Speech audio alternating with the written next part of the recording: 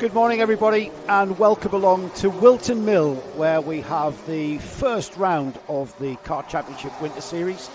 And winter has arrived. It's a very, very chilly morning. My name is Joe Bradley. We're bringing you all the action all day long, taking you right up to tea time. We've got the super heats coming soon, and then we have the finals where it's all important. My colleague alongside me, David Sullivan, has still gone for the shorts strategy. You must be mad, mate, because it's bitter cold out there. It's about 8 degrees. It's a bold strategy, and this morning I can confirm it's the wrong one. It's fine whilst ever I remain in the commentary box, but every time I've popped out this morning to watch snippets of practice, I have regretted the decision every single time, and I don't think it's going to improve throughout the day. Yesterday I was okay. We had smatterings of sunshine. We were 15 to 17 degrees. It was okay.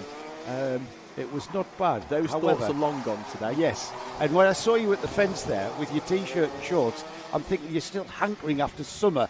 It's like hanging on to those summer vibes. I was 50-50 this morning because I had my coat on and shorts. So yeah, it was it was the wrong call. But in hindsight, but I'm styling it out. I'm not getting changed. I have jeans. I had jeans on last night. Well, yeah, I'm not changing. Listen, mate, if it gets too chilly in here, we'll have to turn the heating up. That's how luxurious the conditions are here. The good news is that the weather forecast that we have for today is that it's not going to rain at all. It's going to stay dry up until late tea time, early evening.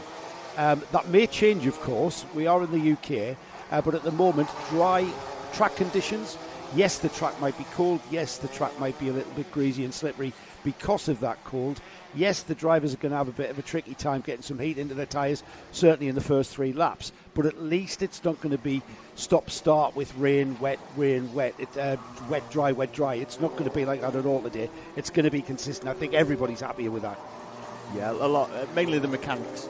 Yes. Drivers, they can deal with it. It's the mechanics. They've got to make the difficult decisions when it comes to the grid. Particularly as well because tyres for the series are held in Parc Fermé, so tyres are removed from the karts when they come in off the circuit, so both slicks and wets are held in Parc Fermé, which means they have to make that late call to bolt the right ones on. I think you're going to see a different day's racing today, and we saw it yesterday between Heat 1 and 2, the track temperature dropping considerably between Heat 1 and 2, and those drivers that we thought were having issues earlier on with their tyres going over the sort of level of adhesion that they were hoping for, remained with the same tyre pressure and performed a lot better in Heat 2 from the few that I spoke to yesterday evening. And I think today is going to be all important because I just don't think we're going to have that track temperature today. We've seen this morning, particularly in MicroMax, we had an issue. I think somebody put some fluid down on the outside of Inkerman's. We had 4 karts off, then we had 7 off, then they stopped the session. Right, is that what the red flag was for? Yeah, right. they had that was on the outside of Inkerman's, which is just after the corner you can see on screen at the moment. The temperature is going to rise to a balmy 13 degrees, the forecast that I saw. At the moment, it's hanging around 8 degrees. So high, Joe. Exactly. T-shirt. You might have to take your T-shirt off. Somebody get me a string vest. David's never been afraid of taking his T-shirt off. That's the scary thing. We have got this morning the entertainment for you, taking us up to the lunch break. We've got our super heats. Now, the grids for our super heats has been defined by how well we went in the 2 heats that we covered yesterday. Each of our classes had 2 heats. We've got the results of them pretty much in front of us. And we are forming the grid from how we have finished in those heats. After the lunch break, we go to the all-important finals. And with this winter series, not being a championship, it is a one-off event. It's a winter series, Kart Championship Winter Series event at Whilton Mill. We've got 2 more of these events coming later on in the season. In November, we head up to the northeast of England to Warden Law, and then from Warden Law in the first weekend of December, we head across to the northwest to near Wigan at that absolutely awesome track, Three Sisters.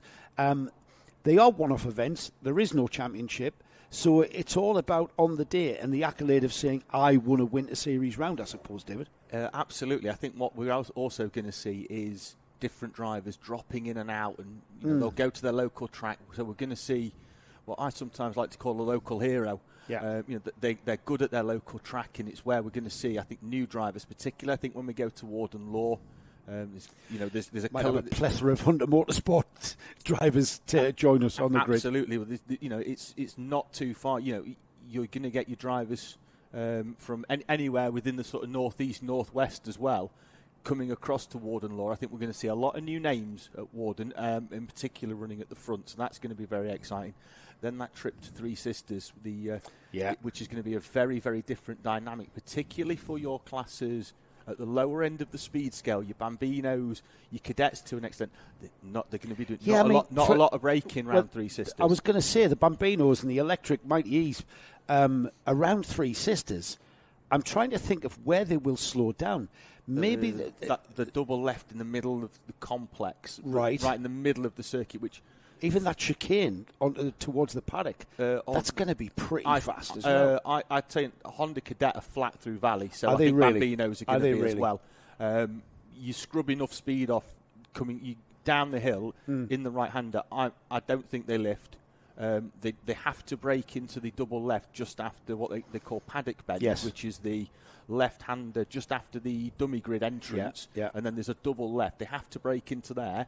After that, they are flat all the way down to the first corner, and even then, you're only lifting in Cadets to help rotate the kart. Right. I think you could probably I think you could take it flat, but I don't think it's the fastest way. Surprisingly, that's going to be a slipstreaming feast when we get to Three Sisters. When we do go to our lunch break, hang in there, keep watching, because we've got our Paddock show, and within the Paddock show, David and I had exclusive intel, let's call it, to the 2025 calendar for the Kart Championship. We disclose our findings in the Paddock show, so stay tuned for that. We're not going to chat about it now. We're going to wait for you to see that. And then maybe this afternoon we can discuss where 2025 will take us. It's a very exciting calendar, I'll say that. And we maybe ended up in hot water for telling everybody about that in the Paddock show. Right now, David, though, we've got our grid of Mighty Bambinos coming out. Oliver Woodall was the class of this field yesterday, and he starts on the pole position. Heath Smith was not that far behind. These youngsters giving us some fantastic racing yesterday. Second row of the grid we've got Jax Wong and Arthur Bowers. Junior Wright and JJ Williams are on row 3. Row 4 is Arthur Rhodes and Freddie Purnell. We've got Felix Tandy and Jack Harper on row 5. Freddie Dye and Arthur Thompson, row 6. Row 7, Alfie Hennell and Ellis Holt. Then we've got Kai Ergensoy and Etienne Gardner, and then Noah Baird. 17 karts in the Might E's, and once again, David, these kids were absolutely awesome with their racecraft and how they raced yesterday. They were superb yesterday. As you mentioned, Oliver Woodall, the standout driver, taking the 2 heat victories, going off pole position with 0 points, because you don't get any points. It's almost effectively reverse points, so you get 0 and then it's 2, 3, 4, 5 for your respective positions. So Oliver Woodall going off pole position, fell back in heat number 2 yesterday and charged back through the field, including a superb double overtake on the run-up towards Christmas Corner, down the inside of Jax Wong and Heath Smith. He goes off pole position. Let's see how he goes as the grid forms up. What I would say is thank you for joining us on this wonderful Sunday morning, whether that be on Karting Live TV or on the Kart Championship YouTube channel. Do give us a like, a subscribe. Press the little drop down on the subscribe as well. Press the bell notification. That way you get told every time we go live on Karting Live TV, and you're not going to miss any of the action. Not missing any of the action already as we kick off the action with our first race of the day then. It's the Mighty Bambinos. These youngsters 6 to 8 years old. Incredible, I know. These are electric motors, so we're going to have a very quiet start to the day. It's going to be quiet in sound. It's not going to be quiet in action, though. As we get off the line, Oliver Woodall on the number 5 has to slot in behind Heath Smith there, David. Into Crook for the first time, and the pole sitter has to settle for second into turn 1. Absolutely. He's going to try and move round the outside on that run up towards Christmas Corner. I'm not sure that Smith knows he's there. They're going to be side by side, and he does take the wide line all the way round the outside, and Oliver Woodall retakes the lead. We've got a few off at the back. One's the E-plate Felix Tandy. Not sure who the other one is. We'll pick them up at the end of the lap. Yeah, he's regained his composure there. Felix, very steady on the grass there, but we will find out as they come through just who those drivers were that ended up in that bit of a kerfuffle going into Christmas there. No kerfuffle at the front, though. The number 5, Oliver Woodall, from pole position, 2 heat wins yesterday, and he continues today as he left off yesterday, already towards the boot. So Woodall leads from Smith behind the rest of the field, slotting in the 7 of JJ Williams in the yellow cart there that we can see in third place as the leader, Woodall, takes a huge amount of curb through there. Everybody else, or most of them at least, electing not to take it as they cross the timing line at the end of the first lap. So top 10 across the line for lap 1. Oliver Woodall leads, Heath Smith second, JJ Williams third, Junior Wright through in fourth, Freddie Purnell up in fifth, Arthur Bowers, Jack Swong, Freddie Dye, Arthur Thompson, Kai Ergensoy, the driver rounding off the top 10. And I think it was Jack Harper and Arthur Rhodes who were involved in that little fracas, as well as Felix Tandy, as they've dropped down the order right to the back of the field. Yeah, Tandy was the one that we saw taking to the grass. There was a move there down the inside. It looks like it's Junior Wright on JJ Williams as they run up towards Ashby, and now Williams is under pressure as well from Freddie Purnell in the 33 in the blue suit, blue and yellow helmet there in the back of this train of 3. Just behind, actually, there's another little train of 3 going on. That'll be Bowers, Wong and Dye, all nose to tail as well, running up towards the boot. It's a great little battle, isn't it? 3 of them just slotting in, and it's not going to be long before they do latch onto the back of that cart ahead of the number 4, which is the number 7 of JJ Williams. Now, these are our seeded drivers. That's how they finished in the championship, 3rd, 4th and 7th. They're Heath Smith, Junior Wright and JJ Williams now coming together. A little bit of a coming together for Freddie Purnell, who poked his nose down the inside. I think it was him. As they head towards Christmas Corner, it settles in, or does it, David? Doesn't look like it. There's all this contact as well between the two of them. Purnell tipped into a spin at Christmas Corner by the 7 of JJ Williams, who had the nose down the inside. And Purnell's going to have to work hard now. That's going to at least drop him down behind Bowers, Dye and Wong. Whether he's got back in front of Ergensoy, I'm not quite sure. We'll figure out where he slots back in at the end of this lap. Freddie Purnell, remember, doing double duties here. He's also in the C50s. I'm not sure if any other drivers are doing double duties, but certainly Freddie Purnell comes to mind on the number 33. There's the action there. Purnell on the number 33, just turning in, and there was Jensen James Williams. He was there on the apex of the corner, and Freddie just got caught out there and tips himself round across the line to complete 3 laps already. 3 seconds as a gap for Oliver Woodall. He's checked out at the front and is already planning his next trip. He's that far in front with 3 laps. He's effectively taken a second a lap, and it's not because these two are battling behind, because they do seem to be working with each other to try and reel in that gap, but such is the pace of Oliver Woodall at the front, and it's all really down to driver skill because everything is on par in this mighty. That's the thing to take home here. All of these engines are checked and they're sealed for parity, so it puts most of the emphasis down to driver skill and setup as well. It's not all about power. I was going to say, some of the dads and mechanics will have you for that. We shout, well, the door's open today, it's all about, so we don't want them coming in and kicking off. It's all about tyre pressures as well, and a little bit of camber and caster maybe. I don't know if Bambino karts have camber and caster. I don't think they're allowed. I don't think they're allowed, yeah. That's what I was thinking there as I said that. No change then for second and third. Oliver Woodall's been the class of this mighty Bambino field, and he continues to lead 3.38 seconds, 3.38, I might as well call that 3.4. Heath Smith and Junior Wright continue to circulate together, and the question is, as they head towards Christmas, is Junior Wright playing a waiting game, do you think? A little tap of the helmet there from the number 3 as well. Quite possibly. He's not having any sort of nibbles and no looks down the inside, anything like that. So I think potentially a waiting game, I think, between the two of them. I think they realise that Woodall may well be in a class of 1 here this weekend. The driver of the number 5 out in the front. Heath Smith, the leading car in this duo on screen. The number 3 in the RCE colours with the RCE suit on as well. Behind him, Junior Wright.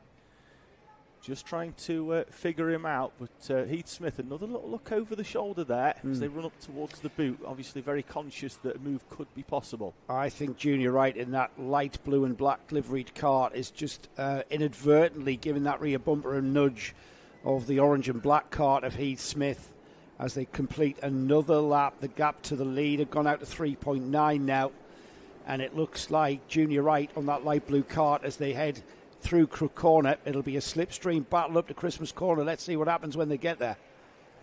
Look over the shoulder. He's mindful. He's conscious now that he doesn't have to defend anything. That's the look over the shoulder. Make sure now it's just all about the focus forward for Junior Wright on the back of Heath Smith. Heath Smith, another little look over the shoulder as well. These two drivers, 4 minutes to go, so we're really... Our super heat is 2 minutes longer than our heats yesterday. The final will be 4 minutes longer than the heats yesterday, 2 minutes longer than this super heat. So we go out to a 12-minute final later on today. Do you think the drivers feel that extra couple of minutes, David? I mean, even when you're 6 and 8, 2 minutes is a long time in the stretch of things in relative terms, isn't it? So an extra 2 minutes of racing when you think you're already the checker flag's just around the corner. Oh no, it isn't. I've got 2 more minutes, and when we get to the finals, 12 minutes. That must feel like a lifetime. It will do. Little bursts of adrenaline. That 8 minutes is just going to be the whole adrenaline-filled race, and a little. You know why? That was Heath Smith with the orange helmet there, just tapping his helmet, because he's saying to Junior Wright, stop trying to hassle me, and we can catch Oliver Woodall. I can see his theory, but I'm not sure he's going to be able to put that into practice, because Woodall, he's lapping. He's keep purple sectors all the time. 1 minute 4.4. Every lap by, the leader, Woodall, is putting in fastest lap of the race.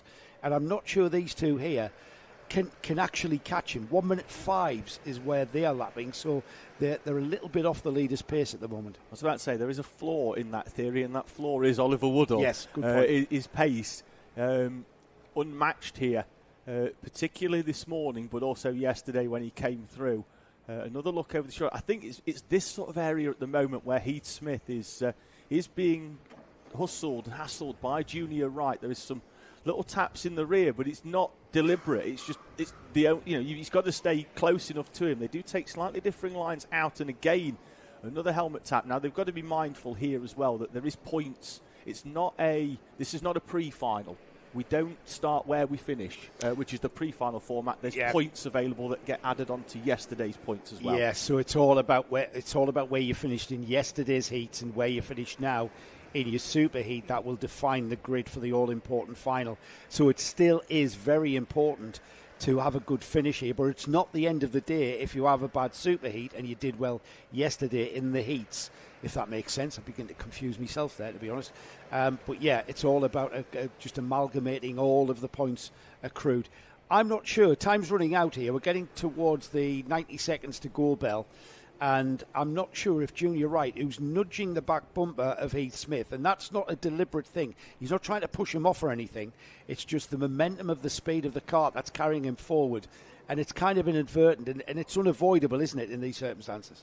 It is, particularly with drivers that are stronger in certain parts of the track. Let's see whether Heath Smith, another helmet tap. He's going to give himself a headache at this rate if he keeps tapping himself on the side of the head. I know why he's doing it, because I think he's very mindful that a strong super heat for both Smith and Wright will put them at the right end of the grid for the final this afternoon. Another helmet tap as they run up towards Christmas Corner. I think they're going to get 2 laps in, because with Oliver Woodall being 6 seconds down the road, he will cross the line, I think, before the time elapses at the top right-hand corner of the screen in this 10-minute plus 1 lap super heat. Yeah, he's lapping in 64 seconds still, and he's the only driver to be lapping in 64 seconds, so he really has had a great weekend here at Whilton Mill. Obviously likes the track here. Not sure if this is going to actually change. You know what, David? I'm kind of compelled to have a look at the rest of the field, but I know once we send our cameras to watch something else for the last few seconds, this might change. So I think we're going to have to stick with this one, because it's going to be right to the flag, and they have crossed the line. They will get 2 more laps out of this, and whether or not Junior Wright can find a bit of pace. Heath Smith continues to tap his helmet to tell, I don't know what he's trying to tell Junior Wright. I don't know whether he's saying we can catch Oliver Woodall, because I'm not sure you can. 7.4 seconds is the gap. we catch the rest of the field crossing the timing, and we come back to this battle for second place. Heath Smith in the number 3, still leading Junior Wright. Wright hasn't had a meaningful overtaking opportunity so far. Don't know whether he's under strict instructions to just bring this one home in third place, take the points for this super heat to a decent grid position for the final. Leave the scrap for the final, you mean? Yeah, absolutely. There's no point showing the hand too early, and he also may be conscious as well that if he goes off third place, he's going to have the inside for the first corner rather than second place. So I'm sure people will have done the maths. I don't think they'd have let the drivers do it unless they're short of homework, ready for school tomorrow, and they're taking it and going, well, I worked out if I had these points, I'd have been second, so I settled for third. We've been here at Whilton Mill so many times, I'm still not sure whether I prefer the left or the right-hand side to start. I just give up. It's probably a point to pick up Oliver Woodall now, Nick, please. We've got Ash out on cameras. Paul is on this camera here, bringing us the number 42 there. That is Noah Brad. He's one of our back markers with the white helmet on there.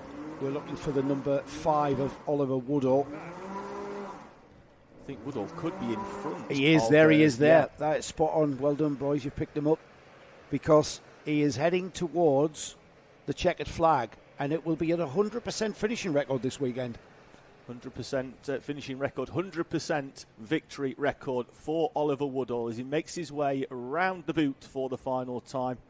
Still clatters that curb, he's still pushing with the final few corners to go, but Oliver Woodall will cross the line, take victory for the 3rd time this weekend, and pole position for the final this afternoon. Puts him in good stead. We wait a few seconds for the rest of the field to come through. Noah Brad finishes his race, just finding his feet in the electric Bambino. In second place, though, Heath Smith did stay ahead of Junior Wright, who finishes in 3rd. We then had Jack Swong in 4th, JJ Williams in 5th, Arthur Bowers 6th, and then the rest of the field coming through. And just look at that midfield, the midfield scrapping that was going on there. Arthur Rhodes 7th, Kai Ergensoy 8th, Jack Harper ends up 9th, 10th was Freddie Dye, Alfie Hennell 11th, Freddie Purnell 12th, Eddie and Gardner 13th. Then we had Ellis Holt, a recovering Felix Tandy, getting up to 15th after that grassy excursion. And then Arthur Thompson finishing 16th. And I mentioned Noah Brad there in 17th. Joe, Junior Wright nearly did Heath Smith on the line by did he really? straight line. Really? Heath Smith came out for the normal racing line. Junior Wright took the straight line and missed out by a 10th of a second. So which line did he take, sorry? So Smith took the normal racing line. He came out wide to get the first corner. Yes. Junior Wright went straight down the left-hand side of the track, took the shorter route and missed out by a 10th of a second on second place. It was 900ths. Might as well call that a 10th. That was how close that was. We had to give Oliver Woodall some camera time, though, didn't we? Unfortunately, we missed the challenge there. But I tell you what, that bodes very well for the final, doesn't it? Heath Smith and Junior Wright. Junior Wright's learned all about Heath Smith and where his strengths and weaknesses are, and maybe Junior, I'm talking about 6 to 8 years old, be as calculated as that, which is a bit scary, really. But yeah, they are. They absolutely are. Moving swiftly on, as ever, in the collecting area, ready for their first superheat, is the Honda Cadet 200s. This is where your heart is, isn't it, David? You've your Joshua Sullivan, a name that I'm familiar with up at Wardenlaw and Teesside. This is where, so you know a bit about these carts. I would like to think. One or two things, but don't put me under too much pressure. Well, I'm not asking you for any secrets. No, I'm not asking you for any of that. No, so Honda Cadet 200, engines sealed again for parity, similar to some of our other classes as they get themselves going. It's a 4-stroke engine. This year, we've seen new engine builders come into it. Venom and Tornado joining RPM. Initially, it was an RPM class when it came to the 4, but now it's the Motorsport UK class is Honda Cadet 200. We've got other engine builders in as well. Looking at the 85 there as well, looks like they've got a GXT engine who are another engine builder. So they're all sealed for parity. Then we have Anderson who oversee it all. So that's why we find really, really close racing in this Honda Cadet class, because everybody's on a level playing field with the exception of gearing, which is open on the rear. Really? The clutch is 22 clutch on the front, and that is fixed. Rear gearing is open. I need you to check out the Kart Life TV YouTube chat. There's some chat there. While you're doing that, David, I'll give us a rundown of the grid that's about to be released from the collecting area. We've got Ronnie Smart, again, 100% record from the Project One Racing team there, with Ronnie Smart taking 2 heat wins yesterday, putting him on the pole position with Ashton Horspool alongside. Second row of the grid, we've got Noah Clark and Ricky Jr. McIntosh, Edward Ryan, Noah Clare share row 3. Row 4 is Jack White and Luke McGull. Tom Nichols and Ronnie Jones are on row 5. Then we've got Arthur Murfitt and Dexter Petty. Jaden Patel, Scott and Dino Rowlands are next up on row 7. Row 8, Mason Becker and Ella Dixon. And then this 18 kart field, Finley Thursfield and Freddie Budd round off the field. Practice this morning, though, it was Ronnie Jones who will start 10th. He was fastest in practice this morning. So whether they've made a big setup change overnight and found something, we're going to find out in 2 or 3 minutes' time when these Honda Cadets grid up. Into the live chat we go. Thank you very much for everybody getting in touch. We've just had a message in from Layla Bell saying good luck to Tom Nichols. We've got Michael Burke watching from Bathurst in Australia, who I'm very familiar with. He watches a lot of karting. And Peter Webster, who I know from my time up at Teesside. There's a bit of a story behind Peter Webster. Earlier in the year, we mentioned that for a young lad of 12, he sounds like he's got a name like an accountant. And since then, he's basically gone by the name of the accountant. He's got money stickers on his cart. He's really bought into it, which is great. Oh, Luke McGull there in the 15, just gridding up slightly late. But he's now in position. Grid will be cleared ahead of the Honda Cadet Superheat. Yeah, we've got the grid being clear. We'll come back to that comment from Harvey, who corrects us about the Bambino, Castor and Canberra. He says they are adjustable. We'll mention that next time we've got Bambinos, as we've got a green flag at the back of the grid, which means the lights will go on and then they will go out, and we have a go with our Honda Cadet 200 Superheat. It gets going with 2 wide into oblivion. There's still 2 wide going through Crook. Ashton Horspool gets the jump on Ronnie Smart and will lead us in the 53. The red, white and blue machine up towards Christmas, but fails to defend. And Ronnie Smart dives to the inside, although Horspool drives all the way round the outside. It's Ricky McIntosh up into 3rd. Edward Ryan with a good start in 4th. Then it's Noah Clark and Jack White in 6th place. I love Honda Cadet racing. Just look at that train of karts. I think we've got an 18 kart train from 1st to 18th. Absolutely line astern, bumper to bumper, as they come out of Chapman onto the back straight. We've got these 4 breaking away slightly from the rest of the field, but only slightly, and that should close back up into the boot then for the first time. And then they will miss the chicane, I think, the choice of line from Ashton Horspool as he leads across the line. Horspool leads from Ronnie Smart and Ricky McIntosh. Then it's Edward Ryan, Noah Clark, Luke McGull and Noah Clare. Ronnie Jones up from 10th into 8th. Jack White's falling a few places on the opening lap by the look of it. And then it's Tom Nichols completing the top 10. Ricky Jr. McIntosh there in his distinctive all black overalls with black helmet. Easy to pick him out. He's got a bit of yellow on his kart there. He usually runs all black there, and getting it all wrong coming out of Inkerman's. And Ricky Jr. Almost lost it on the grass, and Edward Rye had to take that's Edward Rye on the 66 behind with the orange and blue helmet. He had to take avoiding action, almost went over the top of him. Yeah, Edward Rye yesterday, who was struggling with setup in heat number 2. You remember he ran out of road at Ashby, and then again off camera he had another sideways moment, I think, coming around the left-hander at Wilkins. So that has also allowed Noah Clark back into the mix, and the top 5 are nose to tail crossing the line with only a second between them. Oh, this is fantastic stuff, and plenty of time. What did you see there, David? We've got a few falling down the order at the end of that lap, but it's Ronnie Smart going up in the order. He's down the inside of Ashton Horspool for the lead. And I'm not sure whether Ricky McIntosh is going to follow him through at Ashby's into the braking area. No, he has to slot back in. We've got a spin there. All four off. Have we got fluid down or something? There seems to be a lack of grip. Oh, yes, we have. Everybody sliding wide and going off. And we've got Dexter Petty off there as well. Ella Dixon is the driver in the white helmet behind. As they all get out, and they're going to struggle to get the karts back on because it's downhill off camber. They're going to have to get out. Ella Dixon's got the right idea. Get out the front and drag it. back in as they rejoin. Oh my goodness, I'm not sure. Oh, is that Smart off as well, the leader? Yeah, he's I think off it camera. was. Ronnie Yeah. Smart is off as well. Yeah, that's a lot. I'm going to wait and see whether when they come through and get a grip on just what's happening in this race, because I think we lost absolutely everybody there.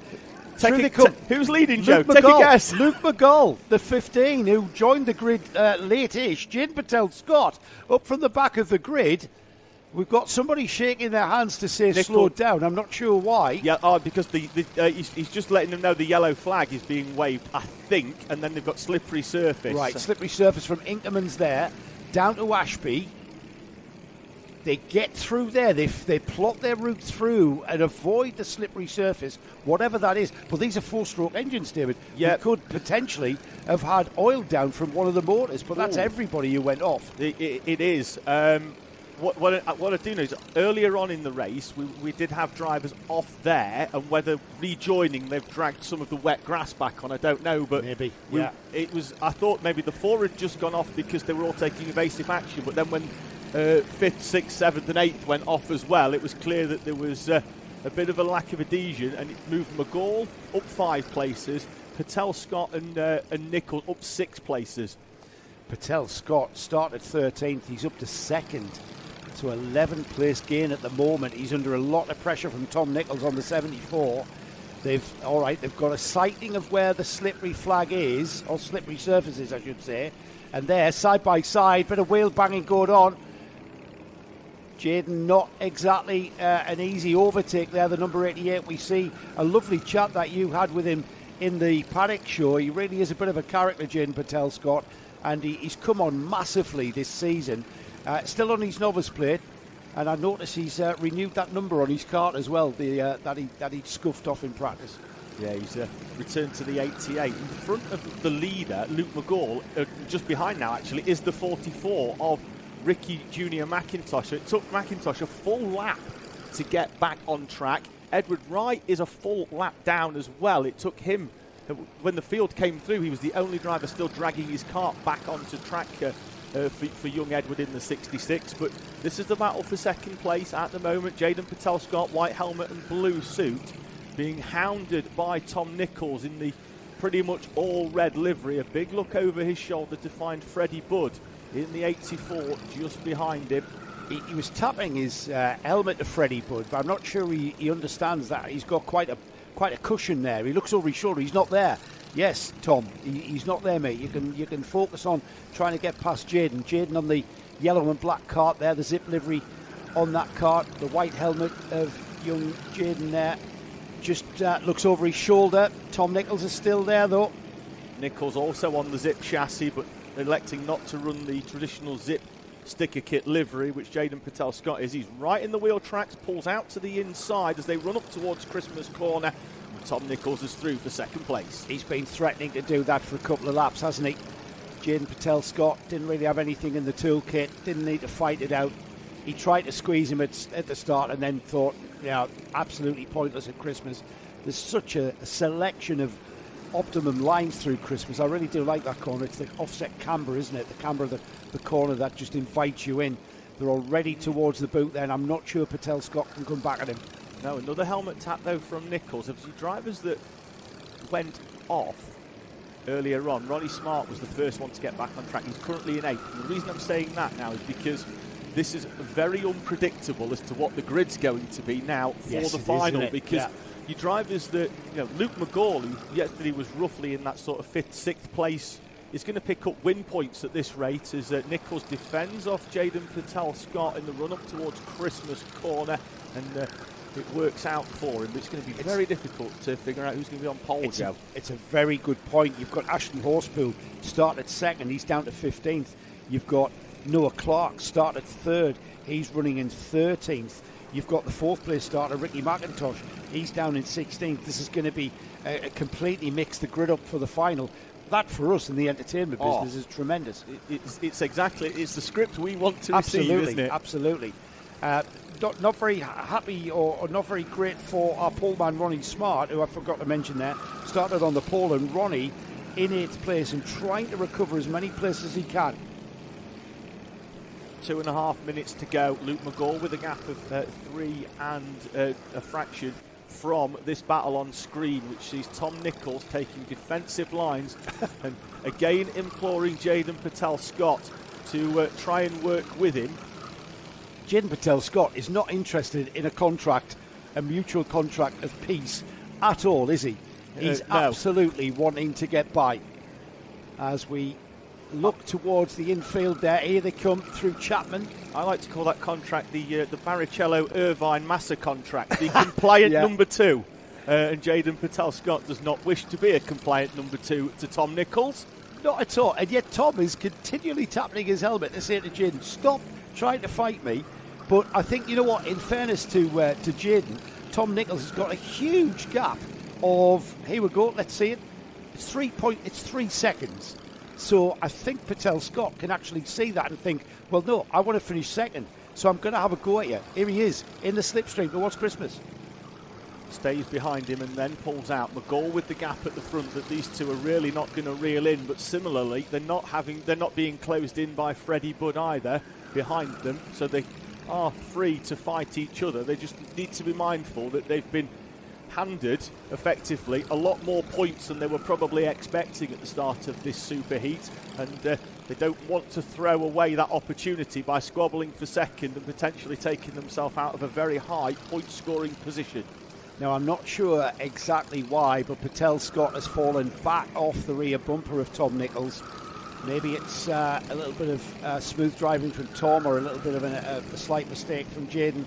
We'll find out as they into oblivion. Then it'll be 11 laps completed after this one, but this is where the race is at, David, up towards Christmas. Is the slipstream battle.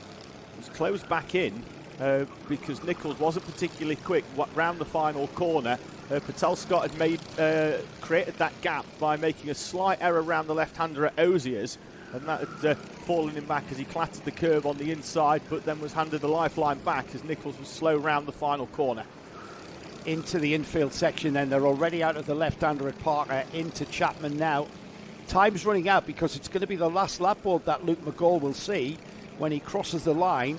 Still a lot of helmet tapping going on from second place driver on the red cart there, Tom Nichols. The yellow and black liveried Jaden Patel-Scott, though, he wants that second place, and it is the 1 lap to go aboard for Luke McGall. McGall leads with a gap of 4 seconds. It's comfortable at the front. Jaden Patel-Scott, who does appear to be quite quick through Crook and Oblivion, will close back up on Nichols once again, who looks to his right, but will find Patel-Scott on the left, and Patel-Scott's going to look to take some slightly different lines through incomings. Can he make the run down towards Ashby? He's having a go, isn't he? But Nichols defends into Ashby, and that's a tricky corner. You can easily make a mistake there. Patel-Scott almost getting his wheels alongside the front wheels, alongside the rear wheels of Nichols, who's defending by weaving there. I'm not quite sure what he was trying to do there, but he certainly achieved what his objective was, and that was to keep Jaden Patel-Scott behind him. It's going to be the checkered flag being unfurled for Luke McGall as these two go into the Nouvelle chicane for the final time. And who is it going to be across the line? Looks like it's going to be Nichols. He wasn't particularly quick through there. I think he didn't take the curb in the way that he wanted to, drove round it, and I think that slowed him. So McGall and Nichols, Patel-Scott are your top 3. Then there's a big gap back, but it was close over the line between Jack White's Arthur Murphy and Freddie Budd, who fell from 4th down to 6th in the final couple of laps.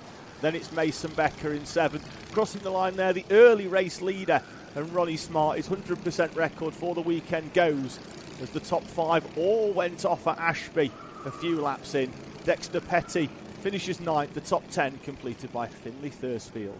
You've heard the saying, if it's getting stale, just add water. Well, that's what we did there. However, it wasn't stale. Look who's right on the moment there. Stewie Stretton had his back to us. Can we see that replay again, please, Nick, if we can?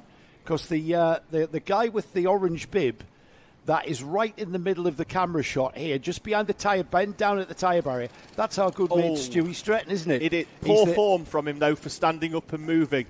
He will get a lot of stick from the photography fraternity there. Didn't stay with the action. No, well, for potentially getting ready to move out the way. Yeah. And I don't know if you've ever seen the video of I think it's the guy, the photographer on the Manx Rally, where he stood just behind the corner of a wall, and the car comes at him, and he basically just he turns slightly, the car hits the wall, and as he turns, he continues taking shots at the car. Now, I think Stu needs to watch that, so he's going to get some grief. Well, I'm looking forward to that action from Stewie. His photographs. He's the official photographer for the car championship, of course, and Stu's photographs will usually become available by about the Wednesday or Thursday of a race weekend, after a race weekend. Yeah, so we look hard. forward to that. Yeah.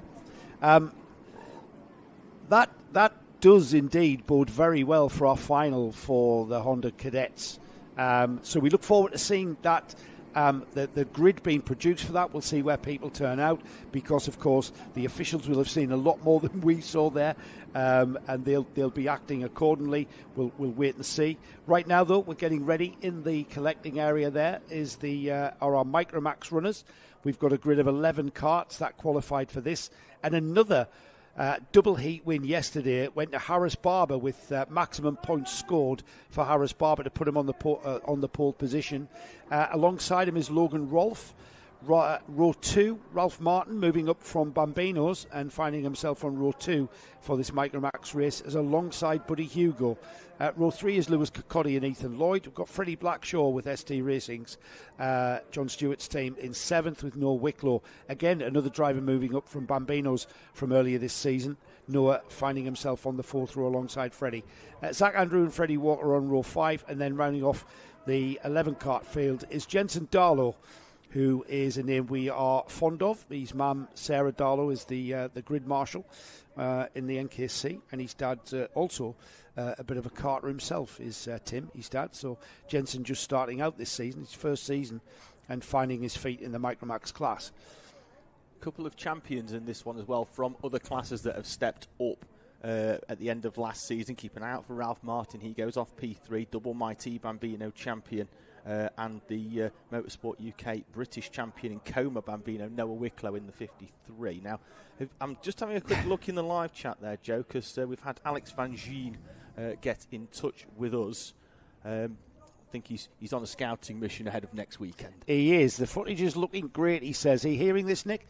Your footage is looking great, and looks forward to next weekend's stream from Ello Park. That's on Karting Live TV. We'll tell you a bit more about what's coming up on Karting Live TV later on in the day, but we look forward to that event as well, Alex. Look forward to seeing you. Layla Bell Racing, were you going to mention that one? Good luck, Tom Nichols. You'll be happy with that one then, I would imagine. Absolutely. Tom Nichols coming through for second place. What I was going to say with there, I think Spellcheck might have got in the way there for Alex Van Gien. That first line should say the commentary is sounding great. Yeah, I think it goes without saying. But he does like the footage, though, so I'm not sure what he thinks about the commentary. We've released the competitors for the MicroMax Superheat. And like any of our cadet races, David, this one, we may only have 11 karts, but it's not going to be short of some very close and fast action. Absolutely not. Harris Barber yesterday did pull away at the front and took two race victories, but behind, I'm just looking as well at this one. Logan Rolfe was very competitive in that second place. Behind, though, it's anybody's game. Cocoldi, Lloyd, Hugo, Blackshaw, Andrew Wicklow. Any of those can get on the podium here this weekend in this MicroMax class. Similar with Inter as well, which we'll catch a little bit later on after Comas, but it's very competitive. And we saw yesterday, particularly with our classes, that you don't have to have a lot of karts to have a great race. No, you do not. These drivers aged between 8 and 12. It's the 950mm chassis with the Rotax 125cc engine. It's exactly the same engine that we see in the senior classes and junior Rotax coming up. But we are about to go racing. We get a wave around, though.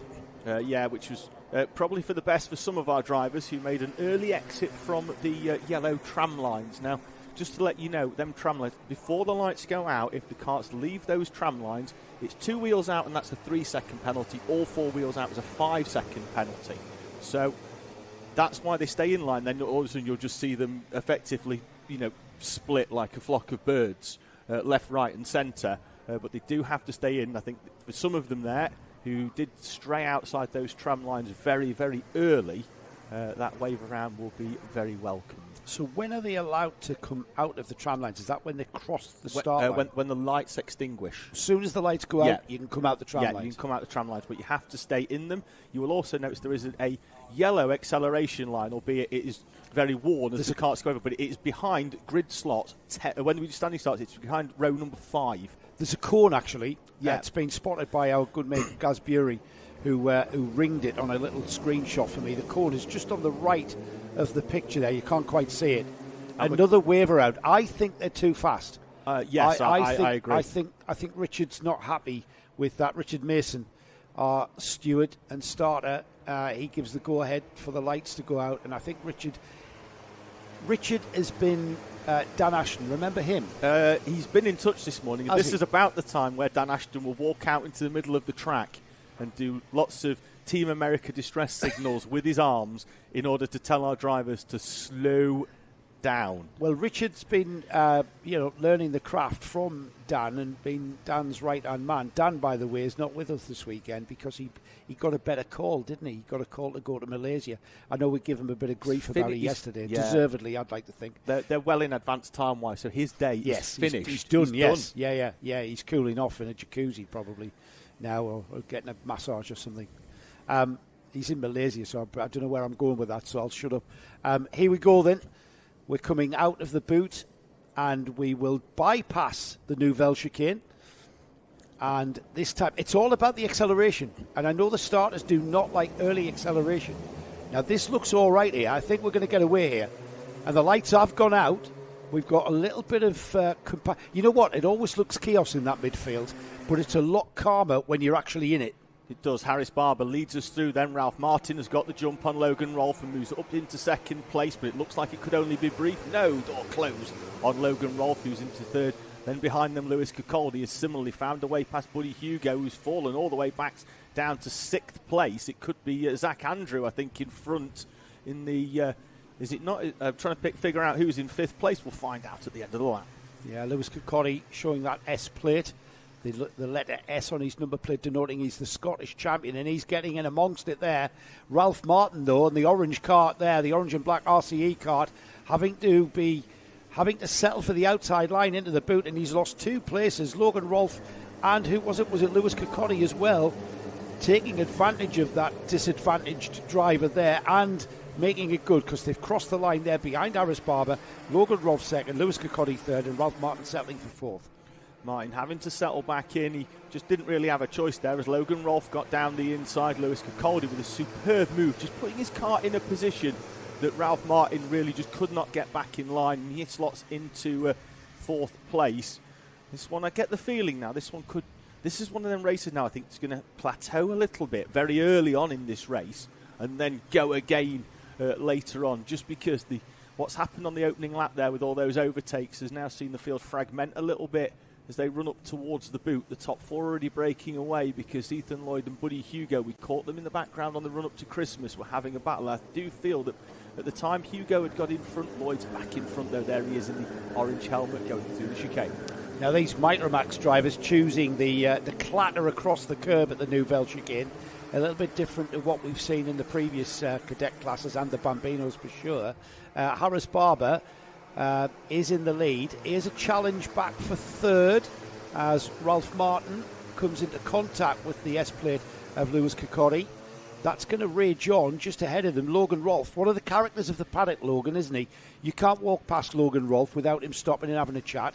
And even if you don't want to chat, you're going to have a chat with Logan when he comes across you in the paddock. He looks very settled in that 2nd place. Yeah, his personality is superb. At the 2023 awards for the Kart Championship, myself, Dan Ashton and Darren Beavers all picked our sort of driver of the year. Logan Rolfe was mine, based on the fact that his improvement throughout the year and his transition towards the front, but also down to the fact that for a young lad, he's so nice, he's so polite, he loves a chat, and just, he'd come up to you and he's one of the few drivers that just goes, "Hi, how are you?" And I love that about him. Yeah, absolutely. I'm not sure. We are at Noah Wicklow, Ethan Lloyd and Buddy Hugo here, and this is the midfield battle that's raging. that we're going to follow for a little bit. That's Buddy Hugo on the number 11. That's fallen back behind Ralph Martin, who we have been for him by about 2 seconds. However, that number 53, Noel Wicklow, only a few months ago was in the Bambino class. Meanwhile, this is the lead, David. Yeah, Logan Rolfe has towed up onto the back of Harris Barber, and Harris Barber looked to have it comfortable on the previous lap, was leading by half a second, and Logan Rolfe has slowly, off camera, just reeled back in Harris Barber at the front. He's found some great pace. Fastest lap of the race for him, 53.13, at least a couple of tenths quicker than the previous fastest lap, and that's proved to be beneficial to him, because now he's right on that rear bumper of the Tony Kart of Harris Barber, and it looks, if anything, David, if that momentum continues, he's going to be in a challenging position. We're still inside 6 minutes. We've only clicked past half distance. Harris Barber on the OTK, Logan Rolfe on the Synergy chassis, running up towards the boot, and Rolfe tries a little nose down the inside. We mentioned this yesterday. That move worked on the previous layout, but not quite as common on this current layout. He falls a few kart lengths back, but I get the feeling that this is a very different track to yesterday. Ralph Martin in the background there with the black helmet has moved past Lewis Kokody for third place as well. Harris Barber's on the Tony Kart there. Is he a Strawberry driver? I don't believe so. Right, okay. But, I know Logan Rolfe's with Synergy, isn't he? Yes. And it's clear the Synergy boys and girls have had a good look at Logan's kart and how he was going yesterday, and they've done something. They've found a bit of pace, because Harris Barber went unchallenged in yesterday's heats. Now he's very much being challenged there. Logan Rolfe he's very quick through the mid-sections, middle part of the track, the tighter, twistier bit, the bit where you can't really do a lot of overtaking unless you just put the kart in a position where you give the driver in front a bit to think about. So the rest of the field come through there. It looked like where Buddy Hugo's fallen behind Wicklow and Lloyd, and is under pressure from Freddie Blackshaw as we cut back to the lead. Ooh. And Logan Rolfe puts the nose down the inside, and as we mentioned before, Joe, he did give Harris Barber a decision to make there, because Barber looked to the right and he decided that with 4 minutes to go it wasn't worth a too strong defend up towards Christmas. I'm just happy that he proved my assessment to be correct. He had so much momentum drawing up behind Harris Barber, and Harris Barber looked there. He knew that he couldn't find anything in the kit to keep him back. It would have been very messy if he tried. And we've still got 4 minutes. We're just a minute inside the second half, and Harris Barber knows how much gap he had. He knows how much gap that Logan Rolfe got rid of to get to him, to get to the back of him, and he knew he had pace to overtake. Now Barber's coming back at him, and it's that is brave. That is very brave. Another good move there by Harris Barber. Another one that wasn't too strongly defended by Logan Rolfe, and they're just going to slot in and trade places here. Barber needs to be mindful that by finishing in second, he's still going to be on pole position, I think, for the super final, as Logan Rolfe comes back at him down the inside into Ashby, and Logan Rolfe retakes the lead, and that's the third change in a lap and a half. This is tremendous stuff. We've got 3 more minutes of this, and if these two characters are just going to sort of trade places without, and the reason why they're doing that, and they're making it look easy, it's because if they try to over-defend, it's going to cost them time. But by letting their competitor through and then coming back at their competitor, and we're about to see Harris Barber do that like he did before, it looks like he's being thrown around in that kart there, doesn't he? This is where Harris Barber's going to come back at him again, and we might even see a challenge here, David. Run up towards Christmas. Let's see whether Barber's close enough and whether Logan Rolfe decides to defend. See, they're not defending this. They're taking that optimum racing line. And as Joe mentioned, they're not losing time by overtaking each other, which is a really smart move. I imagine in a couple of minutes' time they will defend with a little bit more venom. But at this stage in the race, from 4 minutes down, it's not worth losing that time, is it? We're about 20 seconds or so away from the 2-minute bell, as I call it. And you usually see, drivers playing a waiting game up to that 2-minute mark, and here comes Harris Barber down the inside into the boot, the left-hand part of the boot there. He's got the line for the right-hand part. He'll keep that line through the chicane, but whether or not Logan Rolfe can get in that toe through those first 2 sequence of corners, Oblivion and Crook, we're going to see this now. wonder how much they look up at that overhead gantry, because there is a countdown clock on there, and then decide what the defensive mechanism's going to be. Still the optimum racing line taken by both Barber and Rolf.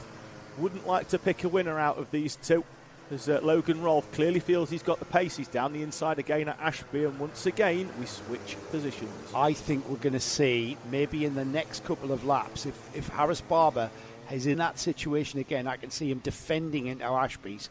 He's just allowing this to flow. This is really clever driving from these two youngsters.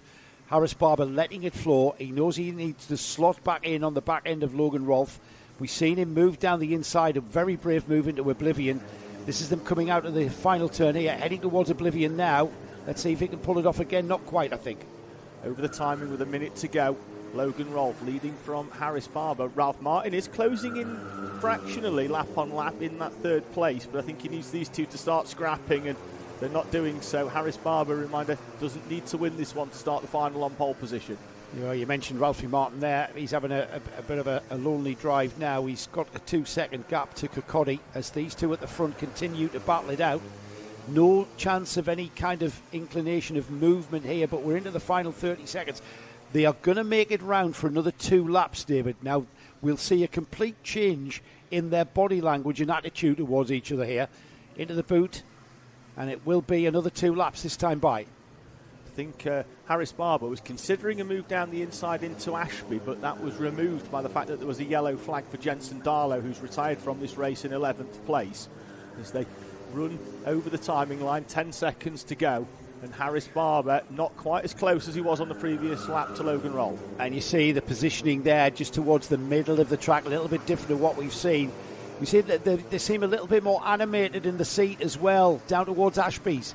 Can that second place Kart have a look down the inside? No, he cannot. The orange and blue helmet of Logan Rolf stays composed, and time and opportunities beginning to run out as it's going to be the last lap all this time by for these two. Logan Rolf with a position that's a little bit more comfortable than it was on the previous lap, and he did take a slightly wider line and leave the Kart to the left a little bit longer to maybe prevent Harris Barber not coming at him, but just the thought process of trying to stick it down the inside into the boot. 1 to go, and Barber is close, and Rolf is defending. Here we go. We knew they were going to change. We knew their personalities were going to be taken out of the box for this final lap. Logan Rolf takes to the inside line into Christmas. He zips across, and that was a lovely crossover there. And it didn't quite pay off because they were both last of the late breakers down towards Ashby, though.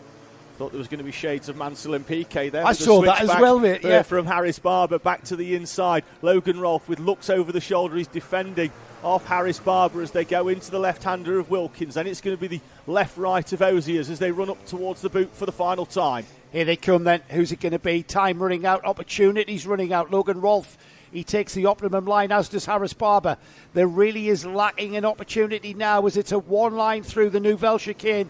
It's going to be Logan Rolf that hangs on to it, or is he? As Harris Barber just could not quite squeeze down the inside, and Logan Rolf is delighted. Harris Barber will be a disappointed second, but that was cracking racing. And you know what, David? Didn't that just go to show that one lap of argy-bargy fighting it out allowed Ralph Martin to close the gap to just 0.4 of a second there at the flag? He came through in third there, and it just showed how much that slowed them down overall. It did. Ralph Martin closing in at the end to finish behind Logan Rolf, the synergy driver from Harris Barber, who is indeed with Strawberry. I've had a message to confirm that. Ralph Martin in third, Lewis Kokodi and Noah Wicklow complete your top 5 in front of Buddy Hugo, Ethan Lloyd and Zach Andrew, Freddie Blackshaw, Freddie Walker and Jensen Darlow, who retired with 4 laps to go down at Ashby. I see these youngsters, the likes of Logan Rolf, Harris Barber, Ralph Martin moving up from Bambinos, Noah Wicklow likewise, Buddy Hugo, a name that I remember from Cadets, Honda Cadets, I should say. Ethan Lloyd, Freddie Blackshaw, wasn't that long ago that Freddie was in a Bambino, and Freddie Walker likewise. This bodes very well for 2025 and the car championship going forward into next year, because if that is an example of what we're going to see for the whole season, then I'm going to have I don't know, can you get a replacement voice box or something? Because that was tremendous racing from those kids.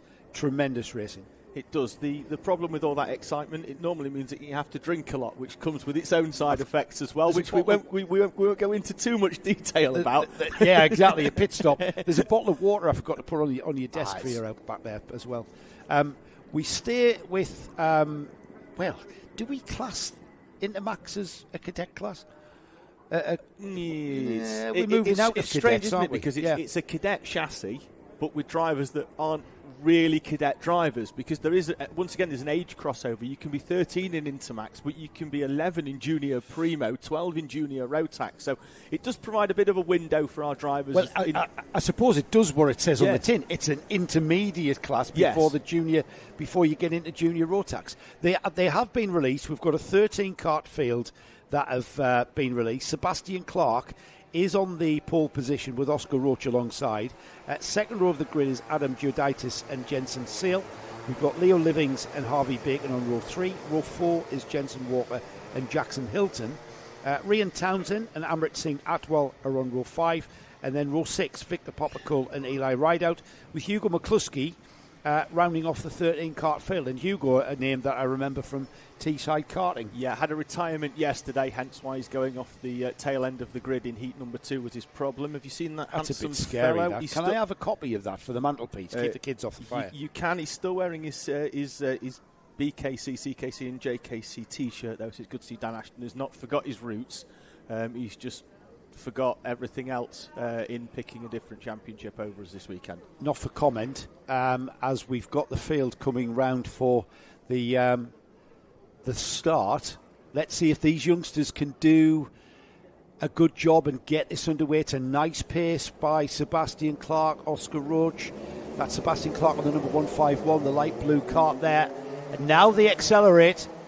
And we're going again, I think. It's that premature acceleration. I think we've got a wave round, have we? Yes, we have. Yes, drivers put their arms up, and they're not dancing. They're not doing that or anything. Yes. Not that you can see us, but I was doing some of my best dance moves. He was. That's probably good that we can't see that, David, to be honest. He's standing off his chair as well. Well, that's a matter of opinion. I think it might. I think seeing us might improve viewing figures. Even more, I think we should get a commentary box camera in here. I've seen you dancing, mate. Really dancing as well. Yeah. Broke my foot doing it once. Yeah, that's a story for another day. Right then, let's see if we can accelerate where the starter appreciates it rather than too early, which is, I think, the problem there. Sebastian Clark on the white and blue kart. We've got the RCE of Oscar Roach. That's the orange and black liveried kart. The number 140 there is Jensen Seal, who's found himself on the second row alongside Adam Giuditis. That's the driver in the green livery kart with the black and white overalls, just on the second row there. Now, that's a lovely pace there. And if they can just keep their foot off the accelerator through the apex of Pitts Bend here, don't accelerate too early. I think he likes it. He's given them the green flag, and we are underway. Good start by the poleman, Sebastian Clark, despite the fact he was telling them to slow it down through. It's Adam Giuditis who's up, I think, into second place there with a good start, and that's Leo Livings in third in front of Oscar Roach. Jensen Sale in the green suit trying to sweep round the outside of Oscar Roach. He slots back into P5. Here they go then down towards Ashby in a defensive line early on, and he slides wide by doing so. On those cold tyres, Sebastian Clark down the inside finds himself washing out, and Adam Giuditis now into the lead in that green and white kart with the black helmet, the white shoulders of his overalls showing well there, and a move for second by the 177. That's Leo Livings coming into play as well, as they are line astern, bumper to bumper through the chicane. Two Synergy drivers going side by side on that run up. Jensen Sale has found the way past Oscar Roach into fourth place as they cross the timing line. Bacon in sixth, in front of Walker, Townsend, Hilton and Poppercull. 2 wide, 3 wide, 4 wide almost into Christmas. Giuditis has the outside line, round the top shelf he goes, and he hangs on to that lead by doing so. Behind him though, everybody queuing up to get by. I've got Sebastian Clark down as a Ambition Motorsport driver whose livery is very, very similar to Synergy. Can we do something about that, lads, for our sake? Just change your liveries slightly, make it slightly different. No, that's a 100% it is, isn't it? Synergy livery. I've got Ambition Motorsport in the entry, being for Clark. Trying to squeeze his way down the inside of Giuditis, but Giuditis hanging on to it. Look at the train. Nobody's fallen away in this one. From first down to 13th, all covered in the same camera shot there as they come through Crook and Oblivion up towards Christmas. And Giuditis is off. The race leader off on the outside of Crook. And he's... Well, is he in the wall? I don't know. I don't know. He just our camera just stopped there before he did. I would suspect that he might have. I'm not sure how that happened, but that has left Sebastian Clark at the head of this train, this high-speed train of InterMax drivers. This is not over at all, David. It's 10 minutes and one lap, and we're already just clicked by. We've still got a heat's length of racing left. We certainly do, as Sebastian Clark now leads from Leo Livings. Jensen Sale in third place. It's Ryan Townsend in the zip cart behind. And then Oscar Roach, who's fallen down to fifth. Bacon, and then the 171 of Jensen Walker as they come up through the corner that caused all the issues on the previous lap. Giuditis is out of this race. You saw his kart in the background earlier on being carried away. So he is out, and I think we've got another driver off there. That's Hugo McCluskey for the second time this weekend. You can see him there on screen in the 114, the green helmet. And for the second time this weekend, Hugo McCluskey retires. That's a shame. Hugo's with the True Performance team, of course, just moving up and making the transition from Honda Cadets. Meanwhile, this InterMax race continues. That's a very tight battle.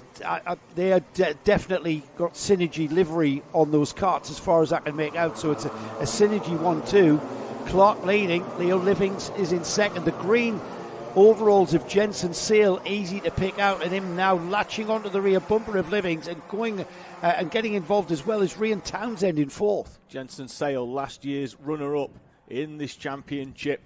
So showing why he is a front runner. He's going to try a slightly different line through Inkermans, the run down towards Ashby. Behind them, though, Ryan Townsend just joining in. Oscar Roach has fallen into a bit of that no man's land in fifth place. He wants to catch back up, but he's got Bacon and Walker just behind. He's got nobody really to work with, and this train just continue a few laps of straight line. And as I say that, Leo Livings had a nose down the inside. Yeah, I was about to say, David, that they looked like they're playing a waiting game, and then Leo Livings was about to make a fool of me, as these kids tend to do. So, not a high benchmark, of course. Here they go then into Oblivion and then through the right-hander of Crook. This is all important. I think Livings' match is just lining himself up for maybe a move down at Christmas. He is. Straight on the money there, Joe. And Leo Livings is down the inside on the run-up to Christmas. And Leo Livings leads from Sebastian Clark. Clark slotting back into second. And right on cue, a few moments after trying to make Joe look like a fool, he makes Joe look like a genius with a move down the inside at Christmas corner. You could see the momentum. He left himself a bit of a gap coming out the final turn, and he carried that space through the Crook corner, down the inside, about to lose second place to the number 140, which is Jensen Sale. The orange and white kart there, trying to squeeze down the light blue and white kart of our second place driver, Sebastian Clark. As a change for lead appears on the board, and he's already pulling a gap. Yeah, half a second for Leo Livings at the front. Most of that created by Jensen Sales. Half move down the inside of Sebastian Clark. They need a lap now of being compliant with each other to try and reel in Leo Livings, who you'll remember did not finish heat number 1 yesterday. He retired at the boot. He won heat number 2 and started this final superheat, from 5th place. And at the moment, looks like he's going to take maximum points from the superheat. Yeah, I don't know where that's going to put him on the grid for the final with that non-finish. And here's a challenge for second coming at the boot again. And then number 151, Sebastian Clark. He's got that massive speed that he's able to maintain through the left-hand section that leads into the tight hairpin. And he's able to hang on to that second place. So it's going to take a massive stab down the inside by Jensen Sale. And he just, at the moment, just hasn't got that speed and momentum to make that move. That's twice in 2 laps now that Jensen Sale has felt that he's got a good enough run out of Oziers in the run up towards the boot to have a nose down the inside of Sebastian Clark. Now, then he gets into the rear as well, into Ashby. Yeah, easy to do that there. That the off camber at Ashby kind of drags you in, and you can't back out of it because you just lose out. You just lose so much momentum. Again, we've seen a number of drivers going round there because you are off camber. So if you tag the brake late in that corner, the kart is very unsettled. It's very easy to spin it and get it slightly wrong on the exit to Ashby. They have reeled in Leo Livings, though, once again. Just that one lap of Jensen Sale not trying to overtake Sebastian Clark. And Sebastian Clark takes 0.3 of a second out of the leader as they run up towards Christmas. And that's Ryan Townsend there on the yellow and white, or yellow, white and red. That's a Zipkart livery on Townsend in 4th place. And he's kind of ebbing and flowing. He comes onto the rear end of Jensen Sale and then he drops back. And then they concertina up. When these three start squabbling again, we're going to see Townsend come into play on that Zipkart. Through Parker, now through Chapman, and on towards the boot they go. Just under 3 minutes to go.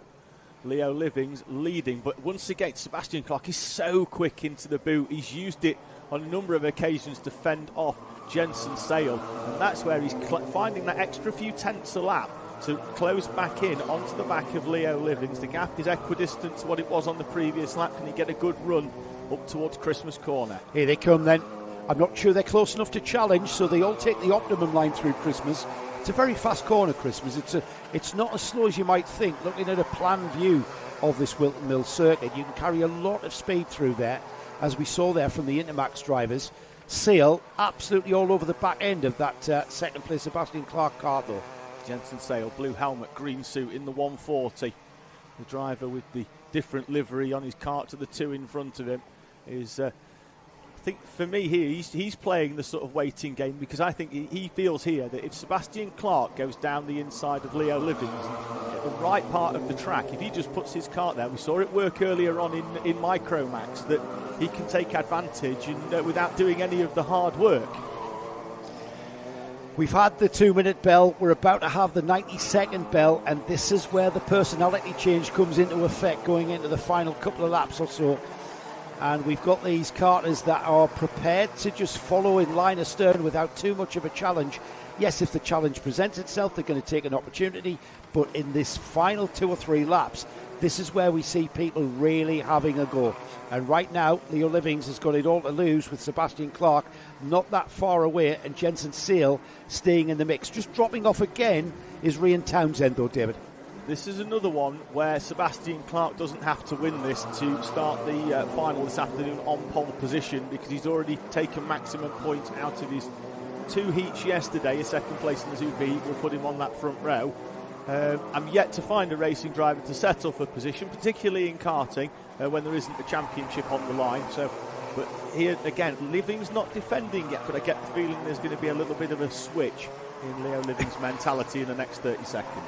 Yeah, we're going to. But this is where it can all go wrong, though, because this is where, if you're in the lead, you've got to start defending, and by defending, you make yourself vulnerable. The driver behind is just waiting for your next move, and there's no doubt about it that Sebastian Clark is kind of sitting in the wheel tracks of Livings.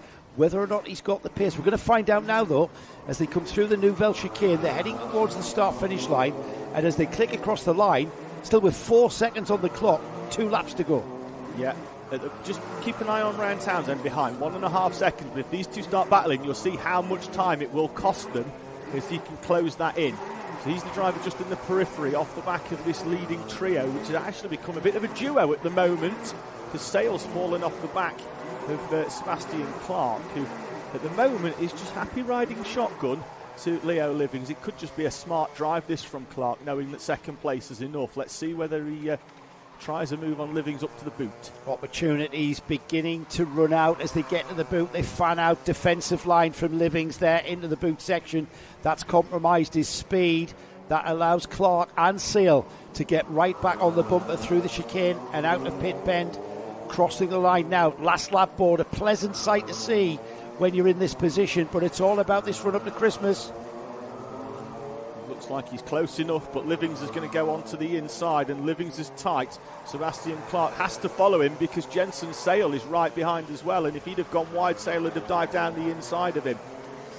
This is what Sale is wanting, isn't it? That orange and white kart of Jensen Sale in third place there, the bright lime green overalls. Down the inside he goes, and that was, I think, presented because we had the second place Kart of Clark tripping over the leader.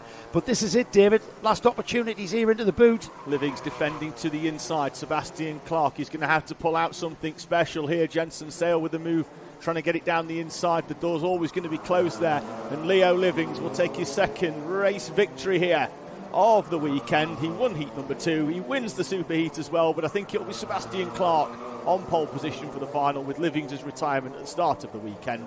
Then it's going to be Jensen Sale, Ryan Townsend and Oscar Roach. Harvey Bacon getting past Jensen Walker on the final lap for P number 6.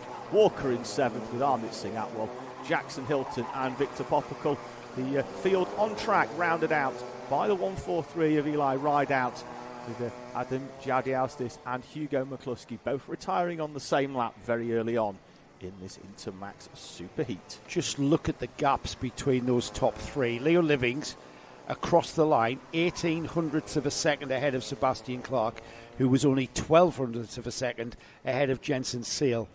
Ryan Townsend, he fell back a bit, 1.2 seconds, the gap of the line between third and fourth. But those top 3, I'm just wondering what sort of attitude we would see if that was the final, and whether or not they could have done anything more. I think very good racing, very good racecraft from those 3. Yes, they were tripping over each other, but they weren't clattering into one another, were they? No, I think that was, for drivers in that sort of intermediate age group, anywhere really between 10 and 13, a very, very smart race, Joe. It is. They realised that. They astound me. The points on offer are more important than taking the outright victory for me there. Because, as we mentioned yesterday, you don't win points in heat. You don't win trophies in heats. You win trophies in finals. And this is my point, though. It's all going to change in the final, isn't it? Because there's a big, massive trophy to be won. It's going to be night and day everybody in wants 2 hours' time. Yeah, absolutely. That's the Coma C50s out next. We've seen the first of our Bambino classes that kicked off the super heats earlier on this morning. This is now the petrol engine versions. The earlier ones were the Might-E's, and that was the electric motored versions of what is effectively exactly the same kart. Same kart, same tyres, treaded tyres for these youngsters, the LeConte tyre, all weather as they call it. And this is the Coma petrol engine version of the Bambino classes. We've got a grid of 17 karts that qualified. The driver to beat is Hendrix Farad. He 100% record in yesterday's heats.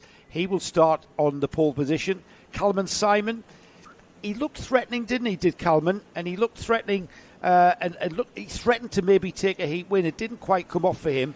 He's got another chance this morning in a super heat. He starts second. We've got the bright yellow livery of Will Wainwright starting alongside Ray Thoen. On the second row, we've got the bright green livery of Benjamin Shivar starting alongside Santo Amico on row 3. We've then got Jensen Drummond and Max St. Hilaire on row 4. Row 5 is Jensen O'Connor and Nico Veslovsky. Shade Downey and Lani Eden start on row 6. Freddie Purnell and Isaac Young start on row 7. Row 8 is Oliver Bullock and Jacob John Lucia Alexander. And Alfie Ward is the driver that rounds off the 17 kart field. Great to see out of our commentary box position here. Most of our Mighty Bambino drivers have come to watch their friends in Coma as well, which is really good. I've just seen Jack Swan, Kai Ugensoy and Arthur Bowers were just watching. They've run off because the attention span of these youngsters they haven't started early enough, so they've run off. Now these drivers, if you've just tuned in, as the saying goes, these drivers are 6 to 8 years old. Yes, 6 to 8 years old. Look at the size of them. I find in commentary, David, that I forget they're only 6 to 8 years old. And for me, they're professional racing drivers. Oh, yeah. Because the way they race kind of gives you the impression that they absolutely are. Some of them aren't much bigger when they actually get out the kart. Benjamin Shivar, for example, is the tiniest little dot, isn't he? I saw him for the first time at Warden Law at the start of this year, and I looked at him and I went, there's absolutely no way you're 6. And he is so fast as well. And he's unbelievably quick, isn't he? He's ran by his dad, Sana Racing. Is what they call themselves, and they are very, very competitive. We have a green flag, so that means we are about to go racing. They wait the lights to extinguish on the overhead gantry. We've got the green at the back. They're being held for a very long time for our Coma Bambinos, but we are finally away and racing. And Calmon Simon with the Ayrton Senna-esque helmet looked like he'd made a good enough start to attack Hendrix Fallat, but slots into second place. He has to settle for second, and behind him is a massive queue of Bambinos out towards the run down to Christmas corner, and Fallat has been hung out to dry, and Calmon Simon sleuths across to the left to take the optimum line. But who was that? That's Raith Owen. Raith Owen. He said thank you very much for opening the door and went through it. Owen then leads from Calmon Simon, who then comes straight back at him in the run-up down to Ashby. Calmon Simon retakes the lead. William Wainwright in the bright fluoro yellow is in P3. Then it's your poleman, Hendrix Fallat, just in front of Benjamin Shivar in the green. Just behind them as well, it's Santo Amico, the best of the rest in P6. Well, the lead has strung out a little bit of a gap as Simon takes that lead of this race, what he wanted. Will Wainwright says, don't leave me behind, and sleuths past the number 31 of Raith Owen. The bright yellow cart of Will Wainwright now chasing down that yellow helmet, the distinctive yellow-green with the blue stripe helmet, now leading this race, and he will be the leader on lap 1. Calmon Simon leads from William Wainwright and Raith Owen, Hendrix Fallat and Benjamin Shivar. Then it's Santo Amico, Max St. Hilaire, Jensen Drummond, Jensen O'Connor and Nico Wesolowski. Heading towards Christmas then, and the second place position of Will Wainwright doesn't look that secure, does it? Raith Owen and Hendrix Fallat right there with him as they burst through Ogiers and into Inkermans, though. Wainwright has pulled out a little bit of a gap from them, and that's brought him onto the rear bumper of our leader Simon, who slides very wide indeed. And a little bit of argy-bargy there going towards Parker, was it? Yeah, it looked like Raith Owen felt that he could take advantage of William Wainwright, who had to take somewhat of an evasive for a different line, trying to get round the outside of Calmon Simon at the front. Simon at the previous lap had a gap of nearly half a second, and as they all slipstreamed up onto the back of him, up the hill into Christmas Corner, they're only 50cc engines and they're going up a hill, but that's how important the working together is in this, and we're going to see this all throughout this winter series as we head towards Warden Law and Three Sisters. Slipstreaming comas is massively important. And Shivar joining in the party there, just getting onto the back of the train, and it all splits up. The train splits into two packs of two. I'm not sure who is where, but I can tell you it's Simon who has the optimum line. Wainwright has to slot in behind. There's no change of position. Simon, Wainwright with Raith Owen, Fallat and Benjamin Shivar there in the green helmet right on the tail of those four leaders. Shivar has closed up at no end in this early part of this lap because of them all taking different lines. He's the only one that doesn't have to effectively defend or think about the positions of other carts around him. He can take the wider line. He's closed right back up. And this, for me, here is where Calmon Simon isn't particularly strong. They do close up on him, but at least he's not. Where I'm saying is that the point where he's not as strong is the point where it's hardest to overtake on track. Yeah, which you can afford to do. You can afford to just sort of take it easy through that one-line section through the Nouvelle Chicane. We've got a 5-cart train breaking out here for the lead. Calmon Simon leading through Oblivion and then through Crook. Look at Wainwright, though, David. He's looking like he's in the slipstream, and if Simon's not careful, he will have a go. Wainwright's slotted out to try and go round the outside, and that's opened the door for Raith Owen and for Hendrix Fallat. Owen is the only one to get through as Fallat takes a slightly different line. But William Wainwright electing not to follow Calmon Simon. He was going to go wide and try and sweep round the outside. And by the time he got to Christmas Corner, Raith Owen's 31 cart, now in second place in the black and orange, was exactly where William Wainwright had planned to put his bright yellow fluoro number 4. Nick, we need to send this footage to the FIA for them to show the Formula One boys and girls how to go racing, because these youngsters could learn a thing or two. The way that Wainwright went across to take the optimum line into Christmas, he lost out. He hasn't banged wheels. He hasn't bumped into his bumper. He's just getting on with it. And here we go into Oblivion and then Crook, and it'll be all kicking off again by the time we get to Christmas. And Wainwright in that bright yellow cart, you just know that he's got that second place target. And if he's not careful, he's going to drop another place, David. He does. Hendrix Fallat down the inside. William Wainwright again for the second time in 2 laps, moving off that inside line.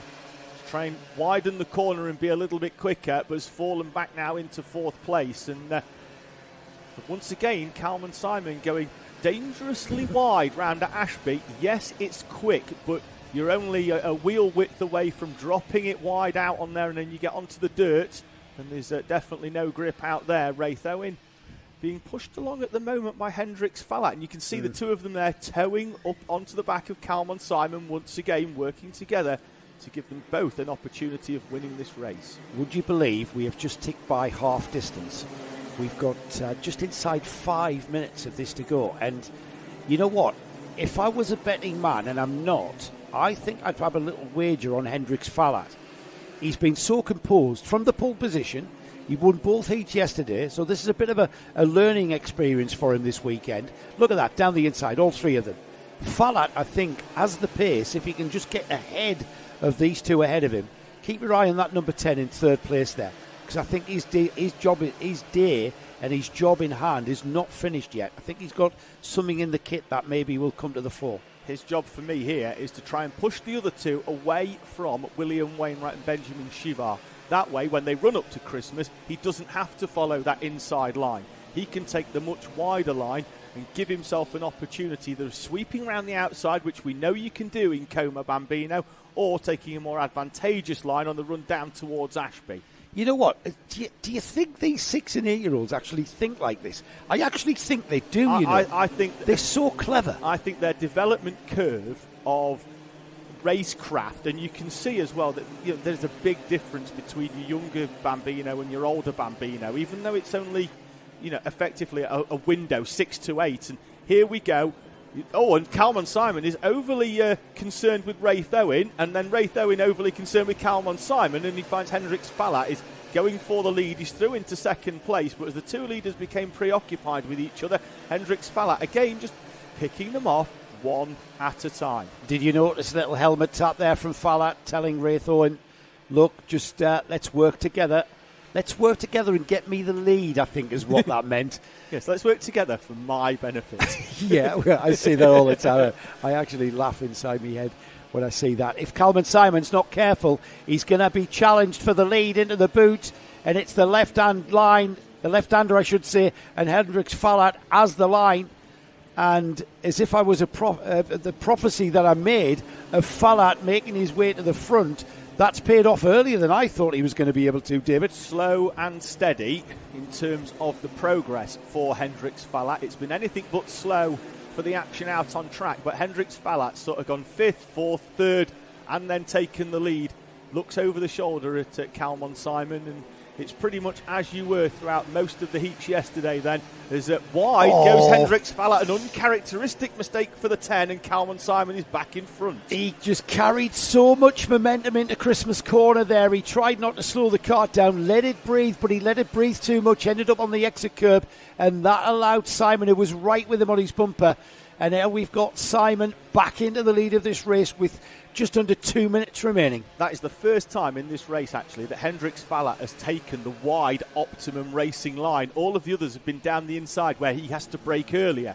And this time he's taken the optimum racing line and run out of tarmac on the outside, actually, for Hendrix Fallat. So a little bit of a learning curve for him, but one I'm sure that we'll put into practice. And there's some lap traffic in front for our leaders to contend with. Yeah, Alfie Ward. Alfie was very clever. Alfie just finding his feet in this Bambino kart class. And Alfie was very clever yesterday, not getting in the way of anybody. He's got the 3 leaders that are going to clear him by the time they get to Christmas Corner. Down the inside line, Kalman Simon, Hendrix Fallat, Wraith Owen. They stay in that order. They're already through Inkermans and heading to Ashby. Is there going to be any challenge here? Don't think there is. Credit to Alfie Ward as well for just maintaining his line and allowing the leaders to come through. Good driving from Alfie Ward as he continues his progress in this Bambino class. No change at the front as we tick down under 1 minute. Kalman Simon at the moment just being pushed along again by Hendrix Fallat. I think Fallat here giving himself an opportunity of not losing second place if going for the lead doesn't work out. This is where he made the move the last time. They're going to have 2 more racing laps when they cross the line this time. That's the vulnerable point for Kalman Simon. Down that inside, going into the boot. Not this time though. Here they come then. 9 laps completed. Kalman Simon, Hendrix Fallat, Wraith Owen, that's your top 3. I think they're going to find more traffic before the end of this race as well for them to contend with, adding that extra dynamic. And that's the thing now with these longer races, an extra 2 minutes in the heat, another 2 on top of that for the final. These drivers are going to find different things to what they found yesterday. As Hendricks Faller, I don't even think that was a move, I just think that was a slightly different line into Christmas. He's still behind Kalman Simon, lap and a half to go. And back markers maybe going to take a part in the culmination and the conclusion of this one. It's the number 16, Jacob Alexander, ahead of them. Hopefully the youngster will be aware that he's got the leaders bearing down on him. They're into the apex of Chapman. They should clear him as they come out of Chapman. Kalman Simon gets balked massively there, and that's allowed Fallat through. The back marker did come into play, and Fallat ran the outside of Simon, but both of these leaders were balked by that back marker, and now Fallat has broken free. It's going to be a big ask going into this final lap for Kalman Simon to get back on terms. Hendricks Fallat, who had a little bit more thinking time being the driver second in the train there as they caught the traffic coming out of Osiers, and they've slotted in, and Kalman Simon taking full advantage. He looks over his shoulder, defends up to Christmas, but leaves the door slightly open for William Wainwright. He just left a gap the size of Kalman Simon, and Kalman Simon went through it, and that was all about momentum out of Christmas. This is going to be a ding-dong all the way to the flag here. They're at Ashby's.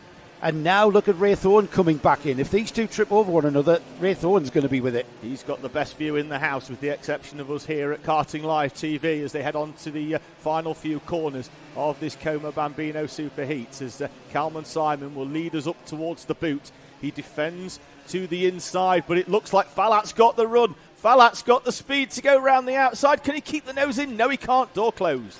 Kalman Simon knew it was coming because it's happened to him before. This is going to be, there's no more overtaking at this part of the track now usually, and Kalman Simon is delighted. Both hands off the wheel there across the line. Cracking racing. Kalman Simon, Hendricks Fallat, Ray Thorne it is in third. Will Wainwright dropped off behind these three and comes through in fourth, with Benjamin Shivart not that far away. We then had Jensen Drummond, Santo Amico, Freddie Purnell eighth, Nico Wisłowski just crossing the line now. And the rest of the finishers come through. That one, David, wasn't even for a trophy. And yet we had some fantastic racecraft being produced there. There's Kalman Simon's dad, who's delighted with that one. He looked a bit nervous, though. He gives the thumbs up and the gritted teeth. Yeah. He's like, oh, my God. Yeah, we could have a final win here. What I am waiting for right now, and it's unfortunate because it was a superb race, I know that our on-track clerk this weekend, Drew Hornsey, has a pet hate of drivers taking both hands off the wheel. Yes, I know he has. And I'm waiting for the WhatsApp message for the group that says, driver number 5 to race control, please. Yes. But you can't take it away from Kalman Simon. You can't take you cannot be able to take the pictures away from him either, with a superb victory in Como Superheat. Yeah, I do. Yeah, you're right. You've just reminded me about Drew Hornsey. Yes, he did have a... And do you know how I know that? Because when we won the championship at Warden Law with my lad Joshua, right. Yes. We had a trip to race control for... Do you know why I've called you here? No. How did you celebrate? I took both hands off the wheel. Why did you do that? I saw a photographer. Is that what he said? Yeah. Is that what he said? Yeah, the honesty Brilliant. From the boy. Brilliant. We've got our biggest grid of the day coming up next, David. It's 25 karts for our junior Rotax class, so we better give a quick rundown of the grid, how it panned out. Riley Bishop, the man to beat. We've had drivers to beat, haven't we, in all of our classes? And for junior Rotax, it's been Riley Bishop.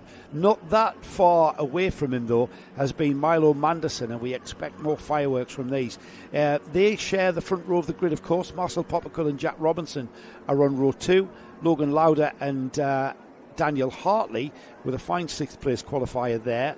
Adam Turicek and Lewis Sumner share row 4. Row 5 is Owen Wallace and Ewan House. Daniel Adamatis and Jonas Klimas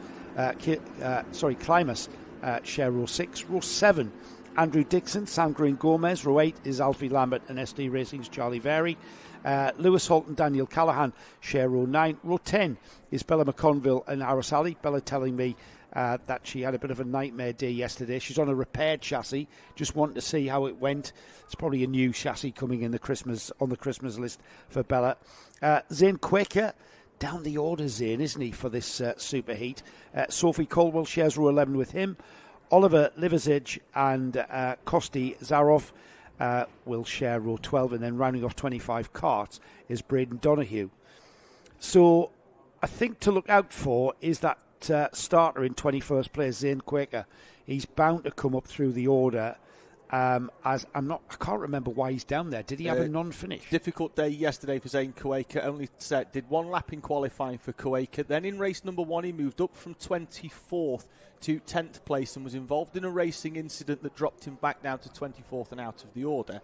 In heat number 2, we expected a little bit more progress from Zane Quaker, but a drop nose and then subsequent damage to that nose meant that the kart was very understeery because the nose was dragging on the floor, which hampered his progress in the second heat as well.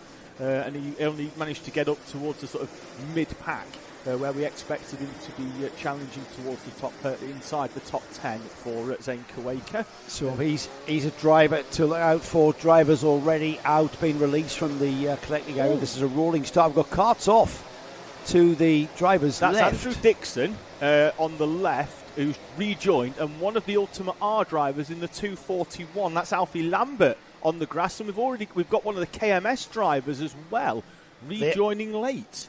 Call me a detective. They would beside each other on row 7. Well, we don't need Poirot to work that one out for us. We might, and I say might, not get this one going at the first time of asking, Joe, just because we've got a lot of field spread. They might do, but I get the feeling that this one might get a roll round. We'll see. We'll see whether the starter is happy. We've got 2 karts way off the back of the grid, trailing round. We're going to come across the line now, Nick, and see if we get them underway. We have been given the start, so it's green flag into Oblivion and Crook. And away into Crook they go, and up towards Christmas already, and that's Riley Bishop, isn't it? Riley Bishop leads. Milo Manderson to the inside in the black and blue, defending off. Is that Daniel Hartley with a good start into 3rd place? I believe it is. So Dan Hartley's P4. That's the 243 of Marcel Poppercull, who's made a good start and up into 3rd place. Dan Hartley in P4, being chased down by the 238, is it behind that skipper? Lewis Sumner. Yeah, I think he's made another good start as well for Sumner. Well, Riley Bishop has already burst to the front of this field. That is Milo Manderson across the line. That is a great action shot, isn't it? I mean, there's a lot of people dislike that chicane for obvious reasons here at Whilton Mill. We absolutely love it for an action shot. And with one lap completed, it's Riley Bishop, Milo Manderson, Marcel Poppercull, Daniel Hartley, Lewis Sumner, Adam Turacek. They're your top 6.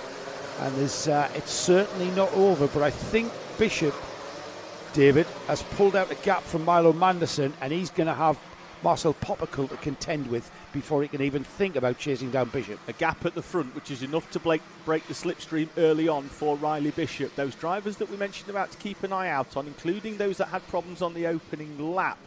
Zane Quaker making big moves on lap number 1. Andrew Dixon, who we saw off, didn't start in his actual grid slot, so he didn't get back in time, but then has made up 7 places on the opening lap. Here they come then. It's 2 laps completed. Bishop's already pulled a gap of just over a second. This is Daniel Hartley, though. Daniel Hartley coming back at Lewis Sumner. It's 5th and 4th place. Hartley was in 4th. Sumner for the X-Kart team, is that? Yes, it is. And then Daniel Hartley here with Ultimate Heart is chasing him back. 2-3-3 is Logan Lauder, and he's going to be right on the tail of Hartley if he's not careful. Yep, Logan Lauder just behind. Looks like he's also in the Ultimate R colours, but in a slightly different suit. He is also with Ultimate R, is Logan Lauder. So Riley Bishop makes his way through, and he looked to extend that little gap at the end of lap number 2, and indeed he does. The gap out to 1.8 seconds. Bishop leads from Manderson and Poppercull. Then this battle behind, this is where we're focusing. You've got driver with the white helmet at front, Lewis Sumner, being chased down by the Ultimate R duo of Dan Hartley and Logan Lauder. Logan Lauder in the black suit clatters a little bit of curb on the way through. That's lost him a few kart lengths off the back. I'm sure he'll close that up in this middle sector of track. I think at this stage of the race, I think Hartley and that driver behind him, Lauder. So, is it Lauder? I keep saying Lauder. Lauder, he's in the orange and black overall. Daniel Hartley in the red, white and blue overall. Both drivers with Ultimate R chasing down the driver in the X-Kart livery. That's the black and white card. Now, the two Ultimate R drivers have got pace, and as they come through Oblivion here and then through Crook, you'll see Hartley, he seems content to sit for the moment in the wheel tracks of Sumner. As I say that, Daniel Hartley pops out down the inside. Very, very hard driving that from Sumner, I thought. Yeah, what I would say between the two is I thought they were both catching Marcel Popical and maybe another lap of working together, and then they wouldn't necessarily be scrapping over fourth place. They'd be scrapping over third place instead and dragging Popical in. But because of that, Daniel Hartley's fallen a few kart lengths off the back of Lewis Sumner in front of him. And just behind them there, you can see Logan Lauder. And I don't think Ewan House is too far off the back of them either. I'm not sure if we've mentioned, but Daniel Hartley there is our junior Primo champion from the 2024 Kart Championship, moving up to the junior Rotax class for the Winter Series. And Daniel's the sort of driver, if he doesn't really hang about, he's not going to sit in the wheel tracks if he's got a sniff of a place change, and he will go for it. Now he's having to claw back towards the back bumper of Lewis Sumner, who's got a bit of a cushion. Meanwhile, the question is, are they catching the Cato Motorsport kart of Marcel Popical? And I'm not sure they are, because I think that gap's been about the same for the last 2 or 3 laps, and even though they've stopped squabbling, they're not changing anything, or they're not changing that gap to Popical. It's about 0.8 of a second at the moment. Yeah, absolutely. They are. The two that we can see on the screen at the head of this effective little train of Milo Manderson and Marcel Popical have had a fairly comfortable race so far. Behind them, the focus has been on Lewis Sumner and Dan Hartley, and Sumner having to defend on the run up towards Christmas from Daniel Hartley. Hartley, I feel here, thinks he's got the pace if he can jump Lewis Sumner to close in on Marcel Popical, but I think if they work together for 2 laps, then Popical could really come back into these two. We'll see how they go. What was they were both... it was about, what did I say, 0.8. It's now about half a second, so the gap is coming, but that's going to start extending back out if Hartley... what's happening here, I think, with Hartley, that's the blue overalls, the blue helmet there in the shot. He's coming back at Sumner. He has a challenge up towards Christmas. Sumner defends. He's going to have to do the same here, because Hartley right on his bumper again. Here he comes. He's got momentum. And Sumner aware. Is he going to pop out? No. He sits in these wheel tracks here. And look at that. Look whose bumper they're on now. Smart move, because the two of them, Sumner there, put a lot of trust in Daniel Hartley not to dive down the inside of him. And Daniel Hartley repaid that trust by pushing Lewis Sumner on towards the back of Marcel Popical in front of them. Another lap of that, and we're going to be battling it for third place rather than fourth. And in working together as well, they've pulled a gap from Logan Lauder behind them, which gives them a bit of cushion. They have, and that's they have kind of been just getting on with driving as fast as they can, and by doing that, they're now going to be in a position to challenge for that third place.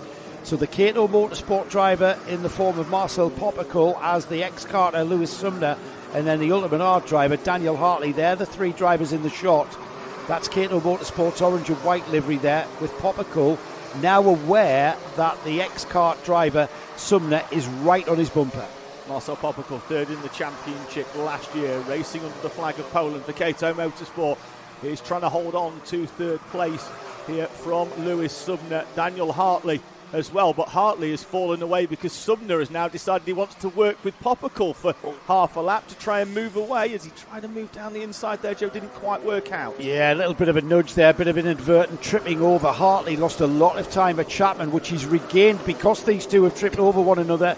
He dropped right back off it, and now it's a 3-way battle once again out of Crook Corner. It's going to be a slipstreamer all the way to Christmas.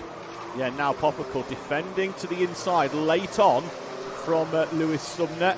It could be any one of these three, even Logan Lauder behind. He's going to be straight back in the mix here, Joe, is Logan Lauder, and he is back in the mix in the 2:33. Yeah, and it's banging, wheel banging time as Daniel Hartley takes advantage of those two squabbling, and he's down the inside and into third place. Marcel Popical squabbling with Sumner over that real estate has allowed not just Daniel Hartley through, but Logan Lauder comes through as well. And it's Lauder now on the rear bumper of Hartley. This is what happened. Everybody likes a 2-for-1 special, and Daniel Hartley and Logan Lauder are the benefactors of it. Marcel Popical down the inside, trying to force Lewis Sumner out wide. He succeeded in that, but did not succeed in holding on to his position. Daniel Hartley, the sort of driver, you present him an opportunity. He's just focused on a spinner there, and he got a nudge on the rear end. Logan Lauder turns into Christmas corner. Here they come together. It all gets a bit cramped there with Popical down the inside. Little bit of a nudge on the rear bumper from Sumner into the rear bumper of Popical. I think that pushed him into the rear end of the 233. It did. So it was a concertina there. Logan Lauder had no idea that was coming, unfortunately for Lauder, and that looks like it's Ewan House now. It is Ewan. Is it? No, that's Zane Quaker in the triple two. He's up from Zane Quaker. Where's he come from? 21st on the grid, and now he's in fifth place. Yeah, great race for Zane Quaker. I was speaking to him in this morning, and he did say that it was all about getting his head down and going forwards this morning for Zane Quaker. He had nothing to lose, did he? No. He was in 21st. All I've got to do is push forward, and that's exactly what he's done. Racing for Ultimate R with support from O'Grady Electrical was the tagline I was told I had to mention this morning for Zane Quaker. We've got to keep the sponsors happy, and they will be very happy with the performance of the 222. Just behind here we see Marcel Popical in the red and white now. His focus is holding off Ewan House. Quaker's got a hope for a more forward position on the grid for the final coming later this afternoon. Meanwhile, the battle for that third place has settled down. We've got Riley Bishop, we haven't really mentioned him. He's leading by 3 seconds. Milo Manderson in second place. Daniel Hartley now third. He's got a bit of a cushion to Lewis Sumner. Then we've got Zane Quaker and Marcel Popical there, with Ewan House right on the tail of Popical. Timer is elapsing down towards zero. We'll commence the final lap shortly. Riley Bishop, who almost forgot about, but I'm sure he won't mind, with a comfortable lead of 3 seconds out at the front from Milo Manderson, who is equally comfortable in second place. Dan Hartley in third. The battle on screen at the moment is over P6. Marcel Popical, Ewan House, and towing up onto the back of them with the black Nazio panel white helmet is Owen Wallace as well in the 298 machine as we commence the final lap of Whilton Mill. Yeah, we need to move forward a few carts, Nick, because we need to check on that battle for third place between Hartley and Sumner. I know this is kicking off right here. That's why we're sticking with it right now. Popical doing all he can, as that is Milo Manderson. There's the leader, though, and let's give him a bit of camera time because he's been out of the action because he's just gotten off into the lead and already into the boot section of this track on the final lap. It's going to be the checkered flag he sees here, David. Riley Bishop for X-Car on the TB chassis will continue his 100% record for the weekend by taking victory in the superheat from Milo Manderson.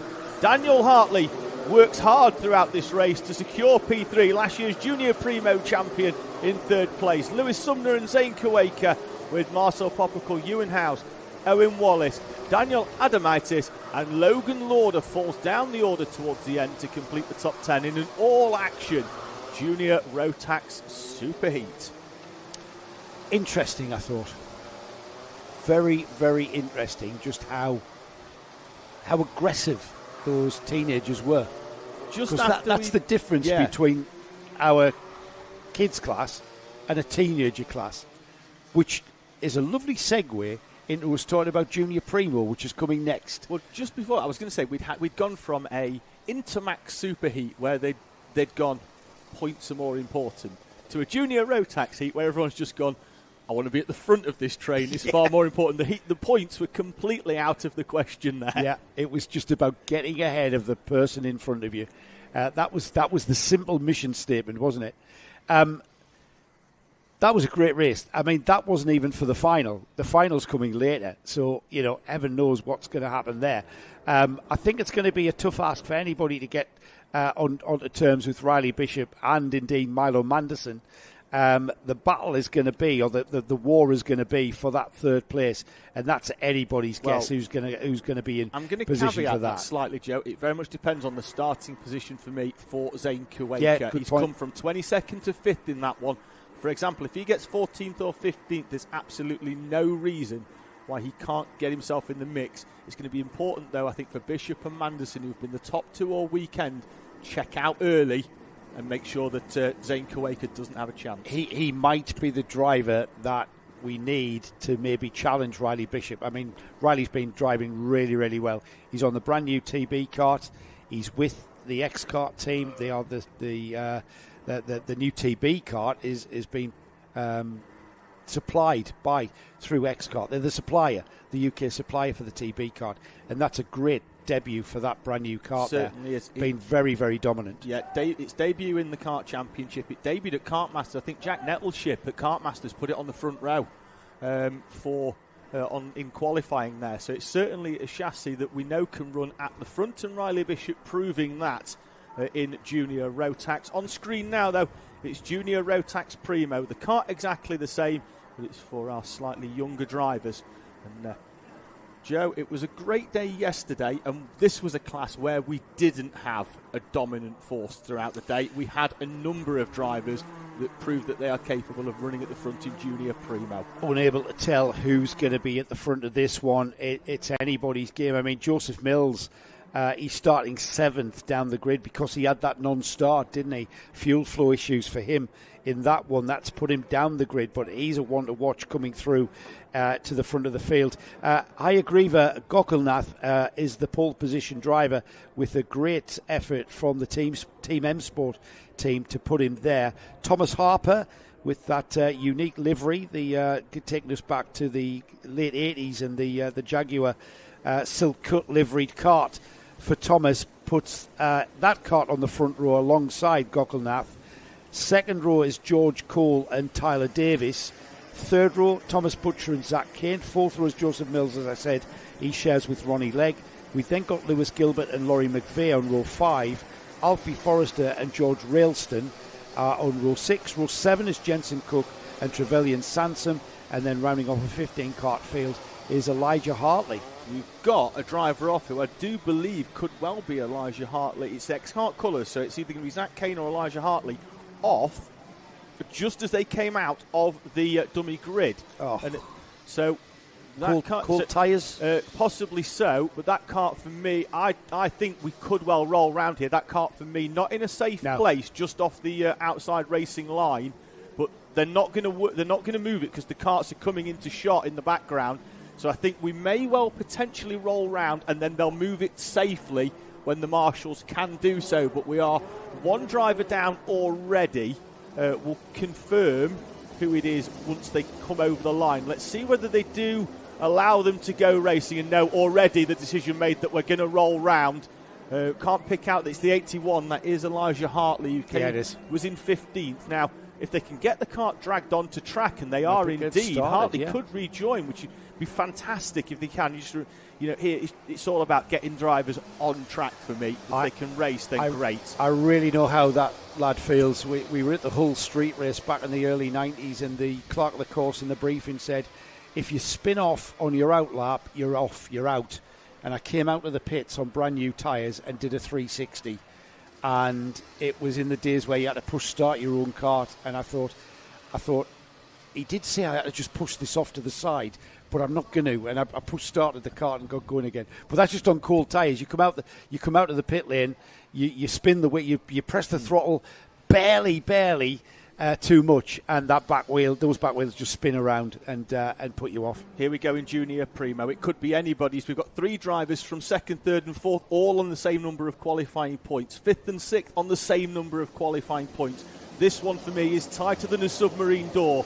Into the tram lines they go, and we're away and racing this time as the field make their way through. That's a superb start from the driver in the purple, I think from 3rd place. I'm trying to figure out who that is, because I don't think it's Gogglenath who's leading them up towards the first corner. Well, I don't think we had a grid in the grid order that I've got in front of me, because Thomas Harper was on like the 2nd or 3rd row going at that start.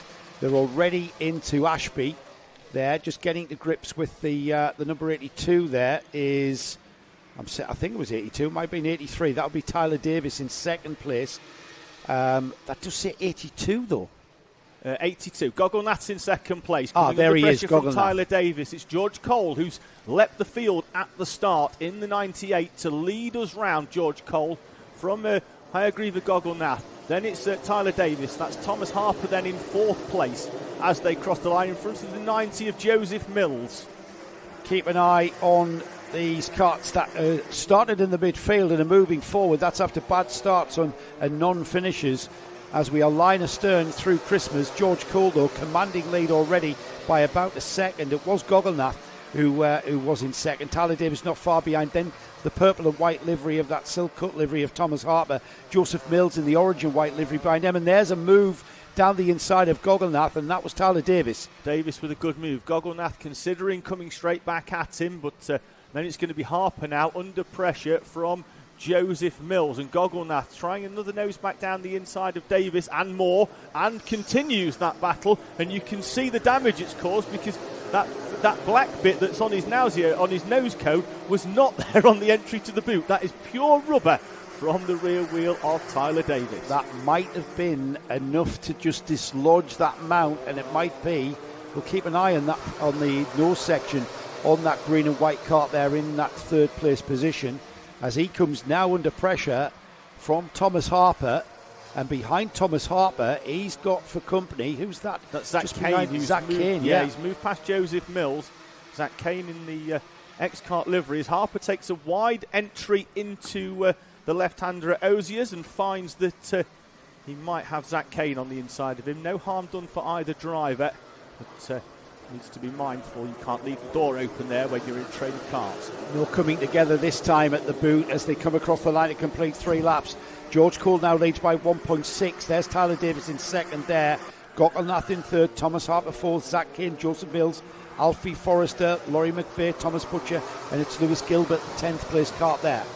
Tyler Davis, fastest driver on track the previous lap, and now he's managed to find that way past Hayagriva Gogglnath for second place. And this field once again now, Joe, just settling in.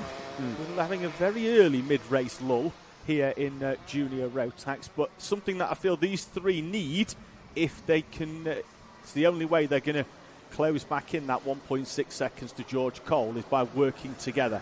Yeah, I think they know that. They're intelligent enough to know that. Tyler Davis kind of holds everybody up slightly, it seems, as Gogglnath and Harper concertina up through the boot. Not so much through this part of the track here as they head towards Christmas Corner. Oh, and he slides wide, or was he helped wide there? Tyler Davis had Gogglnath right behind him. How he hung on to that second place, I do not know. Yeah, absolutely no idea how they've managed to stay in the same order. It does look like there was a little bit of contact in there. I don't think it was anywhere near deliberate. I just think there was a differing of lines and opinion of where each other was going to go in that run up towards Christmas Corner. But we'll see what's going to happen, because what was initially 3 drivers has become Zach Kane, Joseph Mills, Laurie McVeigh, Alfie Forrest, Thomas Butcher, and Lewis Gilbert. And then not too far back there, that's Ronnie Legg in the bright orange helmet on the tail of this. The train goes from 2nd to 11th. That is incredible, and you just know we're just clicked by 6 minutes. We're not even at half distance here, so anything can happen. And the mission statement of every single one of those drivers is to just get past the kart in front. Now, to do that sounds easier than it looks, as we have a change of position that changes back, and that I think is Joseph Mills being challenged by Laurie McVeigh.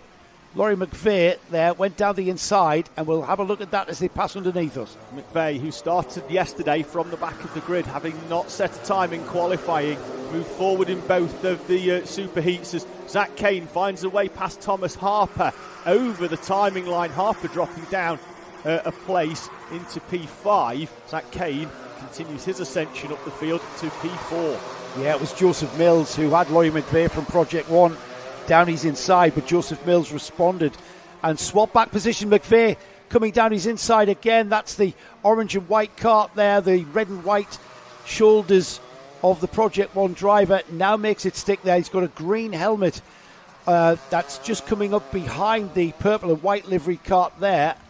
That's the only mover we've had in this train. Meanwhile, at the front of the train, Tyler Davis continues to hold station. Davis in this battle for second place leads George Cole at the front. Gap is out even further to 3.1 as this field battle all the way still down to 11th place with Ronnie Legg run up towards Christmas Corner. No late moves this time round. On the previous lap, Laurie McVeigh tried that move on Joseph Mills into that corner. Clearly some pace for Laurie McVeigh, and he makes a dive down the inside of Thomas Harper, and the move is done round Ashby, and Laurie McVeigh moves up into P5. So he's the biggest mover. You can just see the flash of green, the red arms and legs of his overall, or the red and green livery cart. That's Laurie McVeigh. The Project One driver has absolutely been on a charge, and we've noticed him passing at least two drivers here. First Joseph Mills, and then the purple and white cart of Thomas Harper. Next on his list is the 23 of Zach Kane, and as they come through Crook Corner, that's the right-hander there. We'll see what he can do at Christmas, eh? Laurie McVeigh from 10th place at the start of this race. In fact, the action is further forwards as well, as Hayagriga Gogolnath dives down the inside of Tyler Davis. Somehow, once again, Tyler Davis holds on, and now Gogolnath's going to have to defend off Zach Kane, who is in turn coming under pressure from Laurie McVeigh, who picks another one off. Laurie McVeigh has just made his way through, and he's took Thomas Harper with him. Harper has gone ahead of Zach Kane. Kane now having to just slot him behind. He's seeing who else is coming in. Joseph Mills is coming on the inside of Kane. He is. So Mills, you will see in the orange and white card just behind the purple and white one. That's a move and a spinner at the chicane. That's Zach Kane. Yeah, Zach Kane got it all wrong. I'm not sure whether he was helped round. We'll focus on this battle for second and down over, but action aplenty. Further down, that's Alfie Forrester in the 74, and then the 14 of Lewis Gilbert are together on the racing line, and it looks like they're hooked up. They are hooked up. They're going to be free, though, I think, because we've got drivers coming in, and there's more contact as George Ralston joins them. I think George Ralston might be meeting Drew Hornsey in the steward station. He's trying to get them unhooked there. The leaders are already getting towards that part of the track where this blockage is. I'm hopefully, I think in the background there I saw Battenberg. Sorry, Joe. Yeah, right. Okay. I'm sure we've got one. Yeah, we've got a cart that's just off on the curb of Pit Bend. Yeah. So, what does Battenberg mean? I hear you all asking. Well, it means the leader has to slow it down to half racing pace. That's the important bit. Not stop, not slow it down to start pace, but half racing pace. He will take the form of a kind of a virtual safety car that we see in car racing, and he will control the pace of the whole field. 90 seconds on the clock here, David, so we're going to see a restart coming very shortly. Yeah, what I would say in a act of constructive criticism is that for me needs to be a little bit slower.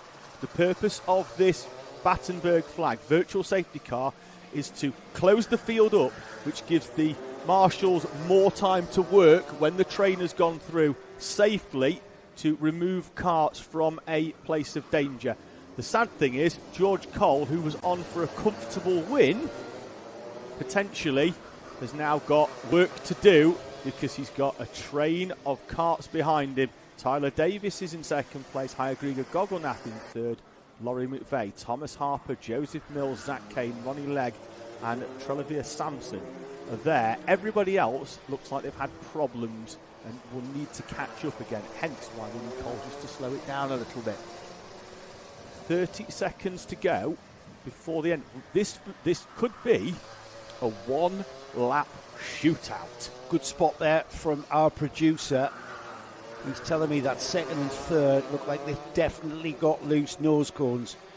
So that could be a 5-second penalty coming that way. We'll check out the results when they are published for this. We should be going green, and it will be the last lap board as we go green, I think, if we do indeed go green. I think the obstruction's being cleared, and George Cole telling everybody just to calm down behind him. There's 0 time on the clock, so it will be the last lap board this time by. And I think George Cole will be readying himself to go green and get his foot down. The front section of certainly the second place cart of Tyler Davies looks a little bit low, as does Hargreaver Gogglnath's kart, as well as we do indeed go green. 1 lap remaining in Junior Rotax Primo. George Cole electing not to get on the power too early. Back the field up, and he's already under pressure from Tyler Davis. Davis is down the inside, and Laurie McVeigh is trying a late move as well down the inside into Christmas corner. Harper's round. Joseph Mills and Zach Kane all come together. Thomas Harper not at all happy. Gesticulations all round between him and Zach Kane. Well, they say motor racing is character building. I think if you've been part of doing anything in motorsport for about 10 minutes, you've already got enough character for a lifetime. Here we go then. Tyler Davis will lead the field of karts into the boot for the final time. George Cole has to follow him through. We'll see at the end of this whether or not that is indeed a nose cone. It does look very low to me and flopping around. So on the road, Tyler Davis will finish first. George Cole will finish second. Laurie McVeigh will take a very fine third. Hargreaver Gogglnath will finish in fourth. Trevelyan Sampson will finish fifth. Ronnie Legg sixth. Elijah Hartley seventh. Alfie Forrester eighth. Lewis Gilbert ninth. Let's see who finishes in 10th place, because we are awaiting, and here we go. This is what we saw happen, and it's just off camera to the right-hand side, and there Thomas Harper got nudged round. Yeah. We had, who was the ex-carter there? It was Zach Kane in the 23 who was behind Joseph Mills. He goes down the inside of Joseph Mills. Watch driver in the black and white cart at the background. Down the inside of Mills. Mills then is forced into Harper and then gets air as he catches the back of Thomas Harper's cart. Zach Kane does not take the checkered flag. And it doesn't look either like Thomas Harper has. Joseph Mills has in 10th place, but doesn't look like Harper has, but he'll be classified in 11th in front of Zach Kane, and then those drivers that had issues earlier on, Thomas Butcher and George Ralston. Well, that bodes well for the final, doesn't it? The drama and intensity there in the Primo class. I feel for George Cole, who led everything except half a lap. I'm reasonably confident that I saw a nose penalty there on Tyler Davis's kart, and indeed Gogglnath's, wasn't it? I agree with Gogglnath. His nose looked a bit suspect. But like I say, provisional results, are, as we call them, they've yet to get through tech and scrutineering, etc. So we'll wait and see how the result pans out.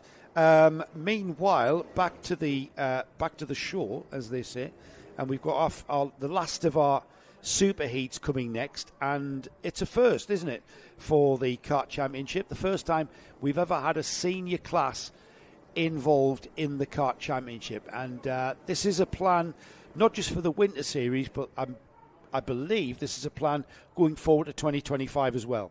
Yes, that is my understanding, that we will now have senior classes as well, certainly in Rotax for the Kart Championship. I do know that Darren was talking about a 177 heavy class. These are senior Rotax. They've got a minimum weight of 162 kilograms, but you've also got a senior Rotax class for the bigger driver, the heavier driver, that has a minimum weight of 177s. And for a long time now, Darren's kind of had his eye, Darren Beavers, that is, the series organisers, had his eye on that category of karts, being very popular. I think the biggest grid of 177s is in the NKC. There isn't any Vera Tools British Championship classification for that class. I know they do run in other series like Super 1, etc.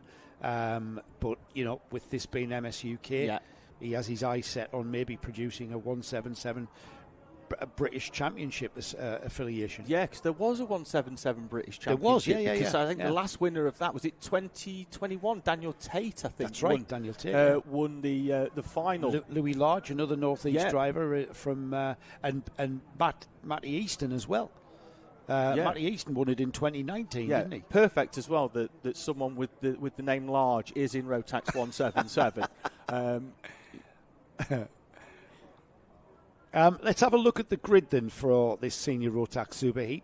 This will take us to our lunch break. More of what's coming up at the lunch break when we get this one underway. 10 karts have come out to play for our senior Rotax Superheat. Zaki Hussain, with 2 heat wins in the heats yesterday, puts him on the pole position with Harry Blow alongside.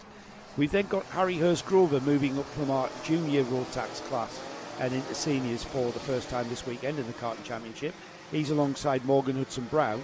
We've got the current twice junior Rotax champion in the Kart Championship, Kasper Tomilewski. He starts alongside Lewis Merica on the third row of the grid. We've then got Jensen Pugh and Ian Hughes on row 4, and it's Sam Kelbrick and Elliot Foster that rounds off a 10-kart field. Don't want to worry anybody. There was a kart on the inside of Christmas Corner there in the camera shot, but that is Zach Kane's kart, because we go to lunch break and our interviews for the that we carried out yesterday. That kart will be collected in 10-15 minutes time, rather than delaying the start of this senior Rotax Super Heat. Here we go then. Let's see if they can get things underway. And they do indeed. We've got a green flag flying, and we are running through Oblivion and into Crook for the first time. Zaki Hussein holds on to the lead and leads Harry Blore. Behind them, Harry Hurst Grover is on the inside as Kasper Tomilewski switches to the outside.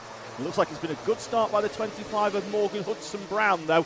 He is up into third place. All defensive into Ashby's for the first time, but it's very clearly Zaki Hussein, the driver that has taken 2 heat wins. Again, defensive lines into Parker and Chapman here on cold tyres. Remember, these tyres will not come up to their optimum operating temperature till at least halfway around lap 3. So we're seeing the drivers having a kart that's slipping and sliding around on them a little bit too much to their liking as they hop across that curb once again. There's a great view there. Yeah, Jensen Pugh there, we saw him come through. He's had an incident, it would appear, on the opening lap, because his Nauseo panel is bent to one side, and we do have Lewis Merica off as well. So I get the feeling they may well have come into contact. Here they go then, already through Christmas for the second time, and that looks like Zaki Hussein who's checking out. He's leaving Harry Bloor and Morgan Hudson Brown to squabble over second place, but that second place battle of 2 karts has quickly become 4 as Hurst Grover and Tomilewski coming back towards them now. So we're going to have a 4-kart chain, if not a 5-kart chain for the lead, is it? Yeah, I don't think Zaki Hussein's broken away in a way that you would have hoped, and particularly yesterday, his pace. He broke away at the front. Harry Bloor was at times in a bit of no man's land in second place, not quite quick enough to catch Hussein, but more than quick enough to break away. Harry Hurst Grover's now up into third place as Morgan Hudson Brown drops back down into his original starting slot of P4.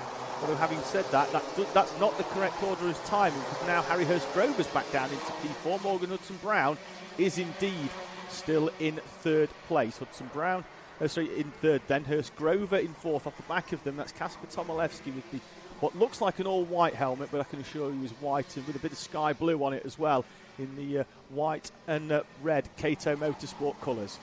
Now, just behind this top 5, we have a strung out 6th to 10th with Sam Kelbrick, Jensen Pugh, Elliot Foster, Ian Hughes and Lewis Merica. Merica dropping down the order from 6th to 10th there, so he lost out the most on lap 1.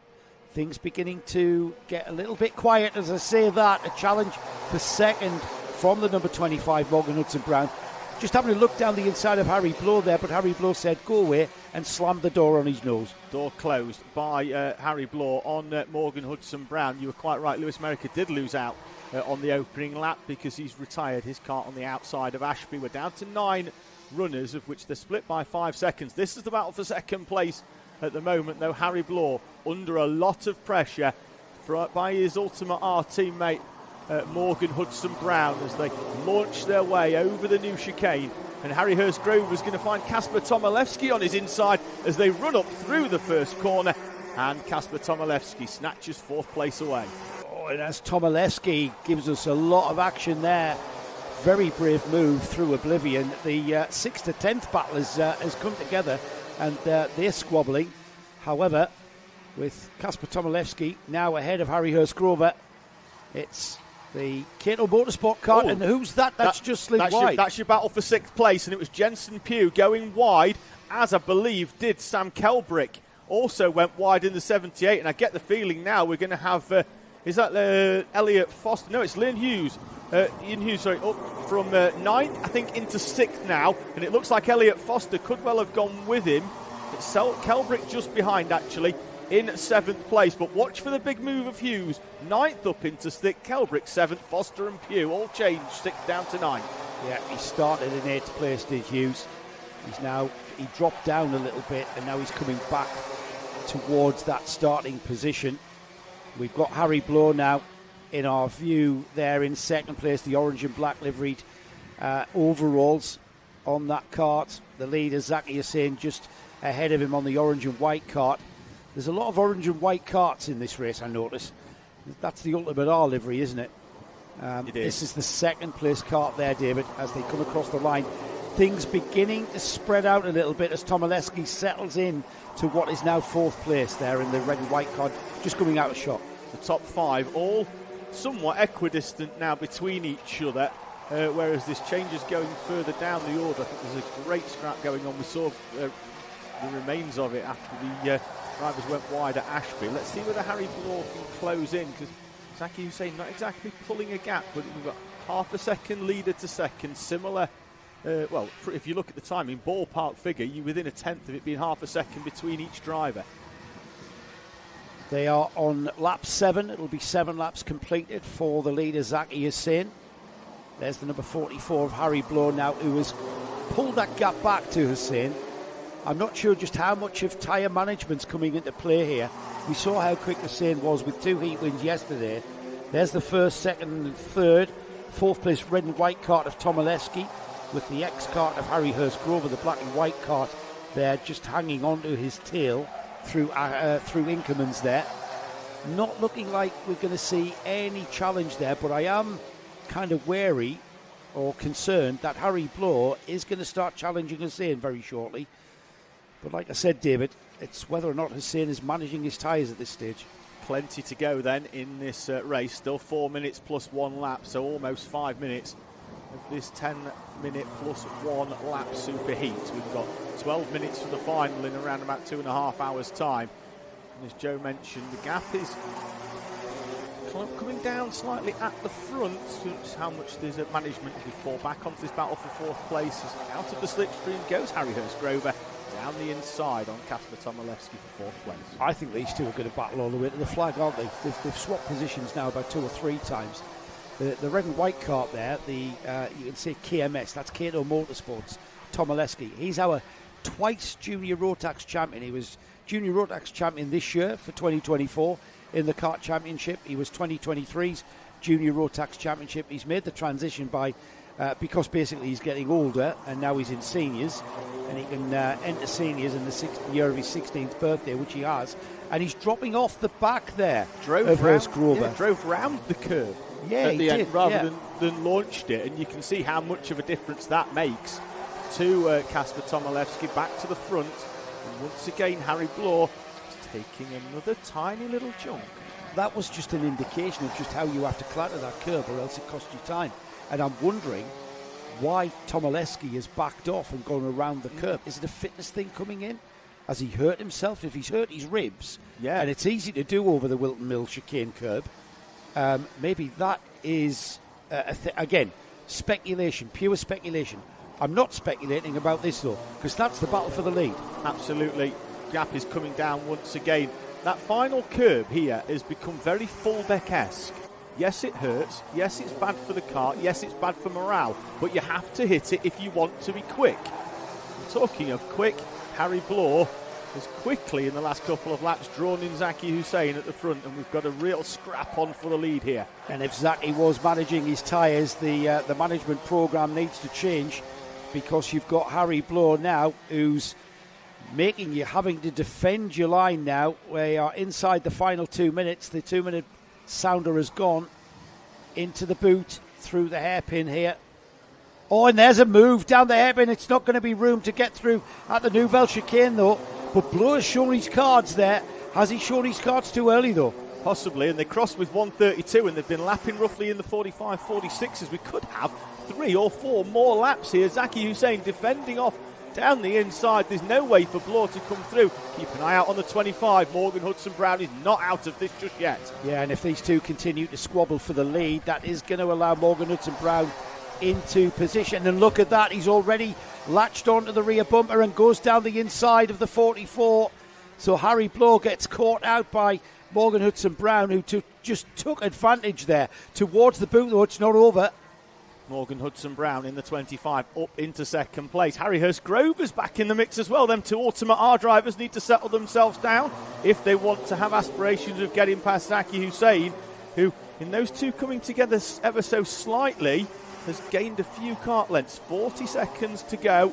I think we're going to see one more lap after this as a move down the inside and into second. That's Harry Bloor down the inside of Morgan Hudson-Brown. Look at the gap it's given Zaki Hussein at the front. Hudson-Brown's coming straight back at Harry Bloor, and Harry Hurst-Grover now could find himself with a second place on the cards as they come back at each other, and at least to third place as he's down the inside of Morgan Hudson-Brown. Well, these three tripping over one another and swapping positions has allowed Zaki Hussein to pull out a gap now.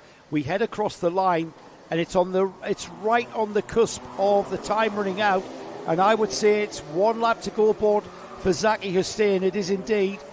They were right on the cusp of that. It's not over for fourth, as first place Zaki Hussein now's got a breather, as has Harry Bloor in second, but this is where it's at for third. Morgan Hudson-Brown down the inside of Harry Hurst-Grover for that third place. Look at the gap the leader's got. It was next to nothing a lap and a half ago, and the squabble behind has given him a comfortable run to a third race victory. He's only got a few corners to hold on from Harry Bloor, and it looks like Morgan Hudson-Brown could have a comfortable third as well, although he's not particularly quick out of Ozier's up to the boot.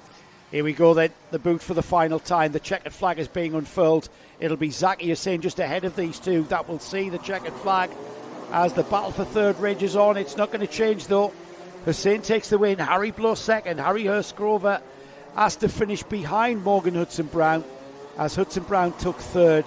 Hurst-Grover takes fourth. And then we've got Kasper Tomilewski. He backed off to about almost 5 seconds off the back of that fourth place there. I think there was a problem there for Tomilewski that we might be able to check out in the lunch break. Ian Hughes came up to sixth there. It was Sam Kelbrick in seventh. Elliot Foster 8th, 9th was Jensen Pugh, and then Lewis Murica finished in 10th but did not take the start, but we will be classified in 10th. We have a break now for lunch. We will be back after lunch. It's about a 40-minute break for lunch. Meanwhile, we bring you our Paddock Show and stand by for some exclusive intel on the 2025 season. Coming up now in the Paddock Show, we'll see you after lunch. Hello and welcome to Whilton Mill and the first round of the Winter Series, the first event of the Winter Series for the Kart Championship. My name is Nick Daywin, and normally I'd be talking to Joe Bradley, but, well, for a change I'm going to talk to David Sullivan and Joe Bradley about this fantastic event. David, welcome to Karting Live TV. It must be nice to be back in the paddock, but with people with different shirts. Yeah, of course. Absolute pleasure to be here once again at Whilton Mill. It's a fantastic venue to be hosting one of the Winter Series rounds for the Kart Championship. I'm really excited to be back. Some of the best races I've commentated on has been in this series, so really excited to get going again for 3 rounds of this Winter Series. And Joe, we can tell us Winter Series because you're now wearing, 6 layers? I am cold. I know the sun's shining and you guys are in T-shirts. And I'm from the north. How's that work? I'm out the country far too often. I'm delighted to have David with us this weekend.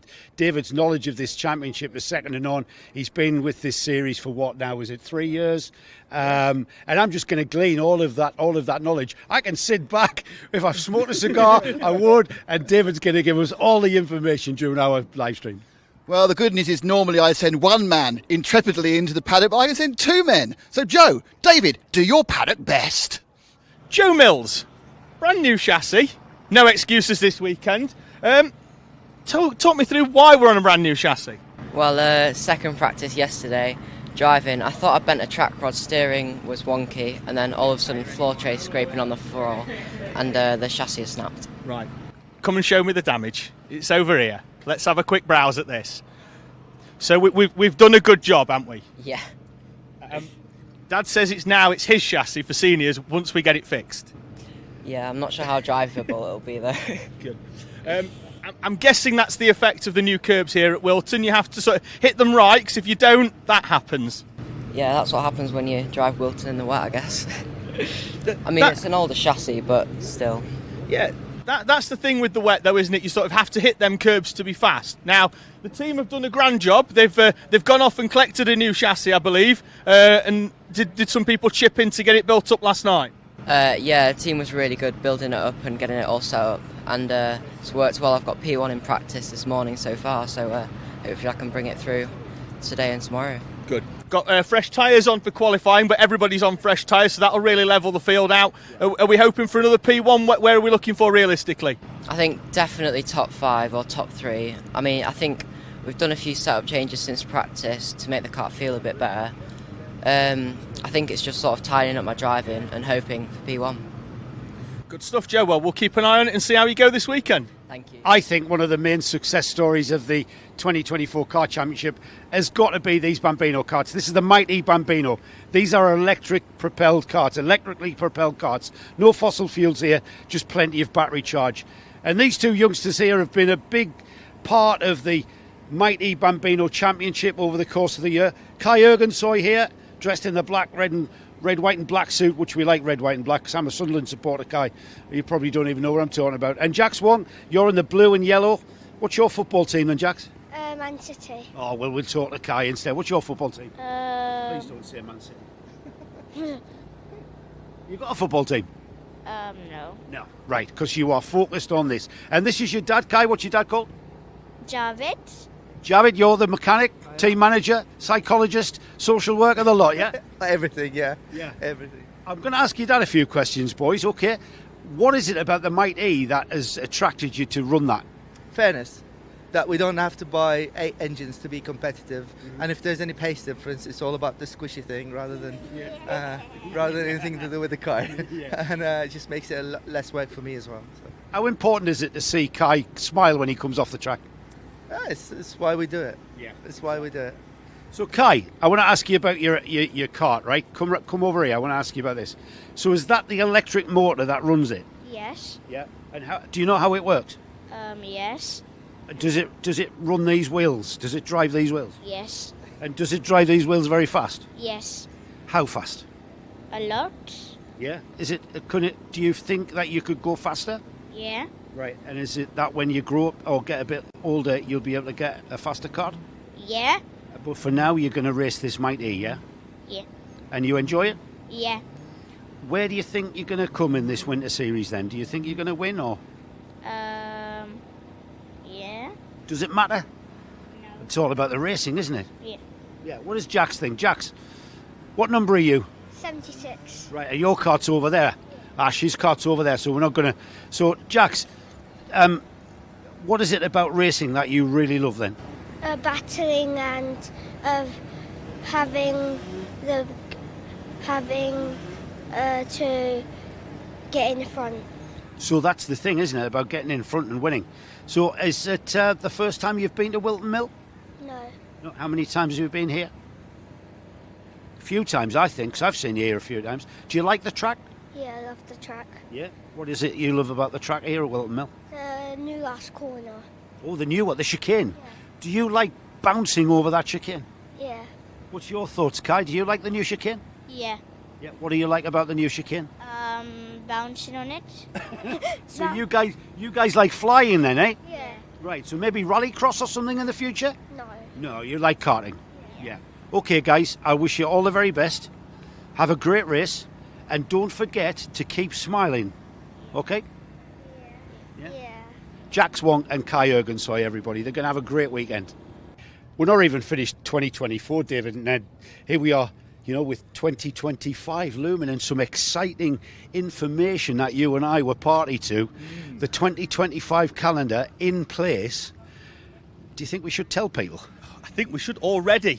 We've still got 2 Winter Series rounds after this one, and we've already talking about 2025. If anyone knows us, they know we're rubbish at keeping secrets.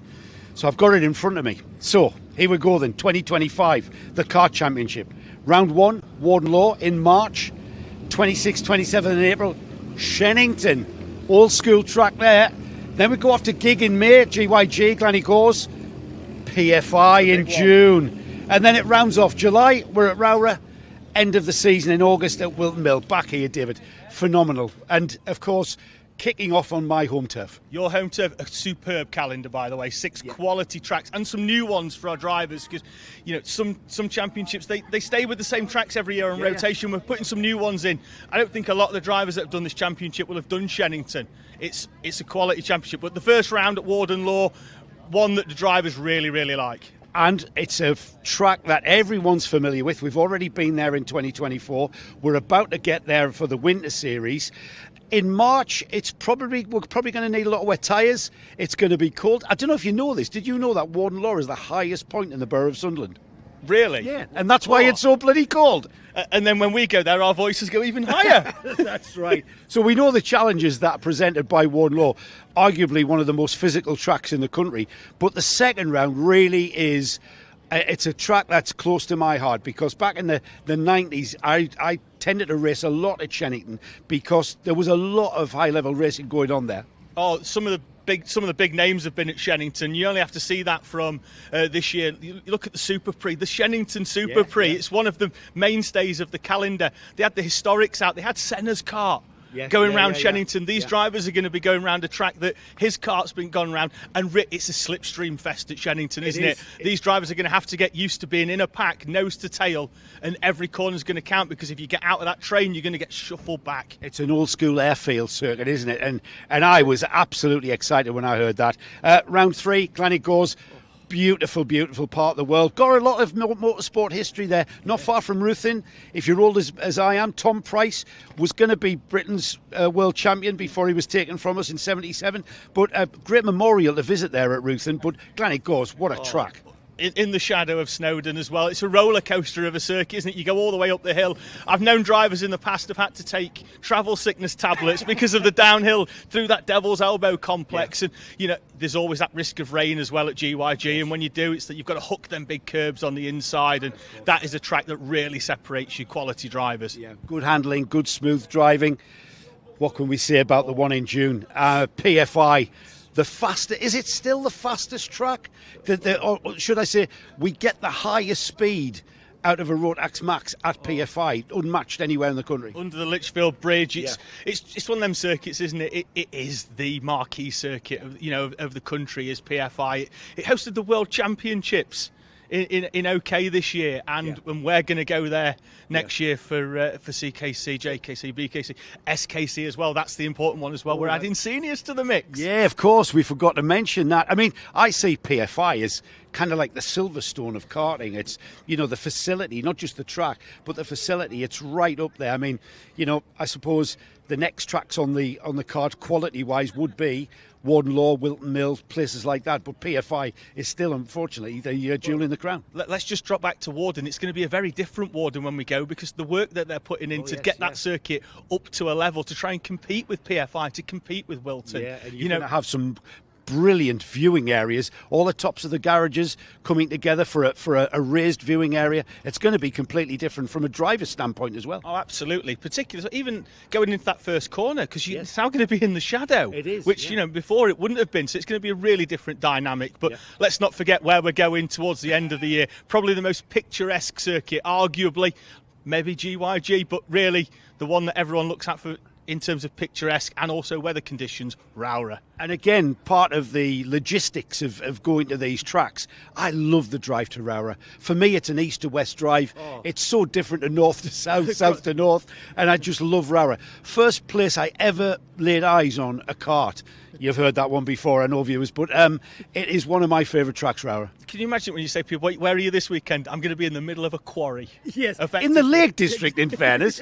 It's a brilliant, the drive across the A66, across Penrith towards Rowra, it is picturesque, isn't it? And also, it's difficult because even from the combox, which is raised up at Rowra, you can't see the weather coming in. The driver's lounge. The driver's lounge, yes, but you can't see the weather coming in over the top, and it's sunny 1 minute like it is now, and then 10 minutes later and it's a deluge, and we've seen a lot of them at Rowra. And I always think that Rowra really does reward the brave, and what I mean by that, it's all about going deep into those hairpins on the brakes, and invariably in wet or damp conditions you need to be brave. You get it wrong and you're 6 inches from bar, can't you? Basically at Rowra there's no room for error at all at that circuit. It's a lot like Shennington in that it's if you get it right, you get it right, and if you get it wrong, then the chances are you're probably not finishing the lap. And of course, the season, we're already, a year ahead of ourselves.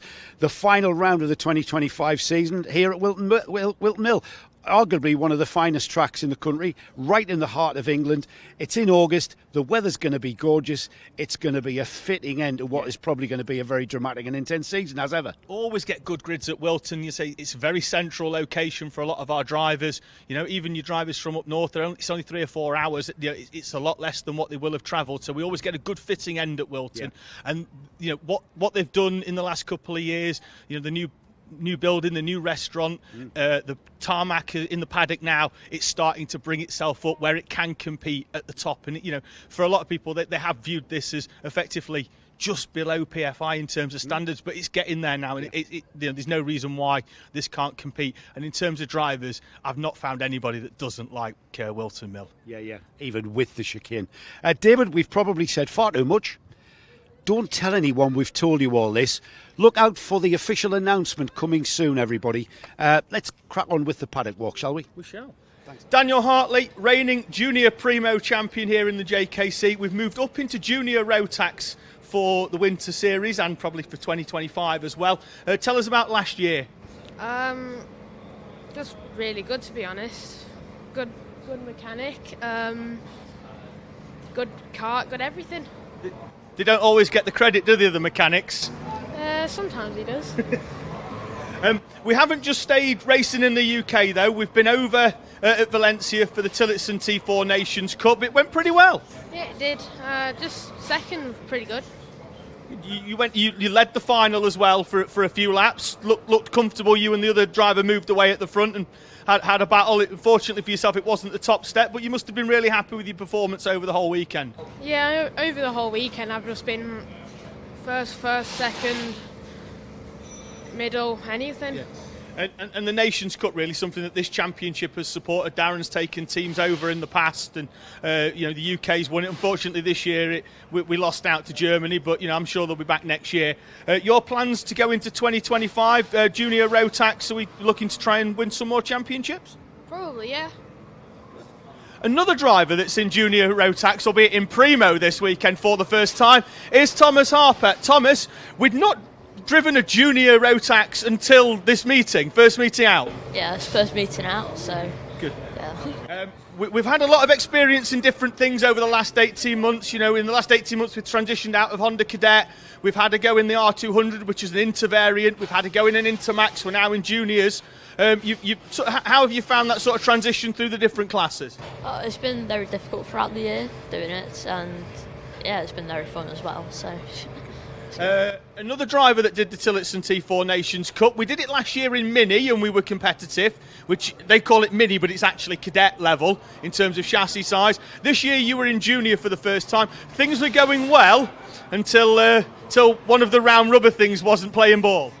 Yeah, so it just got a flat tyre on lap 1 in the final, and yeah, so we just...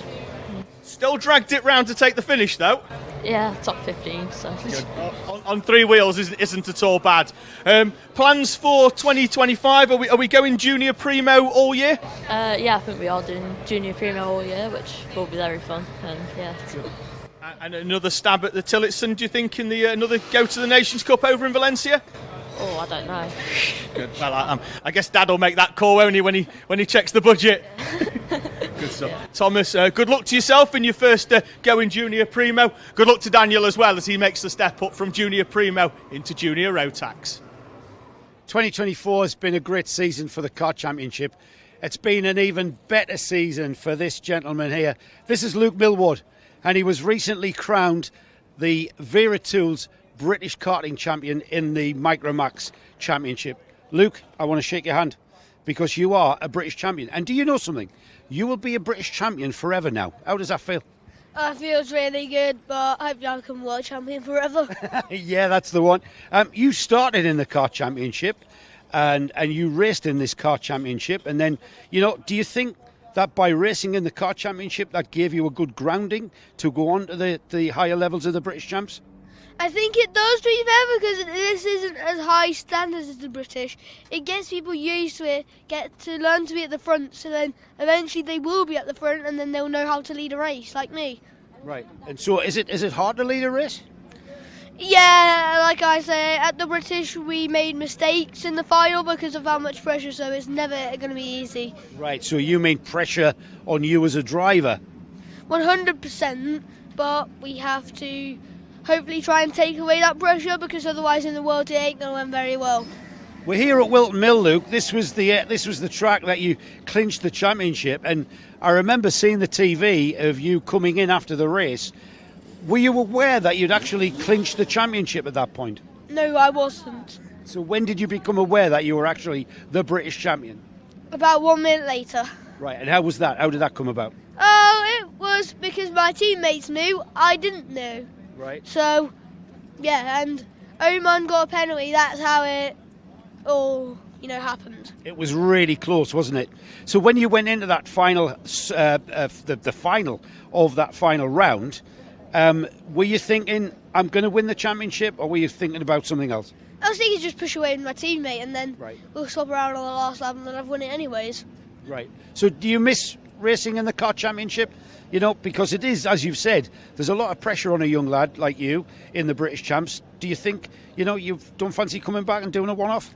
Well, my dad's in charge will I come back or not, but why not, to be fair? I might come back in the Winter Series. You'll have to find out. Right. Okay. Watch this space. We're going to have a British champion with us in the car championship Winter Series. Congratulations again, Luke. Great job. This young man is Jaden Patel-Scott. At the start of the year, he was all right. Now, he's one of the front runners in Honda Cadet. Jaden, tell us about your year all the way through, where we were, where we are now. So we came into CKC at Whilton Mill at this track, and we were complete novices. We didn't know what we were doing. I think at one point in time we were running like an 88 sprocket, and that is completely wrong. So that was I came 27th out of a grid of 34, but it was my first time in such a big heat, I think. So you're learning, mechanics learning as well. He's working away in the background. Where we are now, though, we've progressed a lot throughout the year. We're far more competitive now. So for the last, 2 rounds of the actual CKC, like the summer series, I'm going to say, I came 6th. So that was Rowram Fullbeck. So that went good. Warden Law, which was before that, where I had my first interview with you brilliant commentators. That was the 3rd round of the CKC, and that's when I started to come along. That was when I finished 20th out of a grid of 32. Compliments for commentators will almost certainly guarantee you an interview at every single round going forwards, young man. What we have found, though, as drivers get more towards the front, they go from I'm just enjoying myself to I want to start winning some races now, and that's when the competitive edge comes out. Yeah, so I think now it's just those steps working towards getting up to the very front of the pack, winning races, and we'll have to go from there. I watched practice this morning. You were one of the front runners in there. You were in the top 2 or 3 in terms of times. Yeah. Qualifying, however, is going to pose a bit of a challenge for you going into the race day because it hasn't quite gone to plan. No, not exactly. So, practice 1 I came 2nd, but as soon as I've come onto these tyres, my brakes locked on. So then I just hadn't got the main straight speed. I was sliding all over the place because obviously we have new tyres for the start of the season. So, it didn't go the best, but 13th we have to make our way up from there. So we're going to hopefully see you charge through the field, but what you have mentioned there is throughout practice day you've probably not had quite the same levels of grip as you have in qualifying. Nope. That grip level has had a detrimental effect on the rear axle. Dad Ricky's trying to work on it. Shall we ask him whether he's making progress? Yes. Good. How's it going, Ricky? Not too bad, mate, not too bad. Good. So I think basically what we've had is the grub screws have sort of moved, the clamps might have sort of come a bit loose, so we had to strip it down and basically put it all back together and make it tight again, basically. Good. So he's going off P13 on what we know in Honda is a very competitive grid. Yes. Whilton, though, does offer opportunities for him to overtake. Where do you think he can get up to? I think that we can do top 5, I think, definitely. We've got to be ambitious. We've got to reach for the stars and land in the cloud, haven't we? So I think, definitely top 5, as long as he gets stuck in. Well, let's see whether he feels he can do it. Jade, can we do top 5? Can we do top 3? Definitely. Good. Happy days. Into this, obviously we're going into this what we call Winter Series now, but I'm sure everybody's sort of looking at this as a step towards 2025. What are the plans for 25? So we were thinking to go with the Rookie Racing Training Academy to PFI one night and hire one of their Rotax carts to see how I do in one of those. And if we get like good lap times in and I'm quite quick, and then we might, for 2025, we might start to change it up a bit from the Honda grid to like maybe micro or mini. That's only just figuring Honda out, and you're already switching him up into a different class. Well, you know, I mean, two-stroke Tom, a bit more temperamental, so you'll have to see. Good, happy days. Well, we're going into some racing now. We look to be confident. We look to be a confident driver. Yes. Good, happy days. Well, hopefully it goes well. We can only really go forward from where we are in qualifying, so we'll keep an eye out for you taking the zip cart through the field. Okay, thank you.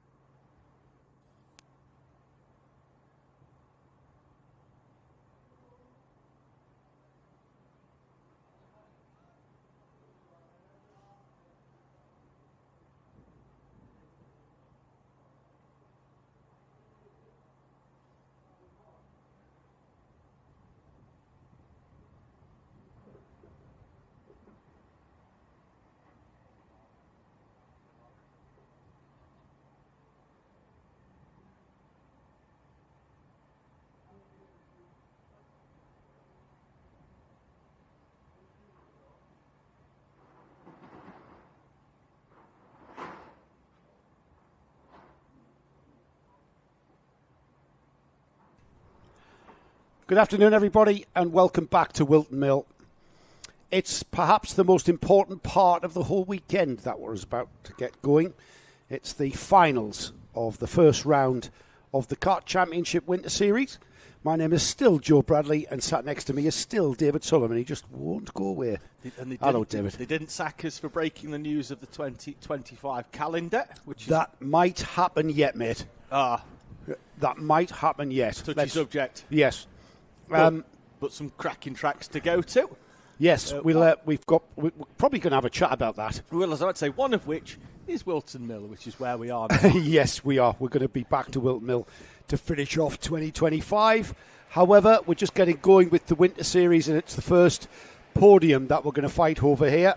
And the drivers, all 17 of them, have now been released from the dummy grid. Oliver Woodall, no surprise there. He's had a 100% record through the heats and the super heats, and he will start on the pole position. Heath Smith alongside. Second row of the grid, Jack Swong and Junior Wright. Third row, Arthur Bowers and Jensen James Williams, with on the fourth row, Arthur Rhodes and Jack Harper. We've got Freddie Purnell and Freddie Dye on the fifth row of the grid. And on the sixth row, Felix Tandy carrying the E-plate with Alfie Hennell alongside. Kai Ergensoy and Arthur Thompson share row 7. Row 8 is Elias Holt and Etienne Gardner. And it's Noah Brad who rounds off this 17 kart field. Now, Mighty Ease, the electric-powered karts, go out on track and nothing happens because there's no sound from them, is there? Which is a bit disconcerting, Sydney, because we always wait for the first engines to kick off before we sit down and take our place. Yeah, we can hear the normally aspirated karts starting just behind us, and we had to be very mindful that we didn't stray too far away for the commencement of this Mighty Bambino final. The first of 8 finals. You'll notice the time in the top right corner of the screen has increased to 12 minutes. It's 12 minutes plus 1 lap. We've got a green flag in the hand of the marshal at the back. He's going to confirm that he's happy to go. He is, isn't he? He was. Come on, Andy. He is. There he is. Green flag. So the lights will go on, and when the lights go out, we will be racing, and it's all about 12 minutes of drama and intensity for our first Winter Series podium. That's what it's all about. And the pack head off towards Oblivion, where they will turn left across the curb. And it looks like Oliver Woodall, the number 5, has gone around the outside of Crook and will lead on the way to Christmas. Run up towards Christmas, and it looks like we've had a move by someone for, is that a good start from second place, although then we're 3 and 4 wide up in the run to Christmas corner, and Heath Smith has got second place back from, I think it's Jack's Wong. We're missing someone on time, and I'm sure it's Wong now in third place in the 76 car. Yeah, it is. Jack Swong, it is indeed. The bright orange helmet, though, of Oliver Woodall is very much ensconced into that lead. And behind him, his old nemesis, Heath Smith, taking chase and taking up the cudgels of that chase with the 4-kart train, about to become 5 karts for that second place. The bright orange kind of flames. It looks like flames, that livery, doesn't it, on the front of that number 3 Heath Smith kart. And then the blue and black kart of Jack Swong in third place to complete 1 lap. Looks like JJ Williams has fallen away, and he's going to be in the middle of this pack, but it's Oliver Woodall who leads us over the timing line at the end of lap number 1 from Heath Smith and Jack Swong. JJ Williams is in 4th place, then it's Purnell, Bowers, Junior Wright, who was the driver that had dropped down the order from his start position, Jack Harper, Felix Tandy and Freddie Dye. Yeah, Felix Tandy moving up 2 places there on lap 1. We'll keep an eye on the E-plate holder. He had a great run at PFI, recovering from a shoulder injury, remember, which he got here for the final round of the 2024 series. I think it was the final round. And Felix just still finding his feet. A little bit of toing and froing in the midfield there, side-by-side action through Parker, and a little bit of a coming together, and that was with the number 7, Jensen James Williams, and Freddie Purnell almost hooking his rear wheels over him there. Freddie Purnell, who's made a great start to this race, making up 4 places on lap number 1, clearly looking very racy at the start of this one. He's had a tough weekend coming through the order, but clearly feels he's got podium pace here in 5th place at the moment, pushing Jensen James Williams. Good to see that the rest of the pack is sticking with as well. We've got a fantastic battle on here, all the way down to the 17 of Freddie Dye. Now, Freddie Purnell, he's in the bright yellow cart there, just behind the two in the foreground. These two are just quite happy to stay in each other's wheel tracks. That's Heath Smith with the orange helmet and Jack Swan with the white helmet. Behind them, 3 carts, JJ Williams, Freddie Purnell and Jack Harper. It's JJ Williams on the number 7. That's the yellow one. And then the yellow and blue helmet behind him is Freddie Purnell. And the challenge is coming. Purnell did that the previous lap. He's trying again there, David. And I think Purnell is going to fall back behind Jack Harper. Slowed himself down, didn't he? He did there, Jack Harper, in a good position to try and take advantage. Freddie Purnell, for the second time, trying to make a move down into the left-hander at Wilkins, and the door closed on him. It balks his exit speed. And down the inside goes Jack Harper, as we actually see now these Mighties actually hitting that curb. Now there's more to play for in this final. They're risking a little bit more. Yeah, I think the opinion's still out there, isn't it, as to whether there's time in it to go around the curb or clatter across it. It's usually the Rotax classes haven't got a choice. They've got to clatter across it. Everybody beginning to back up behind Heath Smith now. That's the cart in second place. Oliver Woodall's our leader, and you'll see him just going down the hill in the background. He's already through Ashby's, the right-hand hairpin here. The rest of the field, though, absolutely bumper to bumper. All the way to Parker's now. And again, Purnell with a slightly tighter line into that corner, but it was scouted by those drivers in front of him. And then there's a bit of contact side by side, and we're going to be 3 wide, potentially 4, because Felix Tandy's in the mix as well on the run up towards the entry to boot. Tandy coming into the 4. He hasn't really been prominent at all during this weekend, and he's kept it all in the toolkit for the final, it seems. Here he comes with the rest of the pack. Let's just have a check. Woodall leads, Heath Smith, Jack Swan, JJ Williams, Arthur Bowers and Felix Tandy up ahead of Freddie Purnell, and Jack Harper dropping down 3 places to 8th there as they completed 4 laps. Heath Smith still being pushed along, very mindful that Jack Swong's right behind him. Plenty of looks over the shoulder, but at the moment Wong looks comfortable in just pushing him along, because Wong is mindful, obviously, that the 7 now of JJ Williams is in a bit of clear air because of that Bowers, Tandy, Purnell, Harper and Rhodes battle that has broke them away ever so slightly. The 4 of Junior Wright just falling off the back as well. Him and Arthur Rhodes just got to work together to close back in on this. You can see them there just in the background of this shot as they run up towards the boot one more time. Still just under a minute away from half distance, would you believe, and this race beginning to develop. There's challenges certainly down the order just to get themselves kind of into contention for a podium position. These are the final 2 steps of the podium that we see here, the orange cart of Heath Smith and the blue cart of Jack Swan. However, you can't discount that number 7, different lines into oblivion, and then sort themselves out for that run down. This is a massive train of Bambino electrics coming down. The Mighties forming a line astern, bumper-to-bumper action towards Christmas Corner, and then just slotting in behind each other for the turn right. Yeah, it was Arthur Bowers who considered moving out to try and find a way past. I think he's fallen down. He's in fifth place at the moment. I think he was trying to pull out past Jensen James Williams, but wasn't quite close enough. But this train is.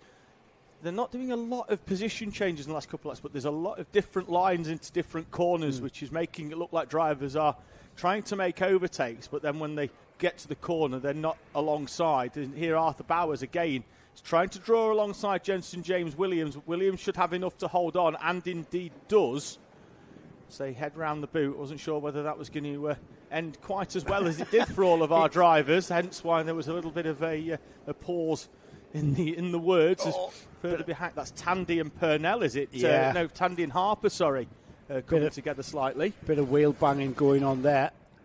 As they come out of pit bend, they were kind of tripping over one another, needed to sort themselves out. They have on the run down to Christmas. The second and third place carts turn into Christmas. Jensen James Williams, a little bit of a gap before that he's got to make up, because behind him Arthur Bowers, Freddie Purnell and Felix Tandy are still coming. They're still, you kind of think that's still a train of carts though, isn't it? Yes, there might be ebbing and flowing, but they're still fundamentally together as one. And all it takes is a mistake by one of the drivers in the train, and they are going to change places quite dramatically. Absolutely, less than 2 seconds. Split second, Heath Smith down to 10th place, Junior Wright. Up towards the boot, differing lines again, giving that illusion that there's an overtaking opportunity, but they all slot back into the order they were. In the background, someone there taking a huge chunk of curb as they get squeezed to the inside. I think that could have been Arthur Rhodes in the 82. Just having to take evasive action and lives to fight another corner. Still 4 minutes to go in this first mighty final of the day. First of 8 here at Whilton Mill. Now that left and right section of Oblivion and Crook is absolutely flat out for these mighties, as we've got a change for, what is that, 4th place? Arthur Bowers going ahead of Jensen James Williams. The bright yellow cart of JJ Williams having to succumb to the black and yellow cart of Arthur Bowers. And now Bowers sets off and chases down Jack Swong there. The Jack Swong in the white helmet. He's got Bowers right on his bumper there, and he likewise is on the bumper of Heath Smith. So Bowers has come through the field, hasn't he? He's just took his time, 3.5 minutes on the clock, and he's now in a position where he's going to challenge for potentially a podium. Jack Swong, who hasn't particularly had to defend that 3rd place throughout. He seemed content to push Heath Smith and hasn't had to defend, will now have to switch his attention as well behind him to Arthur Bowers. All the drivers really having a little bit of a look as Bowers then takes a tighter line. Thought he was going to try and put a cart down the inside there, but he's moved away from JJ Williams, which means again he doesn't have to defend that run up towards Christmas Corner. Bowers looks good, doesn't he? He looks like he's having a little look down the inside of that blue cart of Jack Swong. Not quite enough momentum to get alongside, but you can see he's just looking for the areas where perhaps the 2 carts in front of him are a little bit weaker than he is as they head towards Parker now. Heath Smith, Jack Swong, Arthur Bowers. This is JJ Williams coming back to them. If one wasn't aware that Arthur Bowers was behind him, he definitely is now, with a prolonged look over the shoulder out of Ashby. And now, as they run up towards the boot, those in the background, again, taking differing lines on entry. It's JJ Williams being very defensive, and that's going to help these 3 battle it out for the 2 steps available on the podium, all being well for Oliver Woodall, who's gapped the field to the tune of nearly 7 seconds. So they cross the line with 2 minutes to go, and Bowers is trying to get through there, is he, Joe? I think he's just having a look, isn't he? He's just having a look. He wasn't alongside, but the 2-minute the 2-minute warning sounds, and this is where we see their personalities change. As Bowers is coming, Bowers down the inside for 3rd. Is he going to be able to make it happen? No, he's not, because the momentum round the top shelf of Christmas Corner benefited Jack Swong, and he hangs on to that 3rd spot. We saw in the superheat how close Arthur Bowers came to snatching a position right at the end by going straight towards the timing line rather than taking the optimum racing line on the final lap. So if you can get a good run in 1.5 minutes plus 1 lap's time, we might have a showdown for the final step of the podium right on the line. None of these drivers want to miss out, but unfortunately one of them will have to. Let's not discount the 4 behind, because coming down the inside of JJ Williams is Freddie Purnell. The door slammed shut, and all the way round the outside there, that's Jack Harper with a opportunistic move that's worked out very nicely for him. Amazing. It's only the Bambinos that can really go too wide towards the Nouvelle chicane, isn't it? Felix Tandy taking the opportunity to try and make up a place as well. I'm not sure if that's come off. Meanwhile, the battle for 3rd continues on towards Christmas Corner. And Bowers comes back at him again, but one can go around the outside again, and he does. That's copybook, exactly what we saw the previous lap, and that's going to be the next lap and the lap after that, because I think, actually, you know what, David, I think we might have the 1 lap to go board. They've still got a lot of track to cover in 30 seconds. We'll find out in a few moments' time, as Jack Swong there really did use the slipstream of Heath Smith to his advantage up the hill to stay in front of Arthur Bowers. Behind them, Jensen James Williams appears to have broken free now that Harper and Purnell were squabbling. That allowed Tandy through as well on the previous lap. So let's not discount him from this battle. Just keeping an eye to see whether the leader crosses timing with enough time, and he does. Two laps to go. Oh, and we're almost 4 wide for 3rd place, is it? Yep. Incredible Bambino battling here into the penultimate lap. 2 wide through Oblivion. Takes a lot of courage, and it's still Jack Swong who hangs on to that. Off now, off and after Heath Smith, who's broken free slightly, but it's Arthur Bowers that has gone through and into that third place. Jack Swong, side by side. Who was that with? That was JJ. That was JJ, wasn't it? JJ Williams. It was. And got a little bit hung out to dry, didn't he? I think it's allowed the 6 of Jack Harper to come through as well. He's made a slow ascension towards the front to give himself an outside shot of the podium. But Arthur Bowers got down the inside of Jack Swong on the exit of the final corner. They went 4 wide, round the first complex of corners, down the start-finish straight over the timing line. And the top 3 as it stands, Woodall, Smith and Bowers heading to the podium with a lap to go. Lap to go, and this lap's got to be taken without any squabbling, without any fighting over real estate, because they've got to close that gap back to Jack Swong and indeed then back to Arthur Bowers, because Arthur Bowers now closes the gap to second place Heath Smith. He's the orange and yellow helmet that's at the front of this field there. Just going through crook corner now, the right-hander, and Bowers right under his rear bumper. It's going to be a challenge, surely. Run up towards Christmas. Bowers has reeled in Heath Smith superbly in the final phase of the penultimate lap to be right on the bumper. Jack Swong is closing back in as well, as now Heath Smith puts everything into defending that second place at the moment. Run down to Ashby, half a lap to go for this battle for the final 2 steps on the podium. Woodall looks to have it comfortable at the front. I know we can't really break away from this podium battle, but we really do need to have a look at Oliver Woodall as the leader, who has absolutely dominated this mighty Bambino final here at the first round of the Kart Championship Winter Series. Across the Nouvelle chicane curbing, clatters across that, will acknowledge the checkered flag with both hands on the wheel. The checkered flag flies, Oliver Woodall takes the win, and let's see who it is for second then. It's Heath Smith out of the final corner, but Jack Swong has got past Arthur Bowers. There's a drag race to the line by a 1/10 of a second. Jack Swong takes the final step on the podium, off camera towards the end, as we focused on Oliver Woodall taking the victory by almost 10 seconds. Jack Swong gets past Arthur Bowers to join Heath Smith as the trio on the podium. Very rare to see a gap of 10 seconds. However, you've got to consider that's about a very smooth drive from the pole position driver, Oliver Woodall, and then behind him, literally everybody behind him. Heath Smith, Jack Swong, Arthur Bowers, Jack Harper, Freddie Purnell it was, Felix Tandy, Junior Wright, Arthur Rhodes, and JJ Williams ending up rounding off the top 10 down the order there after that argy-bargy on the final couple of laps. Everybody was fighting for space, and that enabled Woodall to break free, didn't it, and build himself that gap. But a fine win to take this first round. It did. We move on to a Honda Cadet final, which after a turbulent superheat for pretty much everybody inside the top 6 or 7, has provided a very mixed up Honda Cadet grid. Right then, let's have a look then, and we'll, David, if you chip in and tell me where the action was going into that superheat this morning.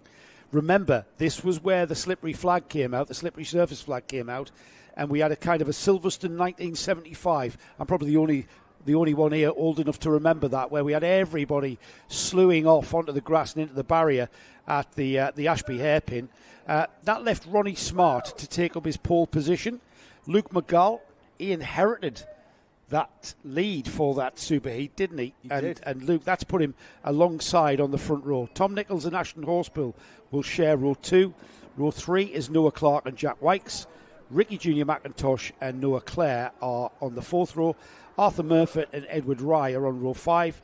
Jaden Patel Scott, Dexter Petty share row 6. Row 7, Ronnie Jones and Mason Becker. Row 8 is Dino Rowlands and Freddie Budd. And then Finley Thursfield and Ella Dixon share the 9th and final row. Ronnie Smart then goes off pole position with 8 points, which is probably about the most points we're going to see for a pole position final, given the fact that he was one of those 6 drivers that was off at Ashby, as all of our leaders, the top 5, plus a few more that joined them shortly afterwards. It was Luke McGall who came through the field got round Ashby without trouble, and that's rewarded him with a front row start for the 15 of Luke McGall. Tom Nichols, another driver who finished his 2 heats yesterday in 8th and 9th position, but finished the super heat this morning in 2nd place, and that promotes him onto the 2nd row alongside Ashton Horspool, who led part of the super heat but then fell behind Ronnie Smart the lap before they all went off. Let's not discount Noah Clark, who in both heats yesterday came through the field and was one of those drivers again who was up there when everybody went off this morning. So it's going to be a very interesting Honda Cadet super final here. I'm not really a fan of seeing things form out because of a slippery surface that caught everybody out. I mean, did we ever find out what that was? I think it was water brought onto the track by a cart coming back onto the track, wasn't it? I think that's what it was. We saw this morning as well, the grass. It's been so wet here at Whilton for the last 2 weeks that, even with a couple of dry days, the track is staying, the grass is staying damp, particularly this morning as well. The overnight dew now, given the time of year we're in, means that anything that's not tarmac is quite slippy. And to be fair, half a practice this morning, the tarmac was slippy as well. That's right, yeah. I mean, like I was saying, I'm not really keen on things being shuffled around because of that. We've got a cart off, haven't we? Yeah, just as we said, the tarmac wasn't slippy and the grass was. Somebody has gone off onto... It's a standing start, so they will be able to get round and take position. And we're not quite sure it was. It was a driver in the latter third of the field as they were trying to warm up their tyres. Right, we'll keep an eye on who that is. That's dropped to the back of the grid. It's a standing start, remember, so they may be able to still move through the grid and take their starting position. The mixed up grid, of course, we're in the entertainment business here, David, so it means a lot of good racing, a lot of place changes. Bit of a mixed grid, isn't it? A bit like mixed grid racing, I suppose. From a media perspective, we love random grids. Yeah, we do. Just because it gives us that extra dynamic and also rewards your drivers. It was Dexter Petty in the 61 who was the driver who was off earlier on. Fist pump there from his dad, so it looks like it's all been forgotten. Yeah, thankfully, enough time with a standing start. There's Andy. That is Andy at the back, isn't it? The marshal, I mean. It's whatever we want to call him, Joe. All right, okay. All right. He's about to give us the green flag because everything looks in order. We've got the red lights that will go on when the red lights go off. We have got an engine revs rise for these Honda Cadets, and they are indeed. We're about to go off and go racing, and towards oblivion, the number 50 of Ronnie Smart cuts right across and kind of slams the door before the door was even there. Yeah, we've seen a number of drivers in the background. That's Ella Dixon going off as well. I think Freddie Budd and Finley Thursfield could well also be off at the tail end of the field. We caught them swatting across the camera. Everybody, though, towards the front has made it round Christmas Corner. Ronnie Smart leads from Luke McGall, Ashton Horspool, and then that is Tom Nichols in 4th place. Ricky McIntosh up to P5 in front of Jack Wykes. That's your top 6. Now remember, 12 minutes and 1 lap are finals here. Slightly longer than the super heats, much longer than the heats from yesterday. So a lot of time to just settle in, following the wheel tracks. Don't make your move too early, especially in Honda Cadets. Remind me of NASCAR racing this. If you make your move too early, you can be hung out to dry. You can go from 1st to 9th. As simple as that. Well, talking about making moves early, at the start, the 15 of Luke McGall sort of stopped and had to go again, and that gave Ronnie Smart the opportunity to get across in front of him. He leads then from Luke McGall and Ashton Horspool, Tom Nichols and Ricky McIntosh, the top 5 with a little bit of a gap. Back to Noah Clare, Edward Rye, Noah Clark, who drops down on the opening lap, and Dexter Petty to round out your top 10. And it's the familiar sight of the Honda Cadet train just chugging around this track here at Whilton Mill, line astern, following each other's wheel tracks. And if anything, McGall looks like he's looking down the inside of the leader Smart, isn't he? Tyres not quite on. They'll be coming on towards the middle of the 3rd lap, I would think, on these Honda Cadets. And as Ronnie Smart leads for the 2nd time into the Nouvelle chicane, these Cadet drivers just clipping the edge of that curb as they complete 2 laps.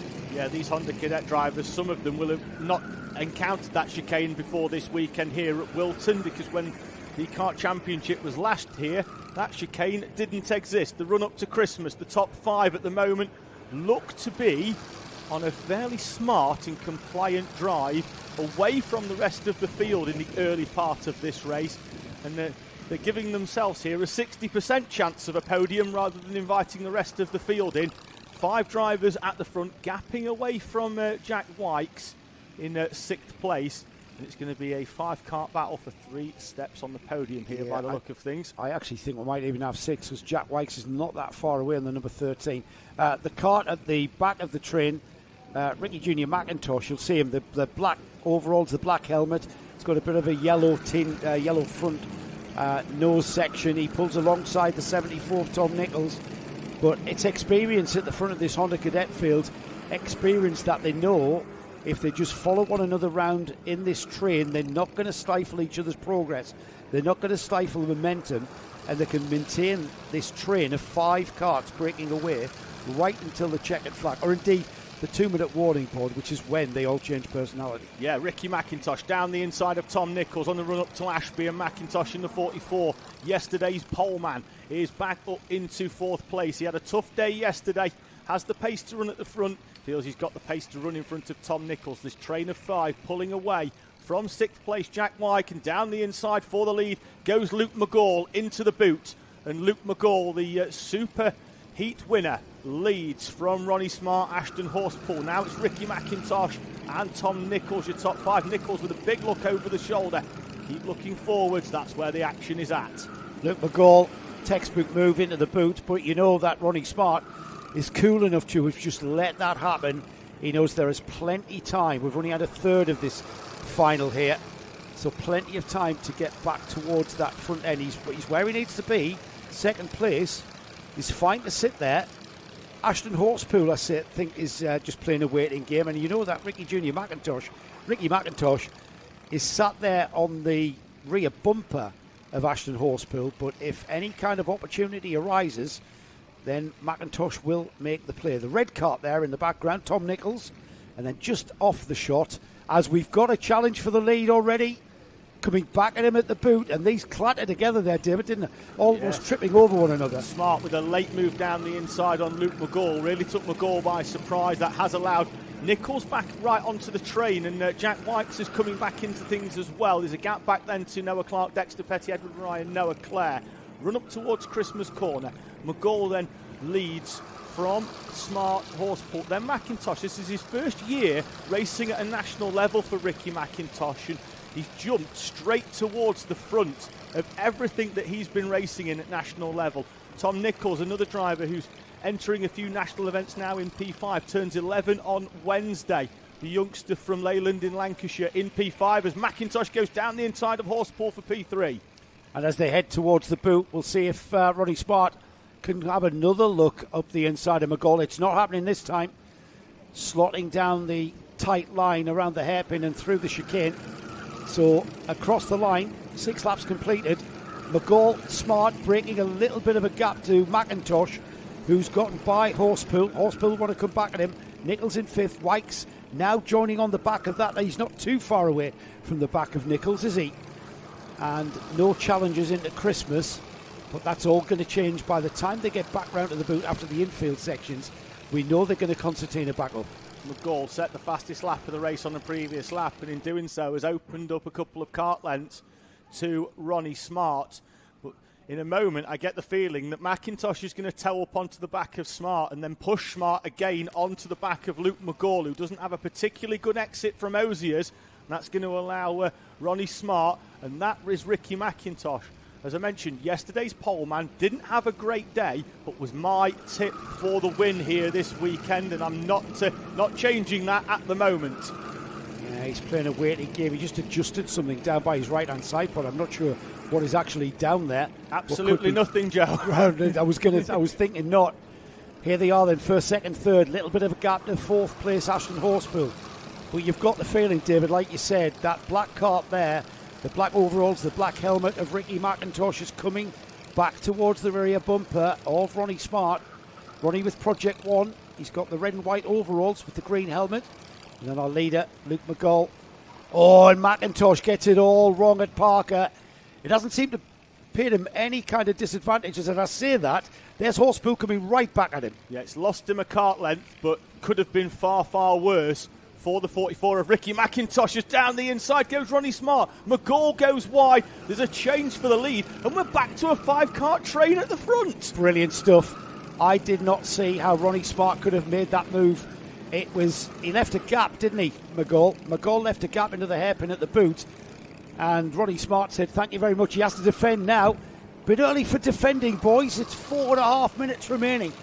It's going to be 4.5 minutes of defensive driving by Ronnie Smart if he wants to hang on to this lead, and he is indeed.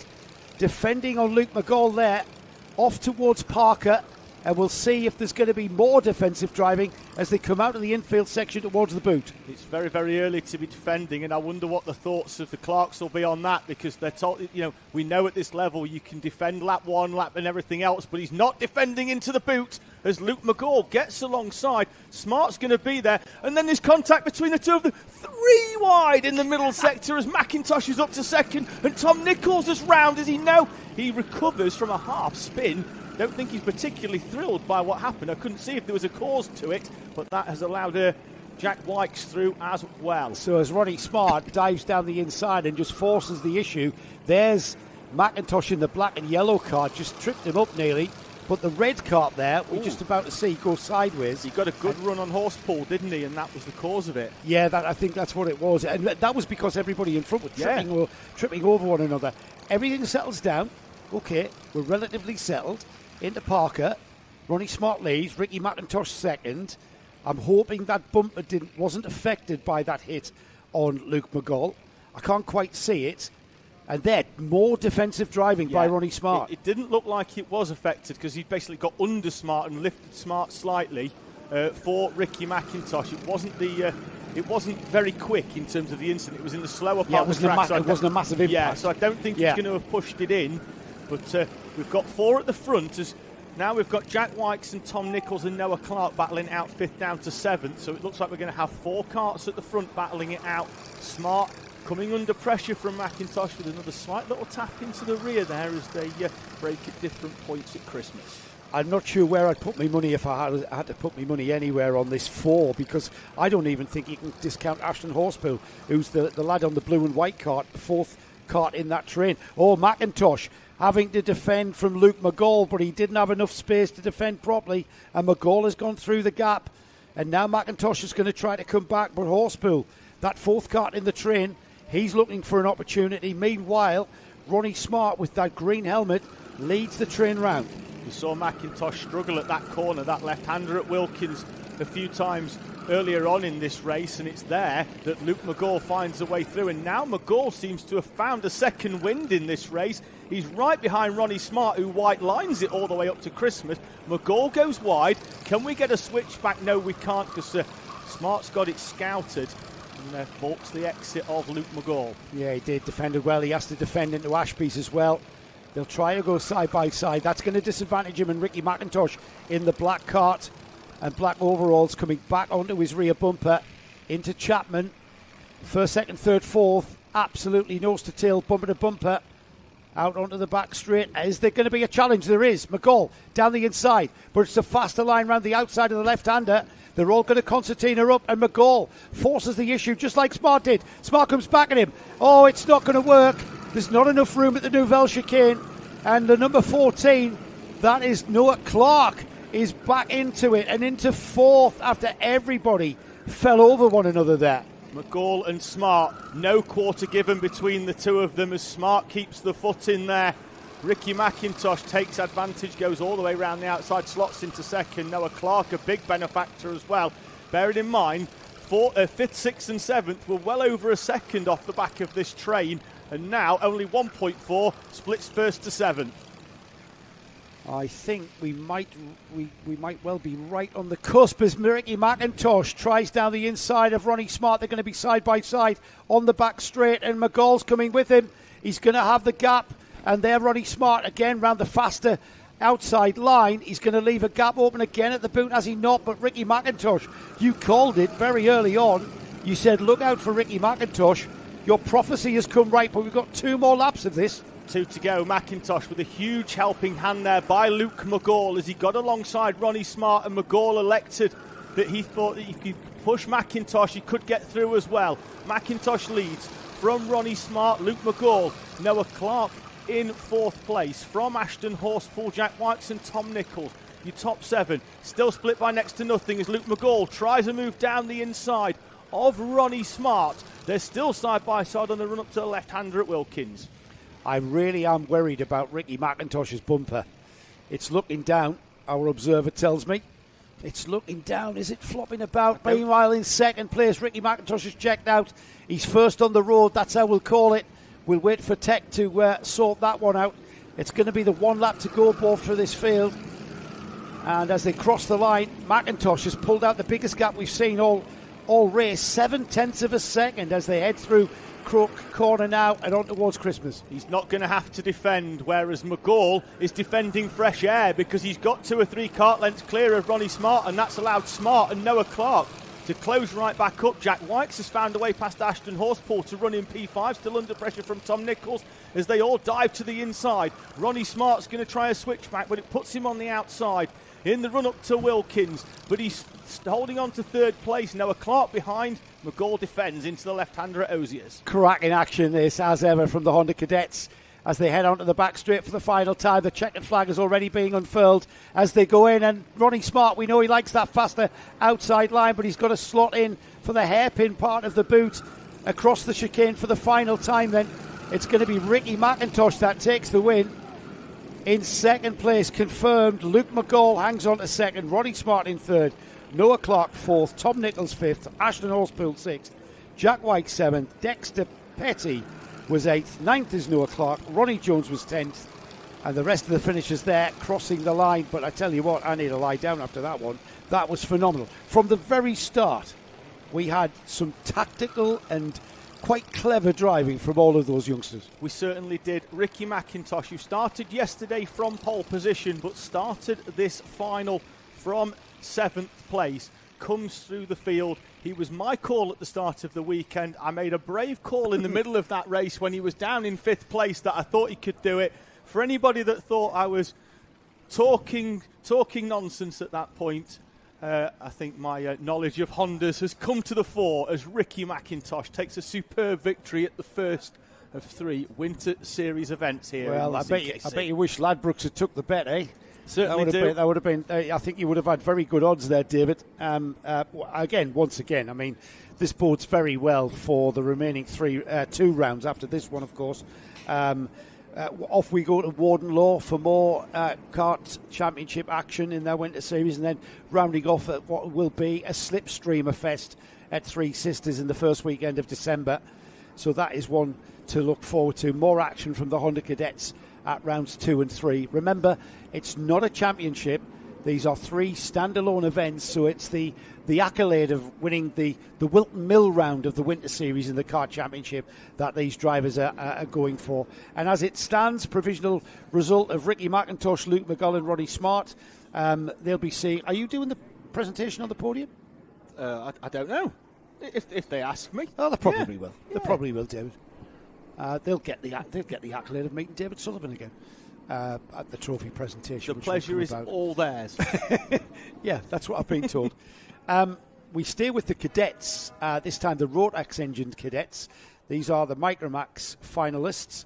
We've got 11 karts on the grid already there in the collecting area and ready to be released. Harris Barber, he's been the driver to beat in MicroMax. Logan Rolfe, the little chatterbox that was in here causing trouble earlier, he starts alongside. This is going to be a cracking final with these names that I'm about to read down. So Harris Barber, Logan Rolfe, that's your front row. Second row, Ralph Martin, Lewis Cocotti. Third row, Buddy Hugo, Noah Wicklow. Ethan Lloyd and Freddie Blackshaw share row 4. Row 5 is Zach Andrew and Freddie Walker, and Jensen Darlow will start in 11th spot and rounding off an 11 kart field. While we wait for these to be released gives us an opportunity to talk about 2025. It does. We announced it for anybody. Don't go back right now into the lunch break, but we announced it because we've got a superb final coming up. But 6 rounds for 2025, starting at your home turf of Warden Law. We kick all right to Warden Law in March. Is bring your courts, bring your big courts as well. 22nd, 23rd of March, Warden Law, a track everybody loves. The facilities going to be even better than the last time you visited it. The garage complex, the viewing area on top of the garage complex, that you're going to have tremendous views across the track for all the parents and mechanics to be able to nip up the stairs to. That's all going to be completed by March. Part of it might even be completed by the time we get there in November, but fingers crossed. Interesting one for me, round 2, 26th, 27th of April. We go back to a very, for me, old school track, Shennington, old school airfield circuit. It's where I did some of my first races. It might be an airfield track, but for me, it gave more than just your average. For me, it was always faster and more interesting, dare I say it, than places like Felton in Northumberland, which isn't there anymore, and even Fullbeck for a point. Yeah, it's a very fast-flowing airfield circuit, which you don't always get when your constraints are based on that. There's a lot of those of you who don't know, there's a lot of airfield circuits in the country. Shennington, Fullbeck, Kimbolton are all based off that, and that's mainly because karting as a whole in the UK was sort of brought over at the time by a lot of airmen. US airmen, wasn't it? Yeah, American airmen. Brought all sorts of engines onto frames and off they went. And racing them round the runways in the in the mid-40s with hay bales and things like that. Luckily, we've developed things a little bit since then in terms of safety, but as our micros make their way round, these drivers next year after Shennington, they'll be going to GYG, the roller coaster of a circuit, and then the big one for me, Joe, the jewel in the crown of UK karting. We need to come back to this calendar in between our races, David, because there's a lot to talk about. Let's leave it at Shennington because we've got a lot to talk about with going back to Gleneagles and the rest of the calendar. Right now, though, we've got our MicroMax final about to go ahead again, 12 minutes and 1 lap. And right now, the Tony Kart of Harris Barber up against the synergy of Logan Rolfe. That's your front row. And Harris Barber has proved to be very, very hard to beat. We did confirm that Harris is a Tony Kart driver? Yes, he is. That's correct with Strawberry. And away we go for 12 minutes and 1 lap of action.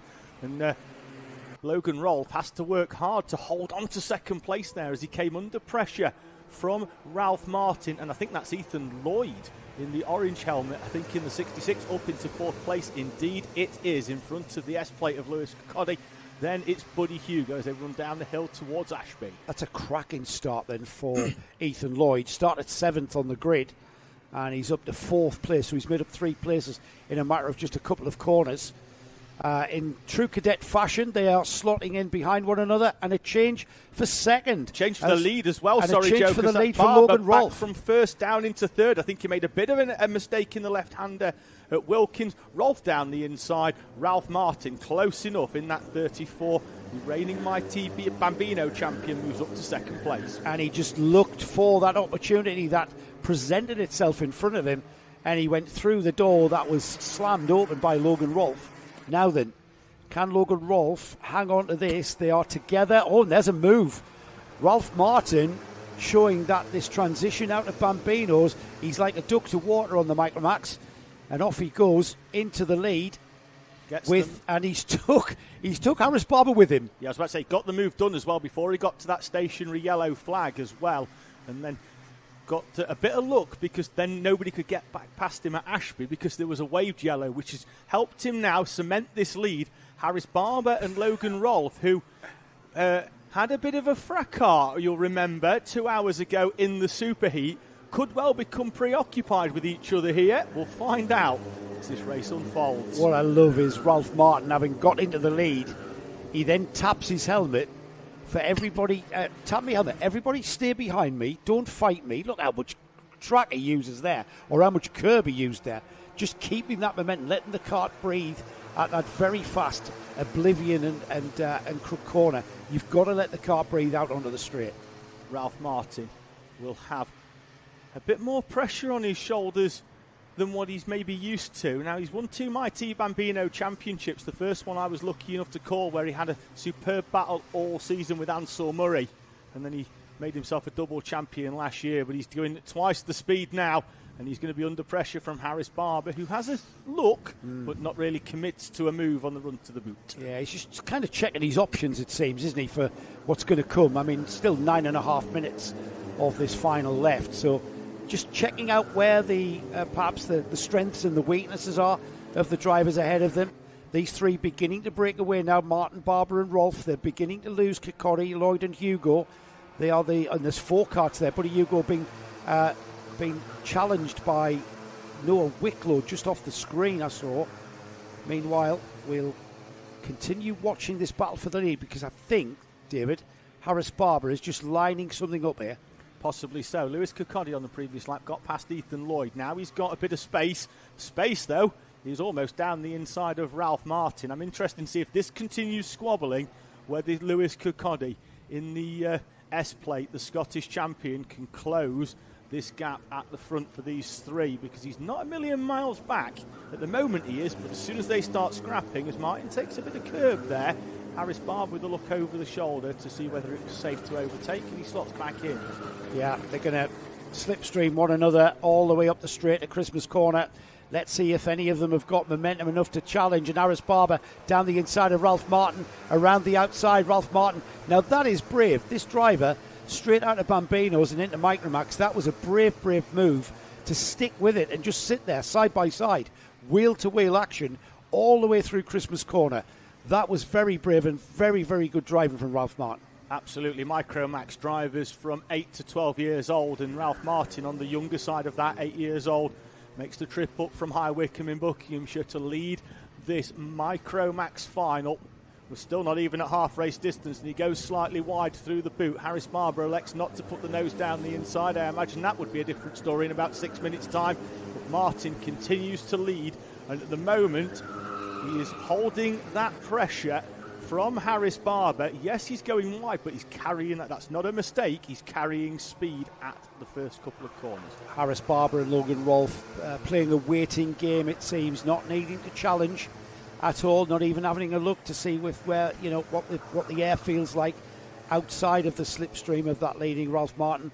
Ralph Martin on the orange kart, the green and white overalls of Harris Barber, and then the light lime green and blue overalls of the Synergy factory race team of Logan Rolfe. They are together on the back straight, and is that Ralph Martin having to defend a little bit there, David? I think it was. He had a slightly slow run out of Ozier's and then had to defend his position. He has a very different line through the chicane here, and it sends him in deep, and that makes it look like Harris Barber's drawing alongside, but I think it gives him good exit speed. Wide he goes again, and Harris Barber continues to just ride in the wheel tracks of Ralph Martin at the moment. This one, I get the feeling here, Joe, it's just a case of feeling out, because particularly for Barber and Rolf, they don't know a huge amount about Ralph Martin. He's not been in front of them all weekend, and they won't have raced him previously either. So this is a completely new script for the two behind him, who are far more experienced in terms of racing as well. Barber was in Miami Bambino a few years back, and now he makes a move up to the boot. Ralph Martin slams it short. It's that faster line, outside line. Can I just mention that we have just clicked by half distance? The intensity of this racing, absolutely nose-to-tail racing for the top three here. And Harris Barber just slotting out a little bit of a different line towards Oblivion, but they all come together out of Crook and on up the straight towards Christmas.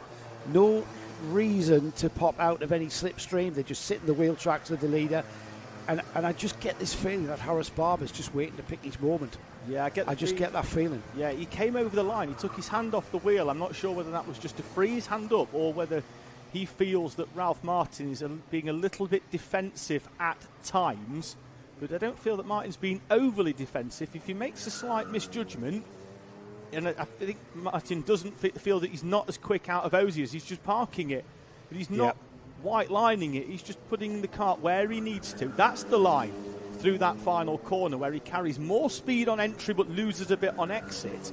But doesn't seem to be hampering him too much. little bit of a variation of opinion about to clatter across that Nouvelle chicane curbing, isn't it? We get a variation as there's a challenge for second as the Synergy driver Logan Rolfe goes down the inside of Strawberry's Harris Barber, and they kind of duke it out through Inkermans, and then by the time they get down the hill to the right hander at Ashby's, it's very much Logan Rolfe in second place. Now Logan Rolfe's been watching Harris Barber on the tail of Ralph Martin. He's been taking it all in, been learning all about where maybe Ralph Martin is a little bit weak, and if he can just get on with it without Harris Barber hassling him, he might even be able to have a go for the lead. I've got the feeling that Logan Rolfe isn't going to be quite as patient as Harris Barber was in trying to find the way past Ralph Martin. His problem now is that Harris Barber is going to be all over the back of him. Let's see whether he gets a good run. He's not going to be close enough this time, I'm fairly sure of it, on Ralph Martin. As it's funny that Logan Rolfe, now in second place, ahead of Harris Barber. Now he taps his helmet, say, right, mate, I'm on the second step of the podium. Come and don't fight with me. Just help me catch the leader and take the first step of the podium. I'm sure it's all a very gentlemanly agreement that's going to just be torn up at the 2-minute bell.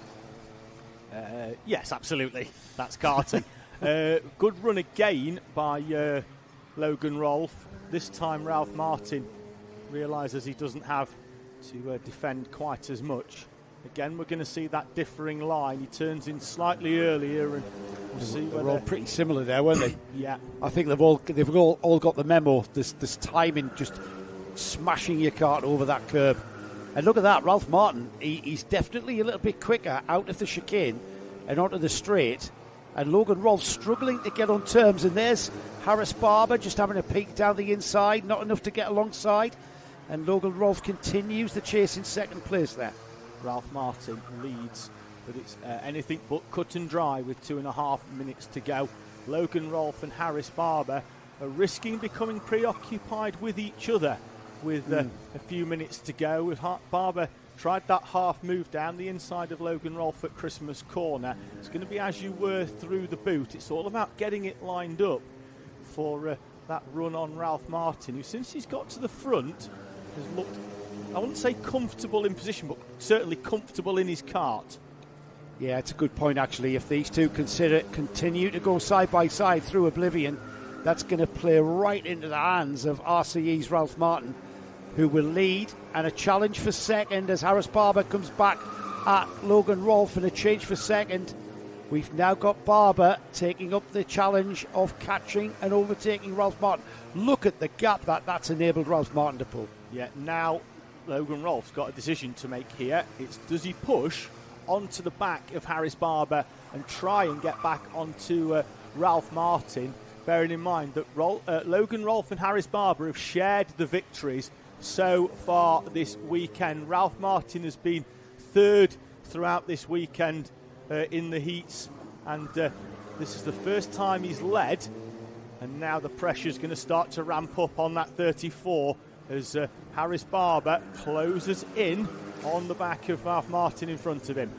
Well, if he does continue that momentum, not just onto the bumper, but then past him, and he looks menacing, doesn't he? He looks like all bets are off. We're inside the final minute now as we head towards Ashby's. He's going to be looking for that opportunity to take that lead from Ralph Martin. Ralph Martin looks over his right shoulder. There's nobody there. That's because he was across your left-hand shoulder. Here we come down the inside of part of Chapman, and that was an audacious move by Harris Barber. He didn't want to wait any longer. He didn't want to give Logan Rolfe a chance to come back at him. Did not, and Harris Barber slides through. Ralph Martin tried to defend it and then decided halfway through that defence that if he stayed on the outside, he was probably going to get run out onto the grass. Here we go again then, and the door left open. It's a late apex through Chapman. That's because you've got that right-hand curb, it acts as a bit of a kink, so you take a late apex at that one, and by doing so, you leave the door naturally open. And that's what Harris Barber was wanting. It's going to be the one lap to go next time by for these three. And the question is, David, can Ralph Martin find the pace to get by him another time? It's a big ask. He's in the hardest position here because he's got absolutely everything to lose, with Logan Rolfe right behind trying to take advantage. as they run up towards the boot. As Joe said, it will be the last lap board as they go round. I think Harris Barber there, almost defending fresh air. He went a cart width in, and it has slowed him slightly. And them differing lines almost see Ralph Martin jump straight on top of the number 12. Final lap is on the overhead gantry for MicroMax. We've seen how quick Ralph Martin can be through this section here, and he's not using all of the curb like he was earlier, and maybe that's because he's got Logan Rolfe closing down on him, but they're still together. We can't drag ourselves away from this three-car battle.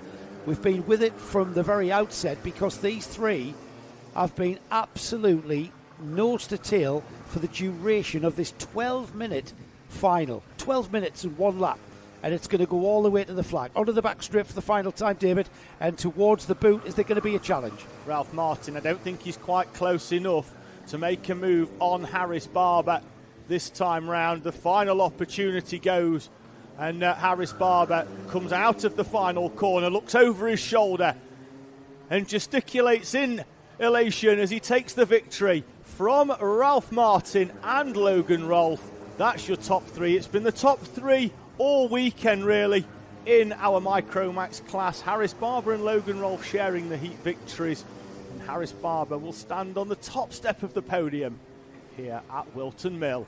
Only 0.15 of a second behind him, though, was Ralph Martin, and a further 0.3 was Logan Rolfe. So Logan Rolfe just dropping off the back of the bumper of that second place Ralph Martin. Behind the top three then, Buddy Hugo comes through in fourth.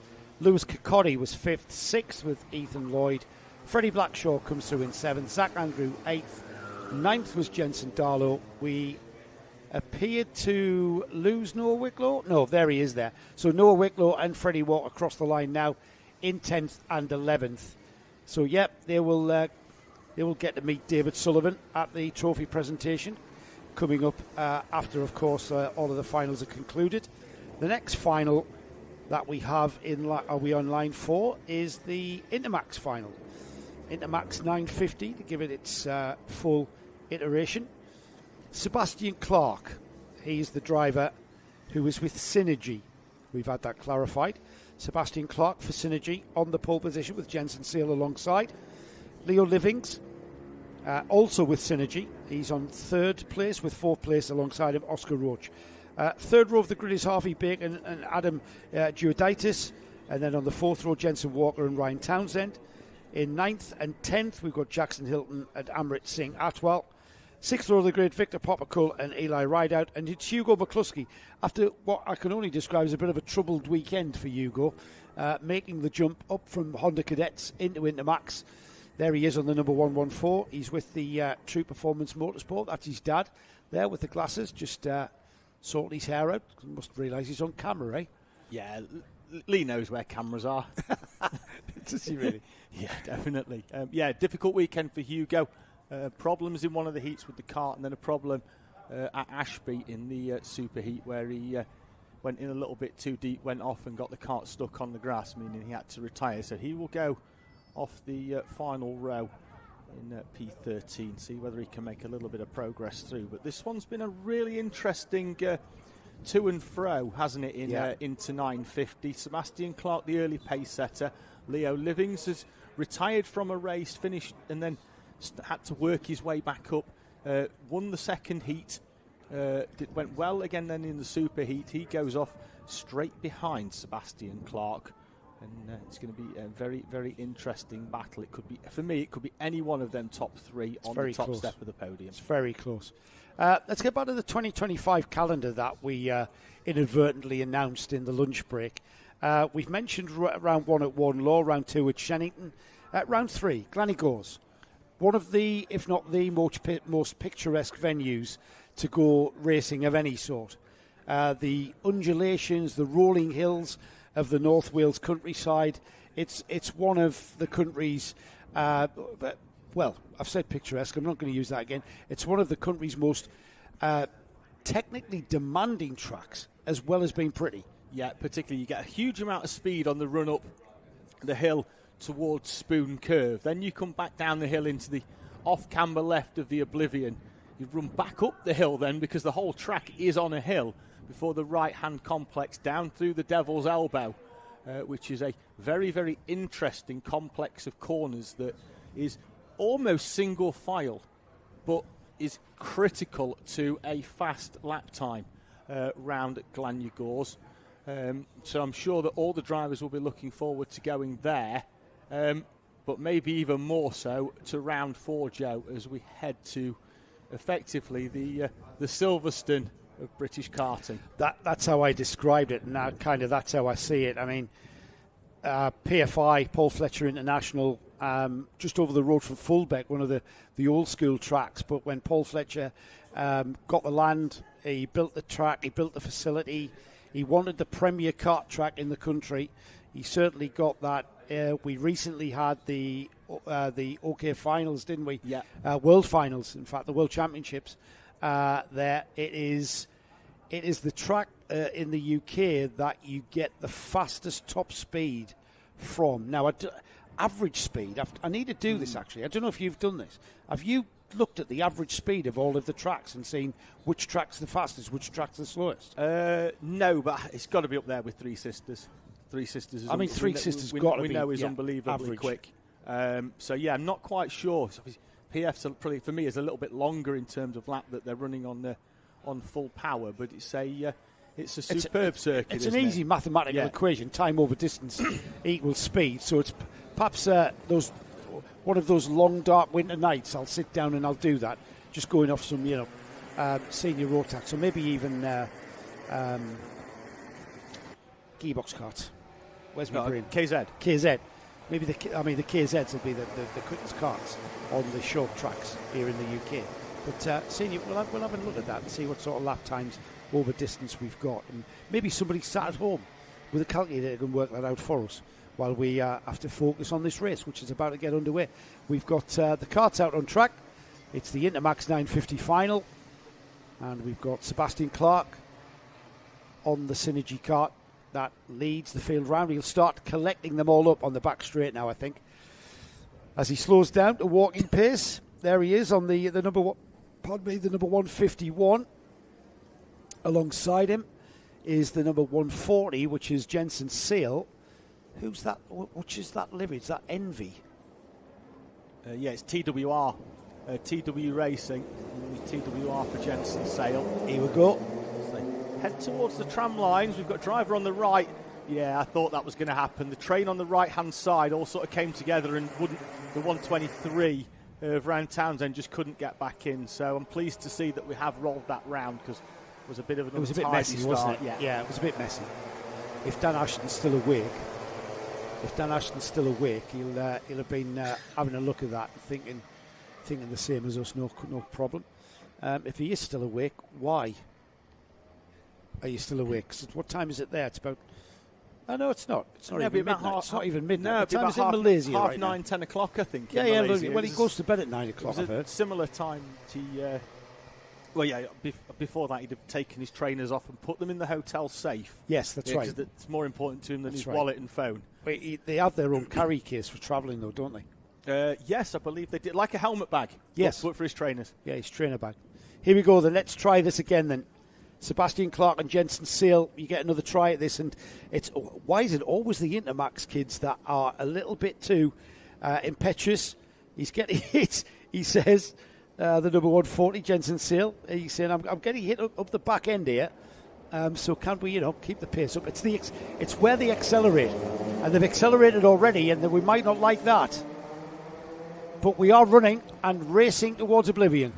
It's been a good start by the poleman Sebastian Clark, and right behind him Leo Livings has got an even better start as Leo Livings jumps from third to first, and Leo Livings will lead us up into the Christmas corner in front of Sebastian Clark. Then it's Jensen Sale in front of Oscar Roach, and then that looks like it could be Harvey Bacon as Roach goes down the inside of Jensen Sale. It's the 121 of Adam Jaudiausis who's made a good start there in the black helmet green car, running in 5th place. One to watch after that retirement earlier on in the superheat. Leader choosing to take the defensive line on cold tyres. You've got to be really careful. These carts are very twitchy until these tyres come up to temp. But it is definitely the 177 from the second row of the grid that will lead across the line to complete lap 1. Let's see who the top 10 is. As they click across the line, it's Living, Sebastian Clark, Oscar Roach, Jensen Sale, Adam Giuditis, Jensen Walker, Ryan Townsend, Harvey Bacon, Jackson Hilton, and Victor Popical rounding off that top 10. It's going to change though. Yeah, it looked like that was Ryan Townsend trying to get down the inside of the 171 of Jensen Walker, and he's got the move done. At Christmas corner, moves up inside the top 6 for Ryan Townsend. Good start, and picks off another place in front of him. The top 2, I was about to say breaking away, which they are, but they're not exactly close together. It's been a good start by Leo Livings, who jumped up from that 3rd place, and let's see whether Sebastian Clark can do anything about that 171. Now, if you're new to Rotax karting and you're just watching for the first or even the second time, you might have even forgot the MicroMax final that we've just seen. These are basically the same karts. They've got exactly the same 125cc water-cooled Rotax engine, single cylinder, and the MicroMax engines are stifled power-wise with an air restrictor. These InterMax engines are stifled a little less than the MicroMax engines, but they're still stifled considerably more than the junior Rotax engine. That engine then can be taken into the senior class, where it's completely unstifled whatsoever, and it can fully breathe and catch its breath for full power from the 125cc. Meanwhile, in InterMax, Leo Livings on his InterMax Rotax continues to lead, but it's his teammate, the number 151, Sebastian Clark, Synergy 1-2. Certainly is. A bit more grip on these as well. They've given them more power, they've given them more grip. The Micro's running on the Vega Cadet tyre, which is a very narrow tyre actually, compared to the Mojo's C2 tyre that is being run here in our Inter class. In the battle for 3rd place, Oscar Roach, Jensen Sale and Adam Jadiausis closing in on the back of Sale. They're dragging Ryan Townsend along as well. Yeah, I think, you know what, the two Synergy boys they'll have had a chat, wouldn't they? They'll have had a bit of a brief before they came into this final. And it's like, I'm not sure if team orders are going to come into play. You know, whoever's leading at the 2-minute mark, the 1-minute mark. I don't think karting works like that. But I think at this stage of the race, 12 minutes is a long time. We're already just about 45 seconds away from the first third. And these two working very well together at the front of this field to keep Oscar Roach, Jensen Sale and Giuditis away from that front battle. Yeah, I'm not sure we're going to see any hacking and coulthard at Melbourne where whoever leads into the first corner gets to take the checkered flag irrespective of where they are. I don't think we're going to see any of that. What I think we'll see is a concerted attempt from Leo Livings and Sebastian Clark to push away and stay out of trouble in the first 10 minutes of this race. I'm fairly sure at the level they're at, the team will have said, push and push and push, the final 2 minutes, do what you want, lads. Yeah, I think that's usually the textbook way of going about things, isn't it? You've got the 4-kart train of Roach, Sale, Giuditis and Townsend now, as these two Synergy karts seem seemingly glued together, powering each other around, using the tow to great effect, because they're pulling a gap that's gone out a little bit. 1.69 seconds the gap across the line. Prior to that it was about 1.4, so it is working. Meanwhile, there's the 3rd place battle involving a 4-kart train. You know what though, David, you daren't kind of look away from that Synergy 2, and that was a hit up the back, wasn't it? No, it was Adam Jaudiausis who got into the back of the car in front of him. I'm not sure Ryan Townsend's made contact there, and he certainly hasn't. It was Jaudiausis got in the back of Oscar Roach. Nobody touched anybody, did they? Well, he tapped the back of Oscar Roach, and that sent the rear end of his kart slightly light, and that is a corner where you can't do that because you're sort of going in left, but you're also very mindful. If you get wide on the curb on the outside, it lifts the car up and you generally spin around. Adam Jaudiausis, who I thought was in with an outside shot of a podium here, such was his pace throughout this weekend, will fall down the order. He's crossed the timing line in 8th place. He's lost 3 places, which is probably quite lucky actually. The number 180 there, Harvey Bacon, with Jensen Walker right on his tail. They are battling for 6th and 7th. They've just gone ahead of Jauditis as he continues now on a bit of a recovery drive. The purple and white kart there is Harvey Bacon, Jensen Walker on the orange and blue kart. We'll keep an eye on what's happening at the front of the field as the now 3-kart train of Jensen Sale, Oscar Rudge and Ryan Townsend Meanwhile, Leo Livings and Sebastian Clark continue at the front. There's the battle for second, David. Yeah. And then just in the foreground there, the background I should say, is the battle for the lead. We'll keep a wary eye on that. Yeah, I think that one is something that we'll probably come back to in 2 or 3 minutes' time, because I think those two are under strict instructions at the moment. The battle for third place is slightly less strict, because there's certainly no team orders in this one with Jensen Sale for TWR. Then it's the RCE driver of Oscar Roach. The 123 of Ryan Townsend on that Zip chassis. Bounces his way over the curbs and does get a good run, because Oscar Roach is a little bit slow on exit, and that's going to fall him away off the back of Jensen Sale. Behind them there's that battle between Harvey Bacon and Jensen Walker over 6th place. And a big gap back to Adam Jardias as he's recovering from that spin earlier on. It's a flat-out train, these three. 3rd, 4th and 5th place there. And if anything, it looks like Oscar Roach just beginning to think about maybe having a challenge. It looked a little bit like he was having a poke down the inside, just a look down the inside, just a bit offline. Just getting out of the airflow of Jensen Sale. On towards the boot then. Turns in the left-hand bit and now into the hairpin right. Has to tuck it right in now that the chicane is here. And then clattering across the chicane there. Almost onto 2 wheels, number 123, the Zip Kart driver, Ryan Townsend, using that curve very efficiently. A much tidier line around the final corner from Oscar Roach has seen him draw up onto the back of Jensen Sale here. Thought he was going to consider popping out there. Such was the closing speed of Oscar Roach in the white suit with the pink helmet, closing in on Jensen Sale, but electing maybe a lap of push away for Jensen Sale, because they have managed to break slightly from Ryan Townsend behind them. And Oscar Roach, who is a fan of taking a slightly different line. He takes a later apex into the left-hander there at Osiers, but it does give him a little bit more speed down the straight into the boot. And once again, I think he's closed up on Jensen Sale. Again there on exit. Sale's going to get on the power a little bit earlier and look to open that gap up. That looks like Oscar Roach might have a drop nose, by the way.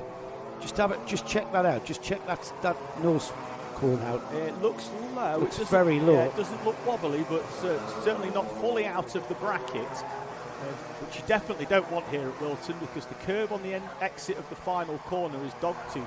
I've seen karts get launched over their own nose when they've been ripped out of the fixing here at Whilton, when they've got a full drop down and they're flopping around. There is that risk. They tend not to use those curbs on the Exeter pit Not bend anymore, now, do they? No. No, they keep well off them, which was exactly why the chicane was designed and put in, just to stop that very fast pit bend. Here it is. We used to have them going all the way over that curb. There's no need to do that. That would cost you time going all the way out there, so everybody choosing not to. Still Leo Livings by about just under 0.2 of a second at the line in first, Sebastian Clark in second, and then these three, Jensen Sale, Oscar Roach, Ryan Townsend, that's the order. The bright green shoulders, or the bright green overalls actually, of Jensen Sale, easy to pick out. And there's a move for that 4th place there as Ryan Townsend, and he's going to come back at him. The Zip Kart driver has a go, but it's Oscar. Was that Oscar Roach that spun round, or was it Ryan Townsend? No, it was Townsend going Townsend round on the Zip. Yeah, of course. He tried to go round the outside and then slotted back to go to the inside. Got the nose down the inside, but the wheel was not quite far enough, and it's tipped him round into a spin. His chances of a podium are gone. There's the 171 of Jensen Walker. I was just making sure that it wasn't one of those two drivers pick up a warning. We come back to the front, because as we expected, Joe, 2 minutes to go. Yeah. And all of those orders early doors have been thrown out of the window. Yeah, you can see the change in body language, can't you? It's almost a change of personality for these youngsters. And indeed, Leo Livings points at his helmet, points forward. Leo Livings with the blue top on his helmet. Sebastian Clark with the red and white helmet behind. This is where they start fighting now. It's a synergy 1-2. They're in the same awning. They're probably good friends off the track in between races. But right now, with just under 90 seconds to go, here they go across the line then, 13 laps completed. And the question is, can Sebastian Clark have a go at Livings and take the lead, and indeed the top step of the podium? 3 laps to go in our InterMax 950 class. The run up towards Christmas Corner. Leo Livings in front of Sebastian Clark. Livings under pressure now, but not defending too hard from Sebastian Clark. I imagine it'll be a different story next time round as they go under and they'll see that there are only 2 laps to go in this one. But Clark not particularly close enough to make a late move. It would be different if it was the final lap. I think he'd just dive down the inside, give Livings something to think about. But at the moment, there's no point going too soon, no point showing the hand either, because that just means that Leo Livings will have it scouted next time round. Absolutely right. 2 laps to go. They are going to be seeing the last lap board next time by, and I think Livings is absolutely flat out. He seems to have upped the pace. He knew Sebastian Clark was going to start challenging. Like I say, they're in the same morning. They're both with Synergy, so they know how they operate. They know how each other operates, and he knew that Sebastian Clark was going to start coming back, and that's why he's maintaining that gap. He's absolutely flat chat now. Just watch the body language of these karts, and you'll see them using all of the curbs and a little bit more wherever they can, just to keep the momentum of these InterMax karts up. And here they come into the boot for the penultimate time. Across the chicane curbing into the final lap. Then it is David, Leo Livings, Sebastian Clark. Clark with 2 kart lengths to try and close in on Leo Livings. Leo Livings at the moment probably won't have to defend in the run up to Christmas Corner, but I think he will anyway. No, he doesn't. Takes the optimum line, leaves the door open for Clark, but Clark not close enough as they run back down the hill now, down towards Ashby, and Sebastian Clark again. I don't think he's close enough, Joe. He's going to have one final opportunity for me to dive into the left-hander at the boot. I think this is a great drive from Leo Livings too. It's very hard to lead, isn't it? It's easier to follow, I always thought. And here comes Clark's last opportunity. The opportunity's running out. And a great drive from Leo Livings into the boot. He defended well. Order gets a little nudge up the back. He tried to hold him up there into the boot, but they accelerate now through pit bend after the chicane, and it'll be Leo Livings that takes the first round of the Kart Championship Winter Series. And it's a synergy 1-2 with Sebastian Clark coming second. Jensen Sale hung on to that third place ahead of Oscar Roach in fourth, and then we had Harvey Bacon in fifth, Ryan Townsend in sixth, Adam Giordaitis recovered to seventh there with Jensen Walker eighth, and it'll be Jackson Hilton. So it's Amrit Singh Atwal gets ahead of the newcomer Jackson Hilton for ninth. Hilton will obviously come 10th, and then Hugo McCluskey 11th with the 12th place finisher Victor Popical and Eli Rideout rounding off the 13 kart field. Really smart drive and a really smart final lap, I felt there, from Leo Livings, particularly into the boot. He made sure that by just taking the right-hander and easing off the throttle in the middle of the boot, that Sebastian Clark couldn't get a good run at him out of the final corner. It was a smart move from Leo Livings, and it was one that deserved the victory from the 177. Leo Livings takes the victory from his teammate Jensen Sale, joins them on the podium in the InterMax class. We've got a British champion in our midst. He's taken a liking to the commentary box this weekend, hasn't he, Joe? Well, when his career's over, he can always be a commentator, can't he, after being a British champion? Well, you say that, but, I mean, I know what you're saying about me. It's difficult to get a word in edgeways. You've got no hope with him. Yeah, I know. Well, by the time Luke Millward is old enough to be a commentator, I'll be well dead. That's the thing. You all right, Luke? Yeah, cool. Enjoying the day? Would you rather be racing?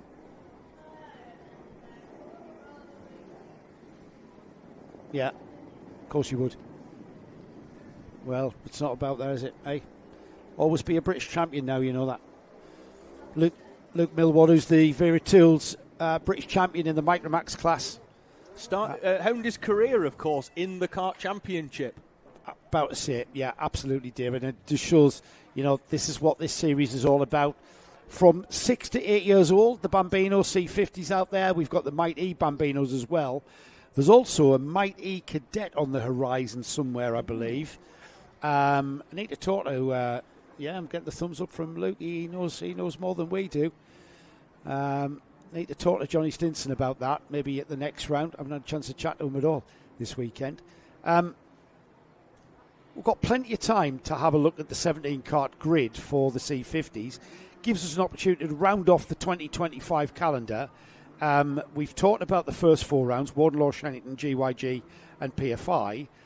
The championship will be finalised by August, but we've got July the 19th and 20th at Rowrah. We might even get some sunshine in Cumbria at that time of the year.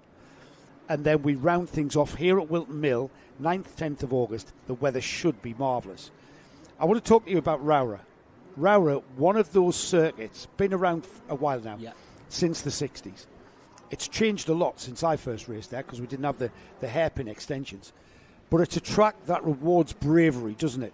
Into those hairpins, you've got to be brave on the brakes. You've got to be brave because there's absolutely no runoff before you go into the bark on the outside, particularly the 2 back-to-back hairpins and that run up towards the Stuart S's as well at the far end of the circuit.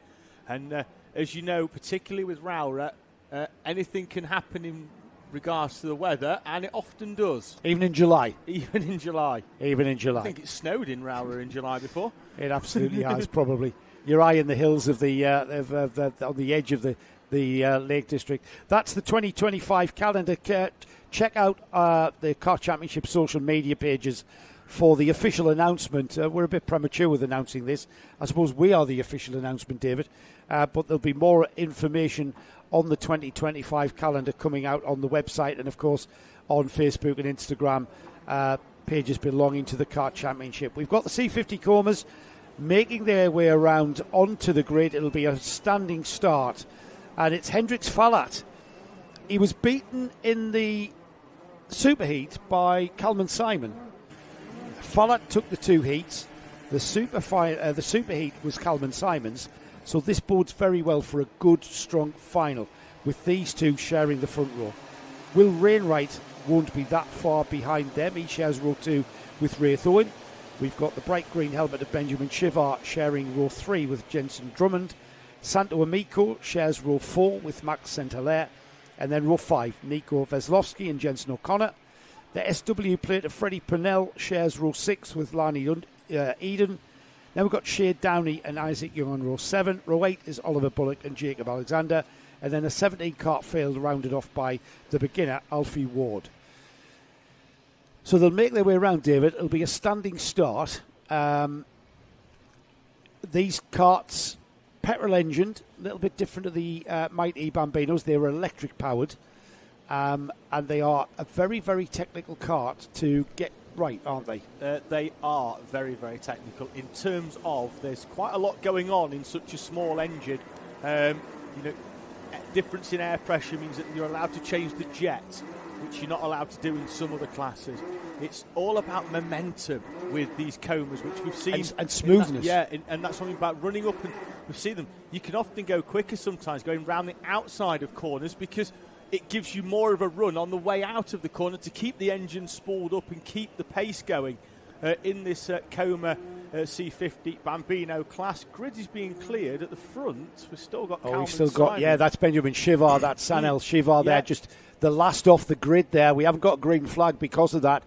Treaded tyres for these C50 Bambinos, the treaded LeConte all-weather tyre we don't want these youngsters being caught out by a downpour, which can happen very frequently, obviously, in the UK. We get away, and it looks like Salmon has to slot in behind Hendrix Fallat. Calman Simon does indeed slot in behind, and the C50 Comas off up the hill towards Christmas. It's a good start by Raith Owen. He moves up quickly into 3rd place in front of the fluoro yellow kart of William Wainwright, Benjamin Shivar. This has been the top 5 for most of this weekend, and as I mentioned there, all the way around the outside to maintain the lead is the number 10 of Hendrix Fallat. He leads them down the hill in front of the replica Ayrton Senna helmeted number 5 of Calman Simon, running a seeded number from this championship. Everybody in single digits are the drivers that have won top 10 result last year in the championship, and they've earned the right to run those single digit numbers. I keep calling it last year. It's this year, though, isn't it? This year. It was finished last in July. Month. Yeah, last month, 2 months. Yeah, a couple of months ago. We're not quite out of it. Got the Winter Series yet. Here we go then. Fallat's already pulled a gap, and Simon has a lot of pressure behind him. Simon in the yellow helmet, the orange and black helmet of Raith Owen is the kart behind him, and then the bright yellow kart of Wainwright and the green helmet of Shivar. Like you said, David, these 5 have been the class of this field, but behind them, Santo Amico, Nico Veslovsky, Freddie Purnell, Jensen Druin, Max St-Hilaire, and that's Jensen O'Connor just outside the top 10. Raith Owens with a huge push job there on Kalman Simon, both to close up on the leader Hendrix Fallat, who had a gap of almost half a second as they crossed the timing line at the end of the first lap. Has been reeled in early doors and then goes very, very wide. Will be alongside Kalman Simon, but Simon will be on the outside. He slots back in.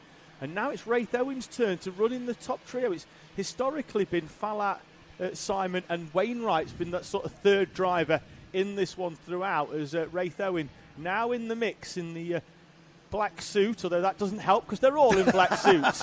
So we've got orange helmet leads, yellow helmet leads, other orange helmets. They all look black and orange karts as well. I know that Kalman Simon's got a black and gold John Player special. His dad's a big Senna fan. I think we can gather that by the Senna replica helmet. And he's got his kart liveried like Senna's GPS I think Lotus. even the chassis is painted gold. It's squeezed. That's a bit naughty. Onto the grass by Hendrix Fallat. Yeah. Oh, he's still in the mix though. That's a bit naughty. We'll get a look at that again as Simon comes along. He looks over his shoulder. That's what he's done himself a disfavour there. He looked over his shoulder and deliberately pulled to the right. I'm sure the officials, I'm sure Drew will have something to say about that. Got to keep looking forward when you pull to the right. Pretend that you haven't seen anybody. That's the thing, dare I say. You've said all weekend, Joe, let's send the Bambino footage to Formula One, and unfortunately that was straight out of Formula One. The driver pulls alongside and they run them out of track. It was Hendrix Fallat, who's been arguably, well, certainly the fastest driver all weekend. I'm sure he'll look back on that one and it won't be his finest hour, but there's still plenty of time for Kalman Simon to recover here, because what he's got is Benjamin Shivar acting like his wingman. It's almost like... I can assure you, though, Shivar is waiting for an opportunity to go by. And it's the first time we've seen Shivar in the top 4. Shivar has been behind Simon, Will Wainwright, I should say, in the yellow kart, who seems to have dropped off these 4 now. We saw this in the Super Heat, didn't we? Where Will was right with them and then kind of dropped back. They're coming back at them, though. Shivar in the green helmet, Simon in the yellow one. They are closing the gap back towards Raith Owen and Hendrix Fallat. And if these two don't fight it out, it's all about momentum in these very underpowered Bambino karts. And bearing in mind, these drivers are 6 to 8 years old. There's every need for the engines to be underpowered. Certainly is. Benjamin Shivar looked like he was going to go for an overtake in the middle part of that lap, but that was negated by the fact there was a yellow flag, because Jacob Alexander, who's retired from this race, there he is in the background. You can actually see him on screen. But it has actually done both Kalman Simon and Benjamin Shivar a huge favour, because rather than battling, they're now starting to once again reel in Fallat and Owen as Owen pulls out of the slipstream. Fallat with a long look to the inside, because he's going to find not only has he lost the lead, but he's lost second place as well to a superb move by Kalman Simon. Benjamin Shivar unlucky not to get through as well. And now Simon's going for the lead, and he does indeed get it done. Incredible comeback from Kalman Simon, who only what feels like a moment ago was slewing sideways on the grass. The science is what brought him back into it. That slipstream effect on the straight is incredible. Considering they're only doing 45, 50 miles an hour, the slipstream effect just drew them alongside. And here we go again, round the outside for Simon. He will hang on to that, and he does indeed hang on to the lead, whereas these drivers didn't get the memo where it was just take it easy for about 10 minutes, lads, and then battle it out. They've gone hell for leather from the very outset, and we're only 30 seconds away from... We're not even at half distance. We're not. Absolutely nose to tail, and no team orders at all for Coma Bambino. As to the inside comes Kalman Simon, Raith Owen. Then it's Hendrix Fallat and Benjamin Shivar. As they cross the timing line, Benjamin Shivar's, I think he's got a loose... Yes, got a loose chain guard as well. I saw it over timing as well. But if it stays on, fine. If it falls off, not fine. It needs to continue flopping about and not come off, because he will be black flagged if it does come off. Here we go then. 4 of them back together. Kalman Simon, Raith Owen, Hendrix Fallat, Benjamin Shivar. Shivar just not quite having enough to get in that top 3. He hasn't been in the top 4 all weekend, I think. He is now, though, the little man with the green helmet. I call him the little man. He's absolutely tiny when you meet him. He's got a big, big personality, though. And that green cart of Shivar will try to get on terms with these 3 carts ahead of him. That chain guard continues to flop around, though. Kalman Simon, 5.5 minutes to go. The driver racing under the flag of Slovakia leads Wraith Owen and Hendrix Falat, with Benjamin Shivar from Bosnia and Herzegovina in 4th place. And then Shivar's going for 3rd down the inside. Wraith Owen's going to... Hendrix Falat drives round the outside and holds on, but now we've got a Noah's Ark 2 by 2. 2 by 2, and Shivar showed his cards. He's absolutely showed his cards. And whether or not he can hang on to 4th place and get onto the rear bumper once again of Hendrix Falat. Meanwhile, Wraith Owen losing touch a little bit with Kalman Simon. You just know, don't worry, that's going to come back. In fact, all of these 4 are going to come back together, because that's the science of these Bambinos. The way they cut through the air, they make holes in the air for the carts behind them, and everybody just concertinas back up and comes back together. And here they are across the line. 7 laps completed, 4.5 minutes on the clock. Absolutely, Kalman Simon doing the rest of them a favour, essentially, by punching that hole in the air, making the drivers behind them feel like they've got more power in the engine, because they're not having to, and that's the slipstream effect that we've seen on a number of occasions, and now that's why we're finding drivers going to the inside. Yeah, I noticed there, Falat defending very early on as well. I mean, 4 minutes on the clock. It's a bit early to be defending like that, but again, these Bambinos, especially a Christmas corner there, they've got more than one line to choose from without really disadvantaging or losing momentum. So I suppose it's quite fine, really, to choose the inside line. There is. The strange thing there is Hendrix Falat, who's, like I say, has arguably been the quickest driver, was defending Benjamin Shivar for 3rd place, which has allowed Kalman Simon and Wraith Owen here to break away. Simon with the yellow helmet leading, as he has done for the early part of this race, dropped back with that trip across the grass and has fought his way back up to lead Wraith Owen. I was talking to Kalman's dad in the toilet, actually, at the urinal, and it's funny what he told me. He told me that Kalman Simon's first race win was that superheat. So he's leading his 2nd there with the yellow helmet. You know how much I love Senna, so you know I'm a big fan of that one. He's leading his 2nd race, potentially with a checkered flag looming in 3 minutes' time. His dad's heart will be in his mouth. Oh, it would be like a drum and bass record in his chest, wearing it at the moment. His heartbeat as Kalman Simon leads from Wraith Owen. Behind them, Hendrix Falat and Benjamin Shivar have appeared to calm down on the defending for a little while in a hope that they can go forward. Now, the battle between them, if they can push onto the back of Wraith Owen, they've both got a chance of a podium. If they argue with each other, it's only going to be one of them. Well, you know what? I'm surprised they haven't already closed that gap to Wraith Owen, because Shivar hasn't been challenging. I think they're both really clever youngsters. It's incredible just how clever they are.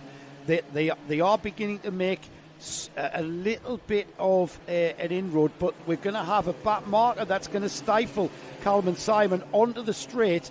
We're going to see him disadvantaged all the way to Christmas, and this is where Wraith Owen can come back at him, but no, because Alfie Ward kept out the way. The blue helmeted Alfie Ward there, he's been really, really clever in keeping out of the way of the leaders as they come through, and he's just keeping to his line, and that's all you can ask from a back marker. Keep to your line. The faster carts will find their way around you. Absolutely. We mentioned yesterday, this is not cars. They don't have to jump off the line. They stay on the line. The faster driver has to find the way through, because carts are so, you can turn them on a sixpence. So what you don't want is that unpredictability of moving off the racing line and the driver behind not knowing what's going to happen. Superb awareness from Alfie Ward. It did slow Hendrix Falat and Benjamin Shivar slightly. They caught in a slightly less advantageous place than what Kalman Simon and Wraith Owen did. But Owen, I think, is going to be a little bit closer to Kalman Simon this time. It was 4 tenths on the previous. It does look fairly similar as they cross over, and it's bang on 4 tenths this time round with a minute to go. Yeah, 2 laps actually. Just checked the time as they crossed. They're lapping in 64 seconds, so it's going to be 2 more laps of tension for Kalman Simon's dad to cope with. And to be honest, all of these parents on the barriers there looking at their child blasting around here at 50 miles an hour, hearts in mouths. Hopefully there's big smiles at the end of it for everybody at the moment. Big smiles from this commentary box, because this has been a fantastic race. I think it could even be touch and go that we get an additional lap in. Could they cross the line with a few seconds to go? I think we're inside. Sure? Yeah, we'll find out. We've about got 69 seconds. Yeah, it was. 20. So we've got 20 seconds left on the clock in here as they run up towards the boot. This is the battle for third place with Hendricks, Falat and Benjamin Shivar, but closing in on the lead. It is. They're going to cross the line, Joe, before the time elapses. So it will be 3 laps. That one, this one, and the last one. That's what I said. 2 laps after this one. Are you sure? Yeah. 2 laps after this. Didn't I? We'll see. Didn't I? I'm sure I did. The guest of honour in the commentary box believes that you're lying to make friends, Joe. Well, he knows me well, you see. He knows me far too well. Here we go then. Let's get back on track, David? Calling me a liar. How rude. Here we go. Calvin Simon now has for company Wraith Owen. He's had him for company this whole race. And remember, Calvin Simon dropped down behind these karts and then came back through, didn't he? So fabulous drive for him so far. And what we're seeing here, no need for any kind of overly defensive driving as they go into the boot. If anywhere was going to be overly defensive, it was going to be here, and it's not happening. Now they'll head towards the timing line. They'll be told on the overhead gantry that this will be the final lap of Whilton Mill. 1,200 metres separates Calmon Simon from victory. Wraith Owen will try and wrestle it away from him on the run up towards Christmas Corner. Here we go then for the final time, the run down the straight. This is Wraith Owen's chance to out-drag him, get in the slipstream.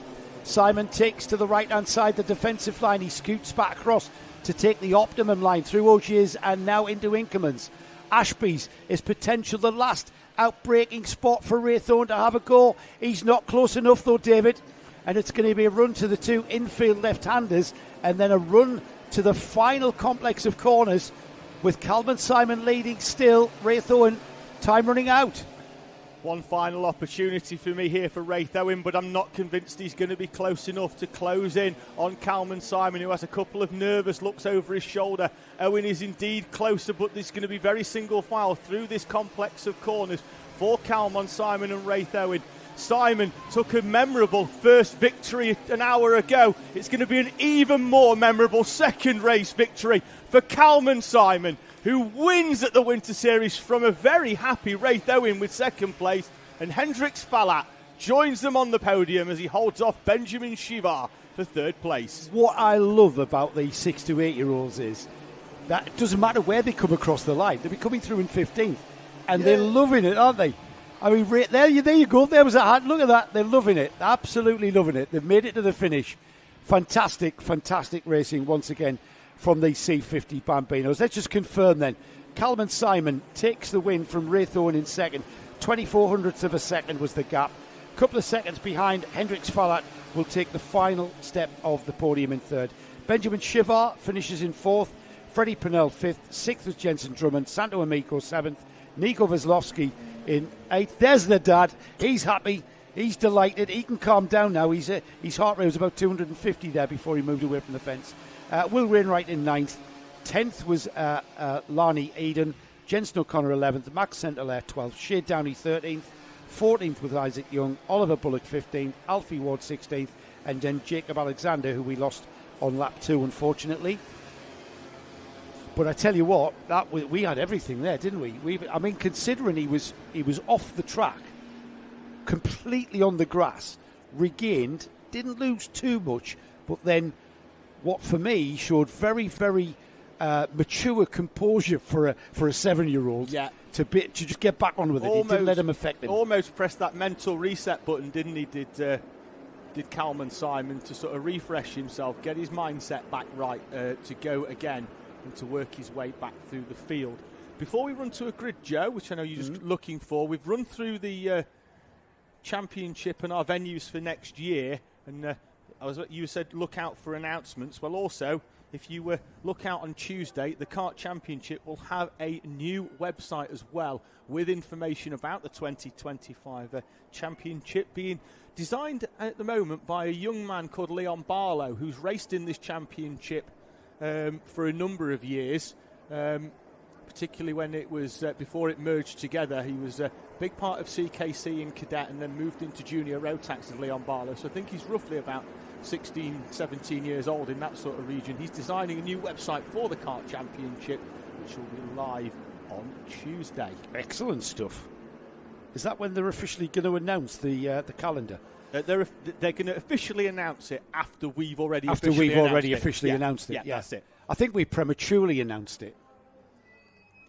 Inadvertently announced it, I think, is the term. Whoopsie. Yeah, I know. Sorry. Now you know where you're all racing next year.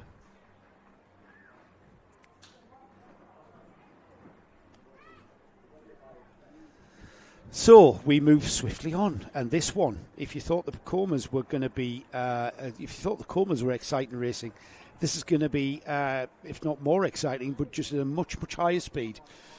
Certainly is. Junior Rotax, biggest grid of the weekend. 25 karts have qualified. I'll quickly rattle it down. Riley Bishop, who's going to beat Riley Bishop on that TB? Milo Henderson, he's been pretty much there in second place for the whole weekend. On row 2, Daniel Hartley shares with Logan Lauder, who's not an Ultimate R driver. I've just been confirmed. No, he's not. He is with Precision Racing. Precision, right, okay. Row 3 is, row 2. I've missed out somebody. Row 2, Marcel Popical and Daniel Hartley. Row 3, Logan Lauder and Jack Robinson. Row 4, Adam Turicek and Owen Wallace.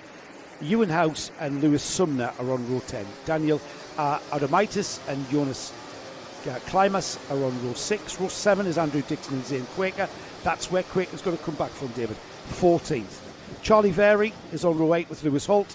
Then we've got Oliver Liversedge and Sam Green Gomez. Bella McConville starts in 19th alongside Alfie Lambert. Sophie Caldwell and Aris Ali on row 11. Row 12, Daniel Callahan and Braden Donoghue. And then we've got Kosti Zarov starting on the 25th slot, rounding off a 25 kart field. We've got a problem for the 249. Who was that? That's Daniel Callahan. Yeah, at the back of the field. And we're already, I think we could already be down an entrant as well. We only had 24 leave. Callahan has got a problem. I'm trying to figure out who's missing. We'll find out in a few moments. There's no need, mate, because we're about to go racing. Here we go. They're in the tram lines. We like the look of this, do we? Yes, we get this going with a green flag. Oh, and look at that.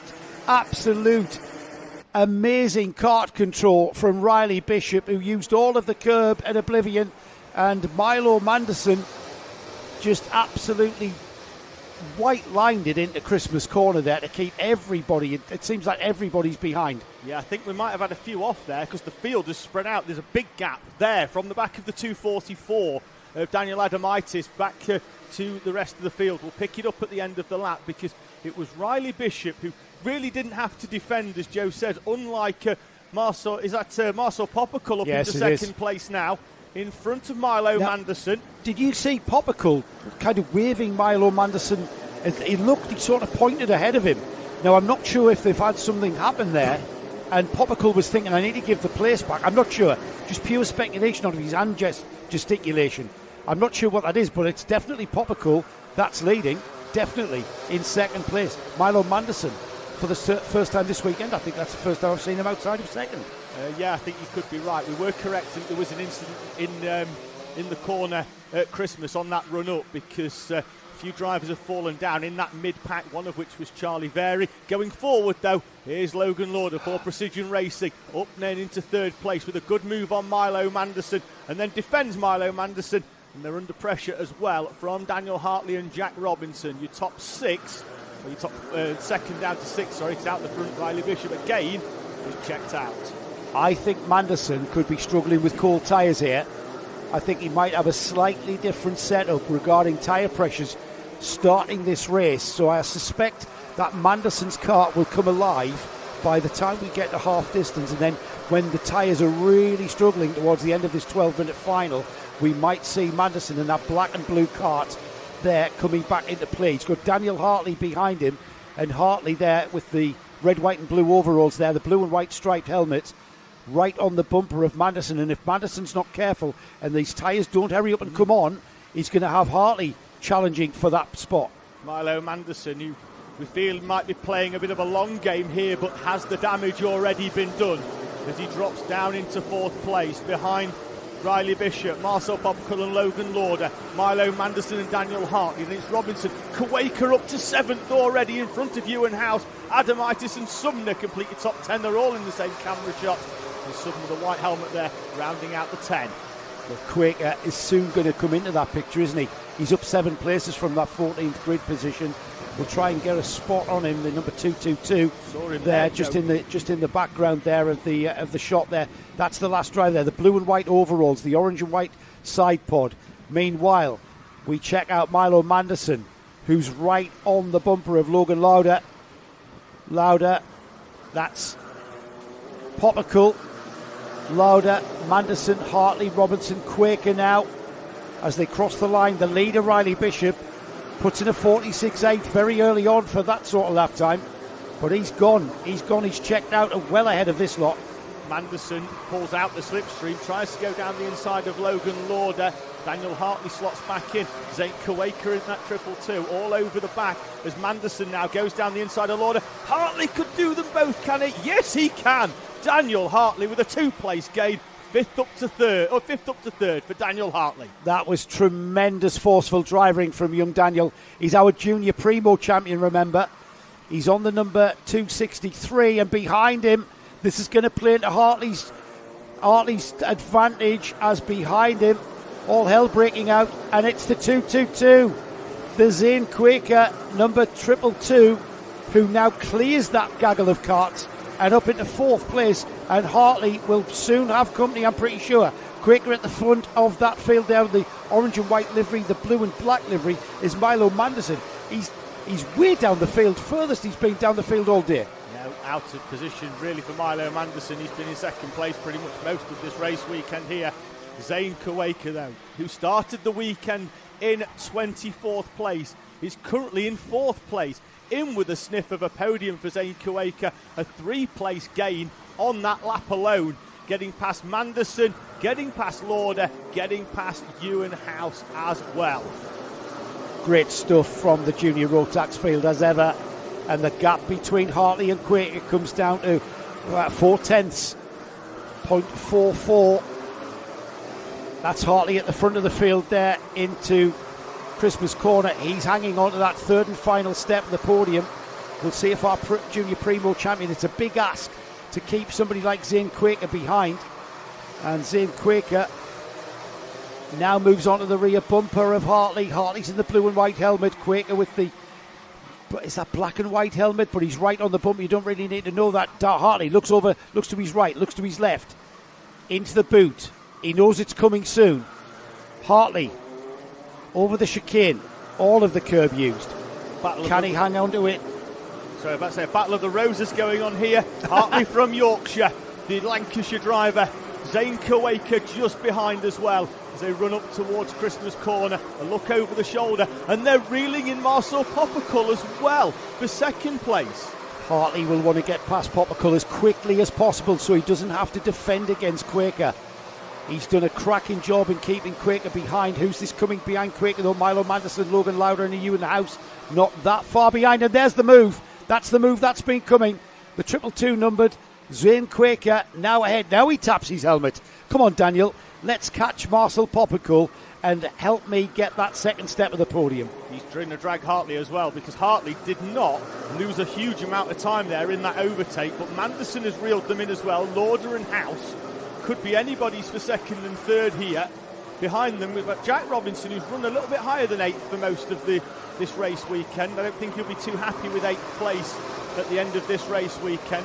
He'll come back into it if they battle. Still 5 minutes to go, Joe. We're just over half race distance. There's plenty more of this book to write. This one's flew over for me, David. We're past half distance here. We've had some cracking racing. we're kind of neglecting Riley Bishop, who has been so dominant here in Junior Rotax this weekend. That's his own fault. Yeah, it is. It is. 3.3 seconds is his lead at the front of this field. Behind him, though, this is where the action is. That orange and white cart there, that's Marcel Popical. Behind him, Zane Quaker, Daniel Hartley, Milo Manderson. They're all coming together. 1, 2, 3, 4, 5, 6. Is that a 7-car train I've got? 6-car train. That's the battle that we're going to have to focus on because it's coming, isn't it? Quaker round the outside of I didn't expect to come that soon. No, neither did I. Popical defended to the inside, and Zane Quaker just said, do what you want, I'm going all the way round the outside of Marcel Popical, and Zane Quaker's up into second place, and now Popical is having to defend and run up into Ozier's as Quaker looks over his shoulder. And I think he realises now it could be a comfortable run to second because Popical tries to hold off Hartley and gets forced wide in his contact. That's Logan Lauder round. Oh, Lauder just keeps out the way. I think he took a bit of a nudge, though, that put him out there. We'll have to wait and see what transpires there. As Hartley, we've got a spinner there that just cleared the field before they came through. There's the leader. Yeah, well, there's Riley Bishop. That's what he looks like, everybody. Yeah, it was Logan Lauder getting tipped into a spin by Marcel Popical. Was the two drivers involved there. Popical had already been forced wide by Daniel Hartley on the entry into the boot. That's why the Popical lost all his speed, didn't he? Didn't he? Yeah. I'm not sure whether Popical tried to do what Leo Livings did on the final lap and just ease off the throttle slightly to balk the thing, and then Daniel Hartley's just tapped him and he's gone wide, and then the rest of the train was there. And it does get a bit cramped up there at the boot, and everybody's trying to turn their cart in really tight. It's kind of stop, park it and turn to get onto that ideal line towards the chicane curbings. However, Riley Bishop's gone, 3.8 seconds. Then we've got Zane Quaker, and there's the battle for third. Daniel Hartley, the blue and white helmet, and then the blue and black liveried cart of Milo Manderson, who's had a cracking weekend here in Junior Rotax. When it matters, though, for a podium position, this is the one he wants. The audacity of young Hartley, the Junior Primo champion, taking that podium step off him. Daniel here with Ultimate R this weekend, and Milo Manderson now right on his bumper. There's the Popical and Ewan House battle, but it's the third place battle just ahead of them. That looks like it's going to bear fruit. The one just ahead of this one, Nick. 2 ahead of that one. Milo Manderson looked to be out of contention for a podium when he was down in 5th and 6th earlier on. He's been thrown a lifeline, and now it's between him and Hartley. And we think, we spoke earlier about maybe playing a long game in terms of tyres. What's he got left in the locker? 2-minute sounder about to sound. In fact, there it is there. 2 minutes to go. This is when it all comes down. The time is running out. If you're going to have a bash at getting by someone, you're going to have to hurry up and do it. Daniel Hartley, we know how quick this young man is, and Milo Manderson likewise. Milo Manderson, though, has got to find a way by Daniel Hartley here. Into oblivion and through Crook. Hartley out onto the straight. Both drivers using all the curb. That's Zane Quaker from 14th on the grid to 2nd. The gap isn't coming down between Quaker and 2nd and Riley Bishop, though, so that leaves us to focus on this one, David. Bishop has been the epitome of consistency all weekend, hasn't he? Not beaten in any of the races here this weekend, and looks unlikely to be beaten in this final either on that TB chassis. Good advert for TB chassis, aren't they? Great advert, because it's been unbeatable. Unbeatable. Yeah, so far this weekend in the Winter Series. Across the curve then, Hartley still hanging on to it. 1 minute remaining. They're going to cross the line. They're lapping in the 46s, so it's going to be 2 more laps after this one. And here's Milo Manderson up the inside of Daniel Hartley. Is he going to make it happen? Yes, he does, into Christmas, and Hartley has nothing else he can do but slot in behind. And now Manderson will want to make a break. He does not want Hartley coming back at him. Hartley does indeed come straight back at him with a little tap into the rear, downhill into Ashby. Manderson got that move done early. He was already alongside through the little flick right of Fine Lady on that run up the hill towards Christmas Corner. And now it looks like, as you say, Joe, he's broken a few kart lengths, and that long game that we feel he may have played is currently bearing fruit. Yeah, we did. I did suspect that, didn't I? I did speculate that his tyre pressures were going to make it a bit of a struggle for him in those early laps, and now he's got the kart underneath him that he's actually been wanting. It's come a bit late though. We've got no time on the clock. It'll be the last lap board as a move there for Poppicle. Comes back at Ewan House and takes that 5th place back. That's not over, is it? Certainly isn't, because Jack Robinson isn't too far off the back of them either. It's a Cato Motorsport sandwich there for Ewan House. He's got Poppicle in front of him and Jack Robinson just behind, 5th, 6th and 7th on screen. That battle continues to the boot now, while the leader, Riley Bishop, will have already seen the 1 lap to go board just passing to our right across the curb. Whether this one will go down to the wire is undoubted. The Cato Motorsport drivers just sandwiching Ewan House as they continue on. I think it's only right, Nick, that we should maybe have a look at Riley Bishop. This is the young man that's really been dominant here this weekend. And the TB chassis, the X-Kart driver here, has been pretty unbeatable. He's got a gap of 4 seconds last time by. And here he is in the final stages of this race, David. Run up towards the boot for the final time for Riley Bishop. It's been a perfect weekend so far. 2 heat victories yesterday. Victory in the superheat as well. And it's going to be another for Riley Bishop as he takes victory here at Whilton Mill. A charge from Zane Kawaka, probably the drive of the weekend, from 14th to 2nd in the final for Kawaka. And they're joined on the podium by Milo Manderson in 3rd place. Drive of the day, that for me, Zane Kawaka. 14th on the grid there. And then making his way through to 2nd. Tremendous. He's going to feel, particularly after yesterday where he qualified 24th when he didn't really set a time in qualifying, and then he had a retirement as well yesterday morning, that it was a case of what could have been. Could he have taken the fight to Riley Bishop if he'd have started at the right end of the grid? Well, when we go to Warden Law in a month and a half's time, if they're both there, that for me is going to be a superb battle if they find each other on track. Well, if you look at their best laps, Riley Bishop at 46.74, Zane Quaker at 46.75. Quakers came on lap 8. Bishop's time came on lap 10. So they had the pace throughout there. Gap at the end was 4 seconds. Yeah, I'm looking forward to rounds 2 and 3 of the Winter Series. Let's have a look at the top 10 then. Riley Bishop was who took the win, as we've explained. Zane Quaker, great drive from 14th to 2nd. Milo Manderson, his tyres eventually came on and assisted him in getting that 3rd and final step at the podium. Commiserations to Daniel Hartley, who drove a storming race there, and the youngster, our junior Primo champion, coming into with the big boys and coming home a fine 4th place. Marcel Poppicle dropped to 5th, sandwiching Ewan House with his teammate Jack Robinson in 7th, Daniel Adamitis in 8th, Logan Lauder in 9th, and then rounding off the top 10 was Lewis Sumner. Superb race for junior Rotax, and we stay with the junior classes as we move to junior Primo, which has been an incredibly tight class throughout this race weekend, Joe, shown by the fact that our 2 drivers on the front row have scored exactly the same amount of qualification points. And Hayagriva Gokulnath takes pole position because of a faster lap time, both on equal points.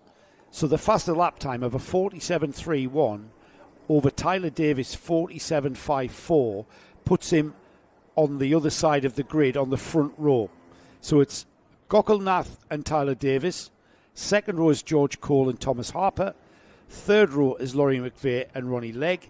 7th is Joseph Mills. Keep an eye on Joseph. Remember, he had a non-finish. He's been running really strongly. I can see him rising and potentially challenging for a podium position here. Alongside him is Zach Kane. Behind them on row 5, Thomas Butcher and Lewis Gilbert. And then on row 6, Trevelyan Sansom and Alfie Forrester. George Ralston and Elijah Hartley are on row 7. And then rounding off 15 carts is Jensen Cook. So I think this is going to be a topper. I mean, we saw that junior. These are exactly the same carts as what we've just seen. The only difference is the age of the drivers. This is for 12 to 14-year-olds. it gives them an opportunity in the kart championship to race with kids their own age. You don't have to race with the 15 and 16-year-olds. You can race with 12 to 14-year-olds. So it gives them a little bit of a more of a grounding, transitioning from the cadet classes into the junior classes, where the karts are faster, wider, grippier, and it gives you a chance to, and I think it's worked tremendously this year. It was my first introduction to Junior Primo, and I thought, what a great idea. What a great idea, and I'm surprised other championships haven't followed suit. Yeah, certainly. It's that variant, isn't it? You can either run it as a big class and then effectively have an A and a B final with drivers progressing out of B finals into A finals, or you can give your drivers an opportunity to certainly lead some races, which is always quite good. It gives them that experience of running at the front with drivers around them and battling for top honours in this Junior Primo class. And we've already proved that it's very, very tight, with the top two on the same number of qualification points, and that they're split by their qualifying time from yesterday. That's the fastest time that we've taken. That's what's split. I agree with Gogolnath and Tyler Davis is their qualifying time from yesterday morning. Gogolnath was on pole yesterday morning. Davis was on row number 3. They go off the front row together. Great for us, isn't it? Oh, it's brilliant. It's great for us.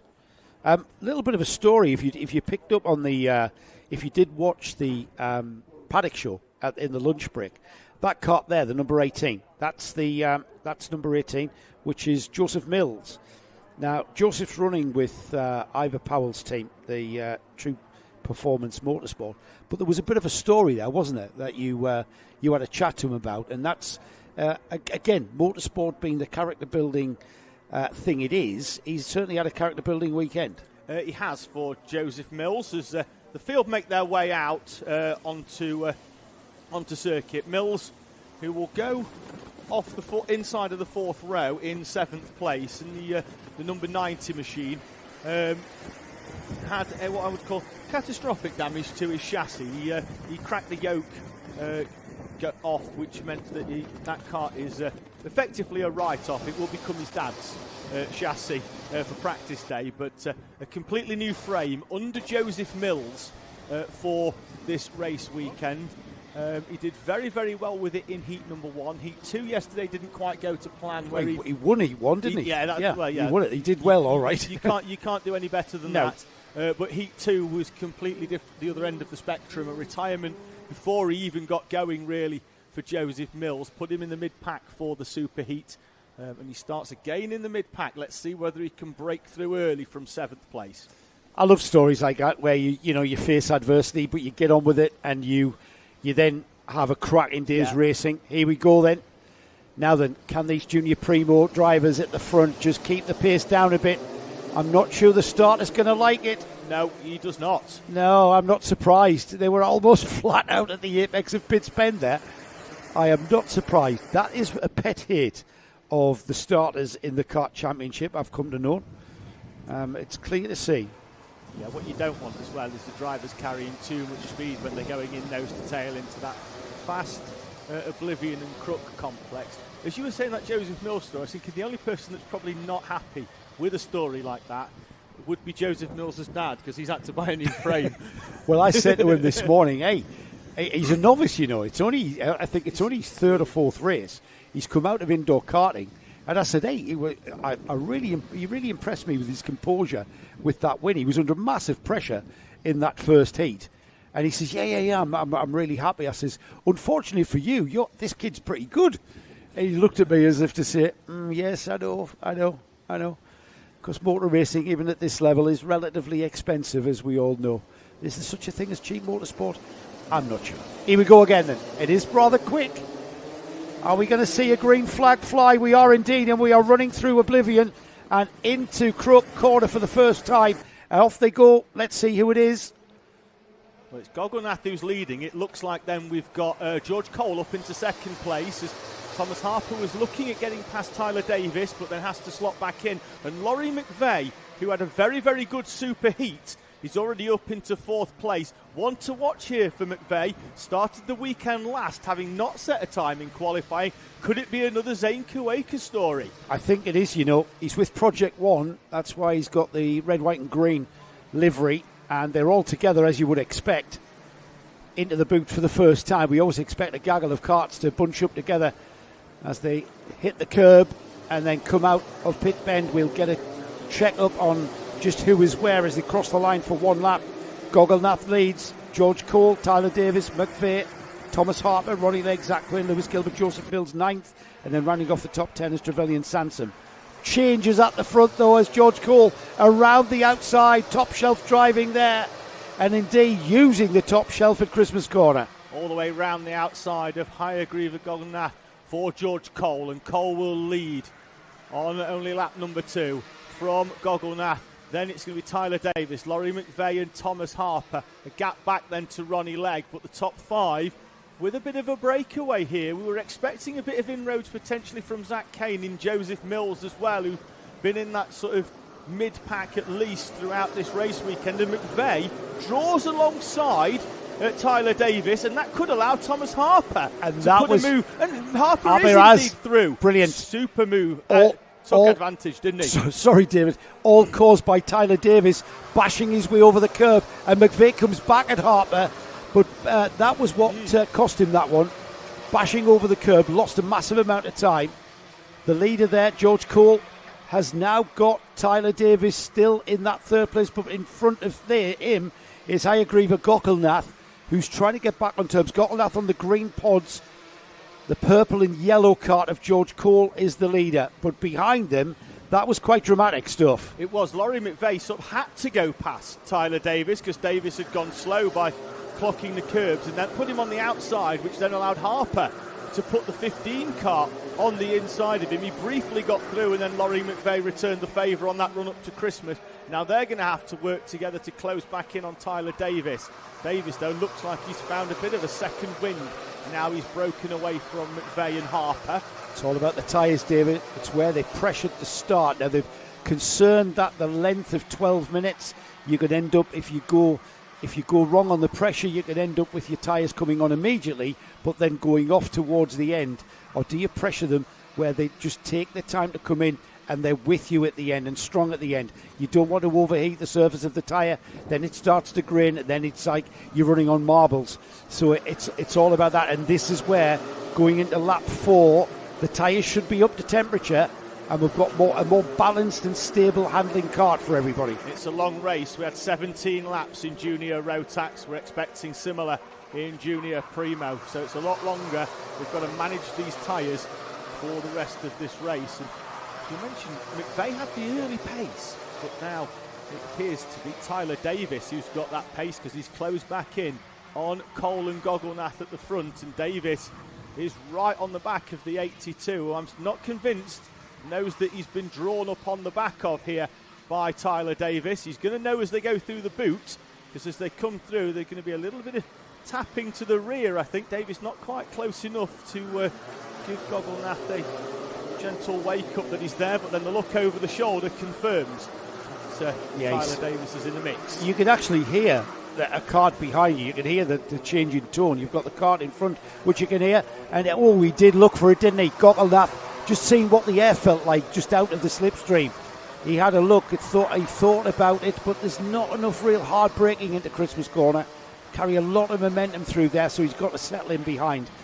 And this is great, isn't it? Because George Cole controlling the pace there, maybe a little bit of tyre management, but what this is enabling everybody else to do is stay in touch. And we've got this massive train of 6-7 karts that are about to concertina together. In particular, that's Laurie McVeigh in 4th place. The timing in the top right-hand corner is updating laps, but not positions. But it is Laurie McVeigh in 4th and Thomas Harper in 5th. So we're not getting the switch around in terms of the timing, but that's certainly the order. It's Cole, Gogolnath, Davis, then McVeigh, Harper and Legg. We can see that here in the commentary box for the timing that we've got.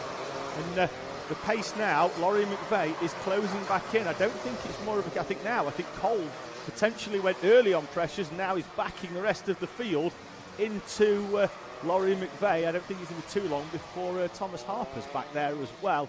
And Ronnie Legg's not too far back. I think George Cole is just kind of managing the tyre. Still a long way to go. We are about 30 seconds away from half distance.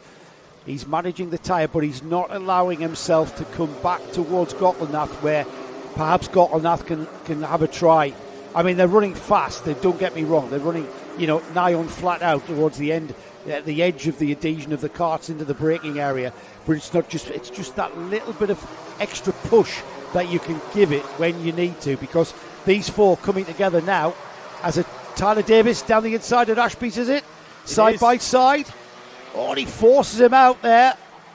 I say force, he used all of the road, and Gottelnath had to make compromises and move out of the way to allow Davis the room, or else they both would have clattered into one another. Yeah, Laurie McVeigh trying to take advantage as well, ended up on the outside of Hayagriga Gogolnath and slotted back into fourth place where he was. In the background, there's more to come, I feel, from Thomas Harper, who is rejoining the fray here as these drivers continue to battle. Tyler Davis now, who has shown all weekend that he's got the pace and certainly no patience, is behind them swapping lines. Here's Laurie McVeigh and Hayagriga Gogolnath for the final step on the podium, and that is going to throw a lifeline, I think, to the 15 of Harper, with McVeigh down the inside into Ashby. Forces Gogolnath wide, and indeed that lifeline for Harper has been reeled in. He's back in the mix with a chance of a podium. Gogolnath's grip has just gone. It is absolutely gone. Harper's now on his bumper there in the purple and white cart. It's the green and white cart of Gogolnath, who has lost that position to Tyler Davis. He's done exactly the same with Laurie McVeigh, and he's about to lose this position to Thomas Harper.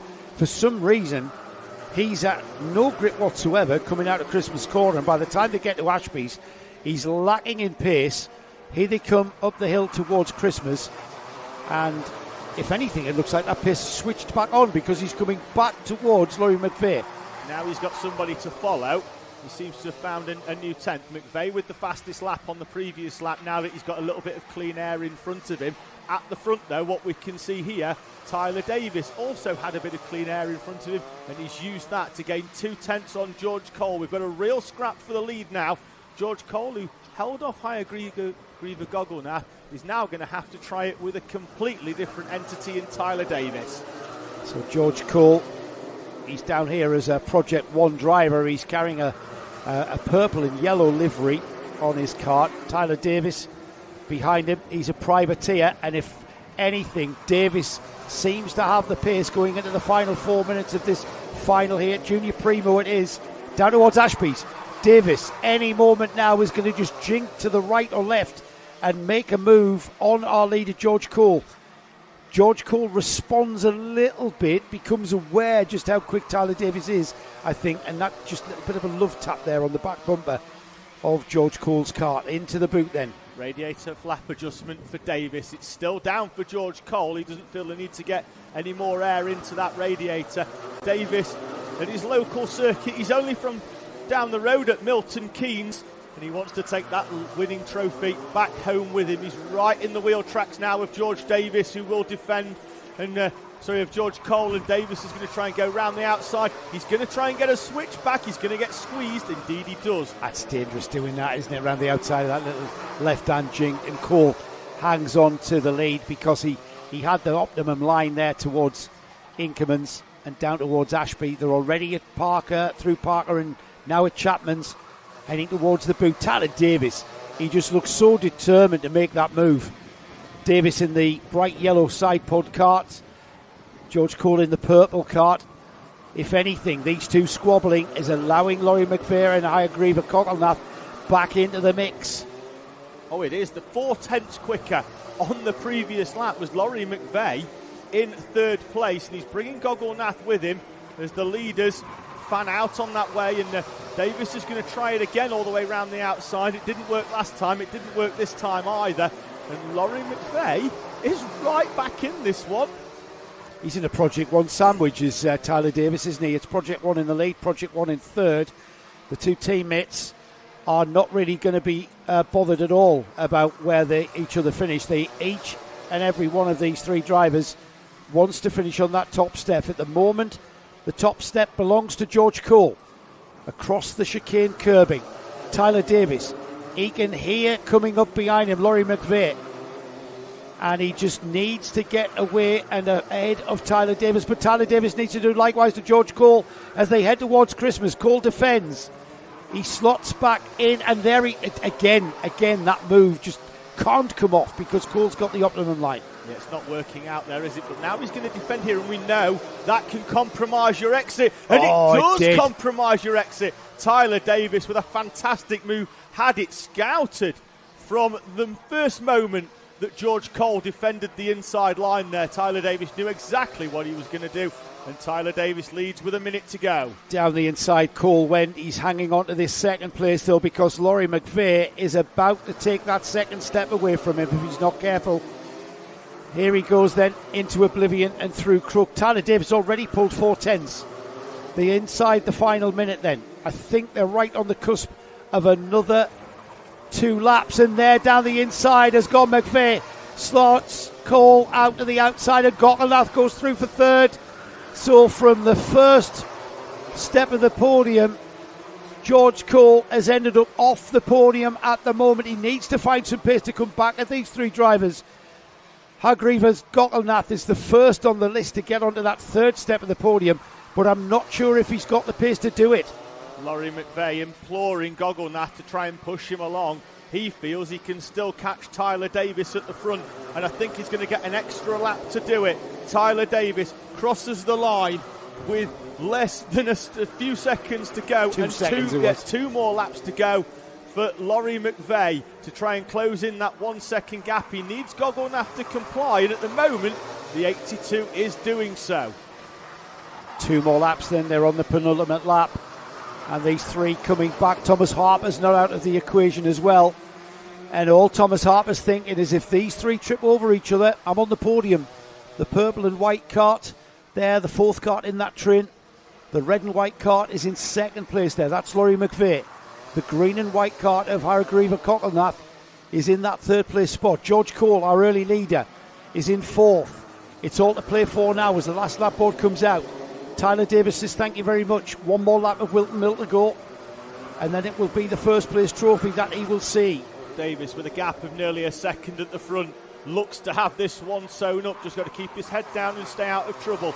Behind, though, McVeigh and Gokkelnath battling over positions 2 and 3. The final steps on the podium. They've got to be mindful that George Cole is still there, having led this race earlier on. Thomas Harper, the dark horse in 5th place at the moment, is still in with a shout if these guys trip each other up on that run up into the boot. Here we go then for the final time. Our leader, Tyler Davis, is broken free from that red and white cart of Laurie McVeigh. Let's pick up Davis on the yellow cart at the front of this field. There he goes and takes the checkered flag and takes a very fine win.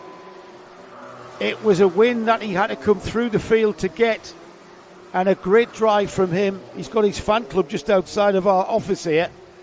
As Laurie McVeigh takes that was a great drive from McVeigh as well for second place. Hargreaves Gokkelnath will finish on the 3rd and final step of the podium. Massive commiserations to George Cole. He led this race. He started on the 2nd row of the grid. He got off into the lead with a great drive at the start of the race, but then he's ended up off the podium in 4th place. Thomas Harper in that Jaguar liveried cart comes 5th. Ronnie Legg 6th. Joseph Mills will be, or should be, happy with 7th and being the first novice. Trevelyan Sansom was 8th. 9th was Thomas Butcher. Alfie Forrester 10th. Jensen Cook 11th. Elijah Hartley in 12th. And then the rounding off the 15 cart field, George Ralston, Zach Kane and Lewis Gilbert. Superb race there, Joe. It was great, wasn't it? Yeah, commiserations really to George Cole, who, if we could knock up a step 3.1 on the podium, would certainly deserve to stand on it.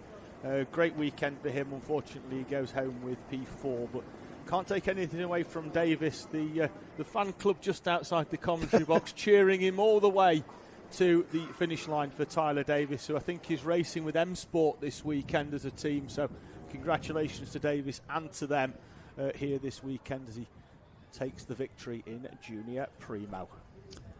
Well, we come to that point in any race weekend which is kind of a bit of a mixed emotion, really, because it's all about the finish, David. We've got our last race. We're on the cusp of the last race. It's Senior Rotax that will lead us out here at Whilton Mill. the close of the first of 3 Winter Series events for the Kart Championship. Single one-off events here, so no championship points, just honour and trophies on offer. I like that. Honour and trophies. Yeah, I like that. Certainly, and throughout the weekend, again, this will be a case of it's one to beat so far for the unbeaten Zaki Hussein. Yeah, who's going to beat Zaki Hussein? Because he's got a 100% record, hasn't he? 2 heats and a super heat. That has put him on the pole position. There is Harry Blow, who will start alongside. Second row of the grid is Morgan Hudson-Brown and Harry Hurst-Grover. We've got our twice junior Rotax champion, Kasper Tomilewski, who has stepped up into seniors. He was start on the third row of the grid alongside Lewis Merica. Ian Hughes and Jensen Pugh start on row 4. And then we've got Sam Kelbrick and Elliot Foster rounding off what is a 10-kart field. 10-kart field kicking off the very first time in the Kart Championship that we have a senior class of karting.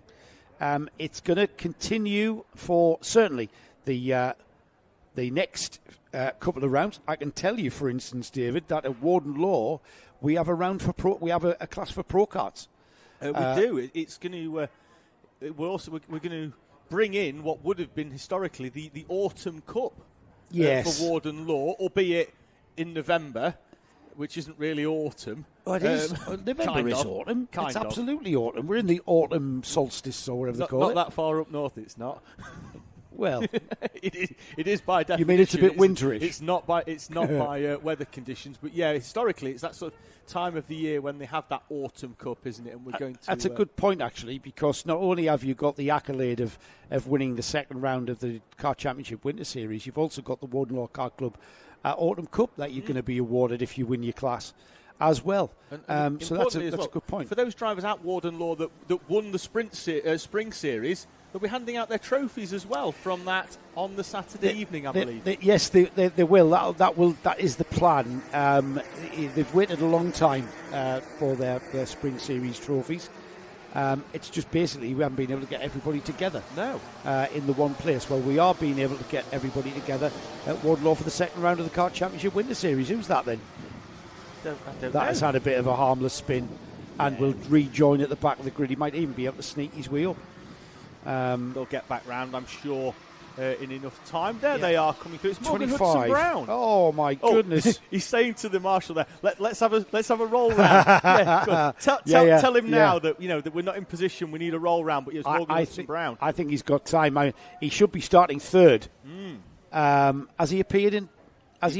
Not yet. Not yet. No, he can't get through now. There he is. Oh, there he is. Joining. Yes. Get out me way. I'm coming back. I mean, it was nicely slotted in. It was late, but Beautiful. he's still warming the tyres. Yeah, I think he's been on the grass, so he's probably think he's got a bit of water or something. Here we go, though. Last race of the weekend coming up, and we have indeed got a green flag chopping across into oblivion first. Oh, a little bit of sliding wide there on all the marbles there. Not quite sure who that was as the leaders already into Christmas. Looks like Harry Bloor has stolen a march on Zaki Hussein. Indeed he has. Hussein with the yellow helmet, blue suit, falls back into second place in that number 13 machine. Hudson-Brown and Harry Hurst-Grover then in front. That's your top 4. They've managed to break away slightly from the 72 of Lewis Merrick, who's had a good start up to P5 on the opening lap. We've had a change of lead momentarily there as they are side by side. It's the number 44 of Harry Bloor who retakes the lead back as they entered the boot, and it will be Harry Bloor who will appear on the timing screen and on your lap charts if you're keeping one. Across the line in first, then Zaki Hussein second, Morgan Hudson-Brown third, Harry Hurst-Grover, Lewis Merica, Kasper Tomilewski sixth, seventh is Jensen Pugh, Elliot Foster, Ian Hughes and Sam Kelbrick. Kasper Tomilewski down the inside of Lewis Merica for fifth place. A great move down the inside into Christmas Corner, and all that battling on the opening lap. The top 4 looked to have broke away, and then with the top 2, Bloor and Hussein, going side by side on that run up to the boot. It did allow Merica and Tomilewski to close up. Then Tomilewski with that move up into P5. The leaders now with a bit of a push away, and Zaki Hussein, at least for the time being, seems content to try and push Harry Bloor away from Morgan Hudson-Brown. Only lap 2 completed, so the tyres now beginning to come to where they want to be. It always takes about 2.5 to 3 laps for these tyres to really come up. On a cold day like this, it might even take a little bit longer. We'll see just how long it'll take Zaki Hussein's tyres to be where he wants it. Harry Blow, though, he's continuing to control the lead of this race. However, just how menacing does Zaki Hussein look like on the rear bumper of Blow? It looks like he's just playing a waiting game, doesn't it? Just following in the wheel tracks through Chapman's on towards the boot now. Doesn't look flustered. Plenty of time on the clock. 12 minutes and 1 lap, and we're already at the 10-minute mark. Zaki Hussein at the moment, as you say, looks content to push away because it's safer to have a 2-kart battle for the lead than have a 5-kart battle for the lead. And just on the back of this train, Kasper Tomaszewski, who didn't have a brilliant superheat, was struggling with ribs and not content now with pushing. As we said, it straight down the inside at Christmas corner goes Zaki Hussein. It's another change for the lead. That was really a hard stab of the brakes there at the last possible moment. The kart sleuthing sideways. Remember, only rear brakes on these karts. Only the rear brakes, so it's kind of like throwing your handbrake on in your car. I don't sure you can do that on modern cars, throw your handbrake on. It's a switch usually in these days. But that's what it's like driving a kart. It just locks the rear axle up. But Zaki Hussein goes back to where he believes is right to be. And he will continue. There they are. Through Crook, out all over the curb.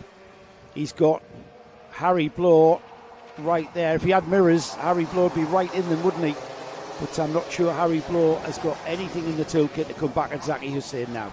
I think Hussein's just got that level of consistency that he needs. He's just can hold the gap, I think, at a few tenths at the moment. And it's not going to be close enough for Blow to make a move without potentially compromising his second place. Again now, if he feels he can push the TWR driver away in front of him in Zaki Hussein, Harry Blow for Ultima R in second place with Morgan Hudson-Brown, despite the fact that he's got the suit of, I think, Jensen Pritchard. It's definitely Morgan Hudson-Brown in third place. In front of now Kasper Tomaszewski, who's found some more ribs after the superheat. He was struggling a little bit with his ribs, hence why he fell away, but now he's up to P4. Early days, David. Oh, yes. Still 8 minutes left, and it was towards the latter stage of the superheat that Kasper found it difficult to continue at the pace he was. What did he tell you exactly? Did he say it was his ribs or just a general soreness? No, he said it was his ribs. Remember, first race in seniors for Kasper Tomaszewski, the double junior champion here in the JKC. But he's got 7 minutes for his rib protector, some ibuprofen, I imagine some sellotape and Pritt stick as well that's holding his ribs together to remain out. And he's also got the adrenaline of trying to close in Morgan Hudson-Brown for the final step on the podium. If he can just stay focused on attacking Morgan Hudson-Brown there in that third place. He's the driver we're talking about is the 4th kart in that train there with the red and white shoulders on his overalls. Kasper Tomaszewski, he was the 2024 Junior Rotax champion here in the kart championship. He also was the 2023 Rotax Junior champion. Kart number 20 is coming under a bit of pressure from Harry Hurst-Grover, though, on the number 14. Is he an ex-kart driver? He is indeed, isn't he? He is another driver that stepped up out of juniors. That's right, yeah, of course. A few months ago and into seniors. Almost compromised half this season by jumping mid-season, Harry Hurst-Grover, to try and steal a march on some of his other competitors. So he won't be unfamiliar. He's not in unfamiliar territory there on the tail of Kasper Tomaszewski. Tomaszewski, a driver we'll know quite well from the junior category. However, we know how quick these boys are, and I'm just waiting for that clock to tick. I'm really concerned that Kasper is going to be starting to be bothered, and there, a little mistake there, hitting the curb there. First indication he stays off the curb. Yeah. I think those ribs are going to come into play. He stayed well off the curb there. We know it cost time. Yeah, a little shake of the head over the timing line as well, suggesting here that Kasper Tomaszewski is trying to defend Harry Hurst-Grover for that 4th place, but I get the feeling now it's only a matter of time before Harry Hurst-Grover finds a way past the 20. And he's going to have to do it quickly because Lewis Merricker's there as well in the 72, just off the back of the duo. I tell you what, when your ribs go, there's nothing you can do. Every time you turn the wheel into a corner, every time your ribs, your torso comes up against the side of that seat, it is agony. Sharp stabbing pain. The youngster keeping off the curb barely there, that will have hurt. Just clipped the edge of the curb there. That will have hurt him a lot. Those painkillers he might have taken before the final might just be wearing off, because the stabbing pain that you get every time you hit the curb absolutely kills. And there you see, that's not what we're used to seeing from Tomilewski. And Harry Hurst-Grover moving down the inside. Now he taps his helmet with the pink helmet, and Hurst-Grover intent on catching those three ahead. That's a change for the lead. Off camera, Harry Bloor is down the inside. We cut back to the action as we see another helmet tap from Bloor, and that's because he's leading this race in front of Zaki Hussein. He's sat riding shotgun for a few laps and moves through on the 13. So far unbeaten this weekend, Zaki Hussein. He's got 4 minutes, 20 seconds and 1 lap to drag himself onto the top step of the podium, which is currently being occupied by Harry Bloor. 2/3 of this final gone, 1/3 to be completed as we hit the 4 minutes to go mark. Zaki Hussein down the inside into Ashby's. Harry Bloor, get me words out, absolutely clattered the rear bumper there as he cut across Zaki Hussein. And the number 13 leads again, but I'm not quite sure just how much of a blow to the nose section of Harry Bloor's kart that was, whether that's dislodged it. It was a hell of a hit, wasn't it? Yeah, it looks fairly safe. He's got some air under it. We can definitely see daylight. What they can't see is Morgan Hudson-Brown arriving in 3rd place, right up on the back of this duo. Half a second quicker on the previous lap, because Hussein and Bloor are battling it out. Hussein with that superb block pass at the corner they're coming to Ashby on the previous lap, and blocking Harry Bloor this time. And stands it up on the exit, but Morgan Hudson-Brown through into 2nd place there as Harry Bloor, we saw, ran out of road. So Morgan Hudson-Brown, has he hung on to it? I can't quite see the number there. He has not. So it still is Harry Bloor. It came straight back at him with a lovely switchback, did Harry Bloor, on Morgan Hudson-Brown, as this trio of karts now split by less than half a second over the timing line. And Harry Hurst-Grover is coming back into this one. He was 8/10 quicker on the previous lap. Incredible. We're about to go into the final 2 minutes of this final, and we may even have a 4-kart train about to develop. Defensive driving from Zaki Hussein. All of the curb on the outside of Ashby. This is allowed. Morgan Hudson-Brown down the inside, but Harry Bloor comes back at him again, and Bloor continues that momentum and takes the lead and goes ahead of Zaki Hussein. Just look at this. So that was Morgan Hudson-Brown getting all sideways. Harry Bloor finds himself alongside the leader and says, oh well, I've got to continue, haven't I? Certainly has, and we are with a 4-kart train for the lead now. 2 minutes to go, with Bloor leading Hussein, Hudson-Brown and Harry Hurst-Grover. Behind them, Tomilewski, Merica and Jensen Pugh in the green kart, blue suit, coming into it as well. Harry Bloor and Zaki Hussein have changed places a number of times, and they're tripping each other up by going in deep like Harry Bloor has there. And will that allow Morgan Hudson-Brown to come back at them? He's not close enough this time round. Hurst-Grover is joined in. 4-kart train, we suspected it might be to the flag. Here we have it, defensive driving from Harry Bloor to keep Zaki Hussein behind him into the chicane. Then we're getting towards that 1 minute mark, still plenty of laps to go, let's not get overly excited. Bloor leads through Crook and off onto the straight. It's a slipstream battle now. It is, and it's a defensive battle now, because it's really the first time in all the way round the outside. Zaki Hussein with an attempt. He gets balked by Harry Bloor, and that will give Morgan Hudson-Brown a chance as they swap lines. It's almost like the crossover in Scare Electric as they run down the hill towards Ashby. They're in the same order, but now Harry Hurst-Grover, and then Kasper Tomilewski, I think he's on the grass as he rejoined the train, and I think he's gone from 5th place. How is Tomilewski still going round? You could clearly see him avoiding the curb at the chicane just to guard against his ribs. Here we go, though. It's going to be 15 laps completed. We're inside of 30 seconds to go. So this is the penultimate lap, everybody. The penultimate lap of the weekend, and it's still all to play for. Blow defends into Christmas. Hussein takes the faster outside line at Christmas corner, but defensive driving down to Ashby is what's needed.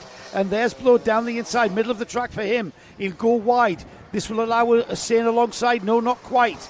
Into Parker, now into Chapman, and a defensive line. This is going to slow him down on the back straight and allow Hussein alongside, is it? No, because he stays left. Into the boot. Great for Harry Blow. Yeah. Great defensive driving for Harry Blow. It's not fast, but it's effective from Harry Blow over the timing line to be greeted by the final lap on the overhead gantry. It's Harry Blow, Zaki Hussein, Morgan Hudson-Brown and Harry Hurst-Grover, Lewis Merricker and Jensen Pugh, all to the inside. Who's going to win this one? Last of the late breakers, Harry Blow right there on the edge going into Christmas. This is Ashby's now. He cut to the right, guards that inside line. He'll try and check the slide of the cart too far to the outside. He does a great job there. They're into Parker already. Out of the left-hander, into the next left-hander. That's Chapman, middle of the road for Harry Blow. He'll need to guard that inside line into the boot, but that's going to allow Zaki Hussein potentially to come round the outside. It doesn't happen because it's great driving. Try to sneak down the inside. It's Harry Blow that will hang on to it.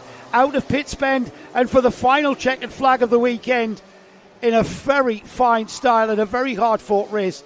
Absolutely. How many carts did we have there? 6 carts crossed the line, nose to tail, with Harry Blow at the front of the field.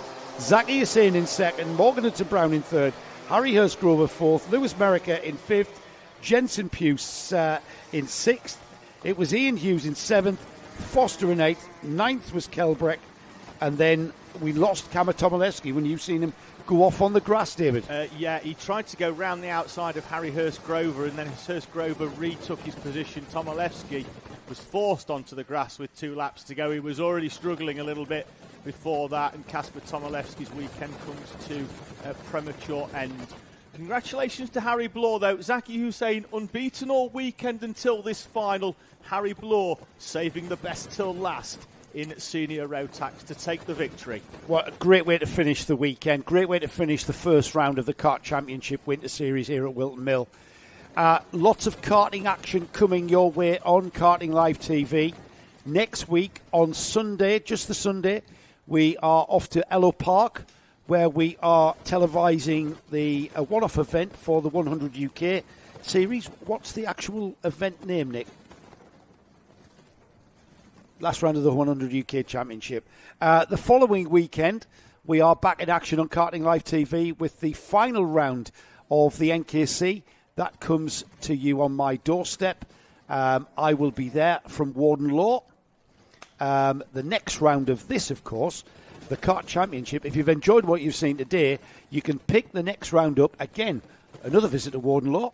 Middle of November, can't quite remember the dates, David. It was 16th and 17th, and of course, if you do want to watch, make sure you give the Karting Live TV YouTube a subscribe. Press the little down arrow as well. Press the little bell notification that says all, and that way you get notified every time Karting Live TV goes live, and you don't miss a single minute of the action. Don't miss a thing. David, I'd like to thank you for joining me back at the Kart Championship after a little layoff. I hope you've enjoyed your time here. Great racing as ever. It's been an absolute pleasure to debut for Karting Live TV. And, of course, I'll be back for Warden and Three Sisters, if you'll have me, of course. Yeah, absolutely. I suggest you find a coat and some long trousers, though, because a T-shirt and shorts, it's freezing today, but yeah, David's still in his T-shirt and shorts. That's bizarre. Nick, I think we're ready to close up, are we? He gives me the thumbs up, so I bid you all farewell and good night. Have a safe journey home. We'll see you next week on Karting Live TV. We'll see you next time on in the Kart Championship at Warden Law. A big thank you to Ash, who was overlooking probably the best point of any track over the chicane, and Paul up at Christmas Corner. He's got a little tree up there with a fairy on the top, you know. Oh, yeah, just lovely. In great style. Big, massive thank you to our producer, Nick Damon, who's been phenomenal. He's only got the cameras wrong about 2 or 3 times from what I can remember. But we'll see you all again soon. And from me, Joe Bradley, and David Sullivan, it's good night. God bless.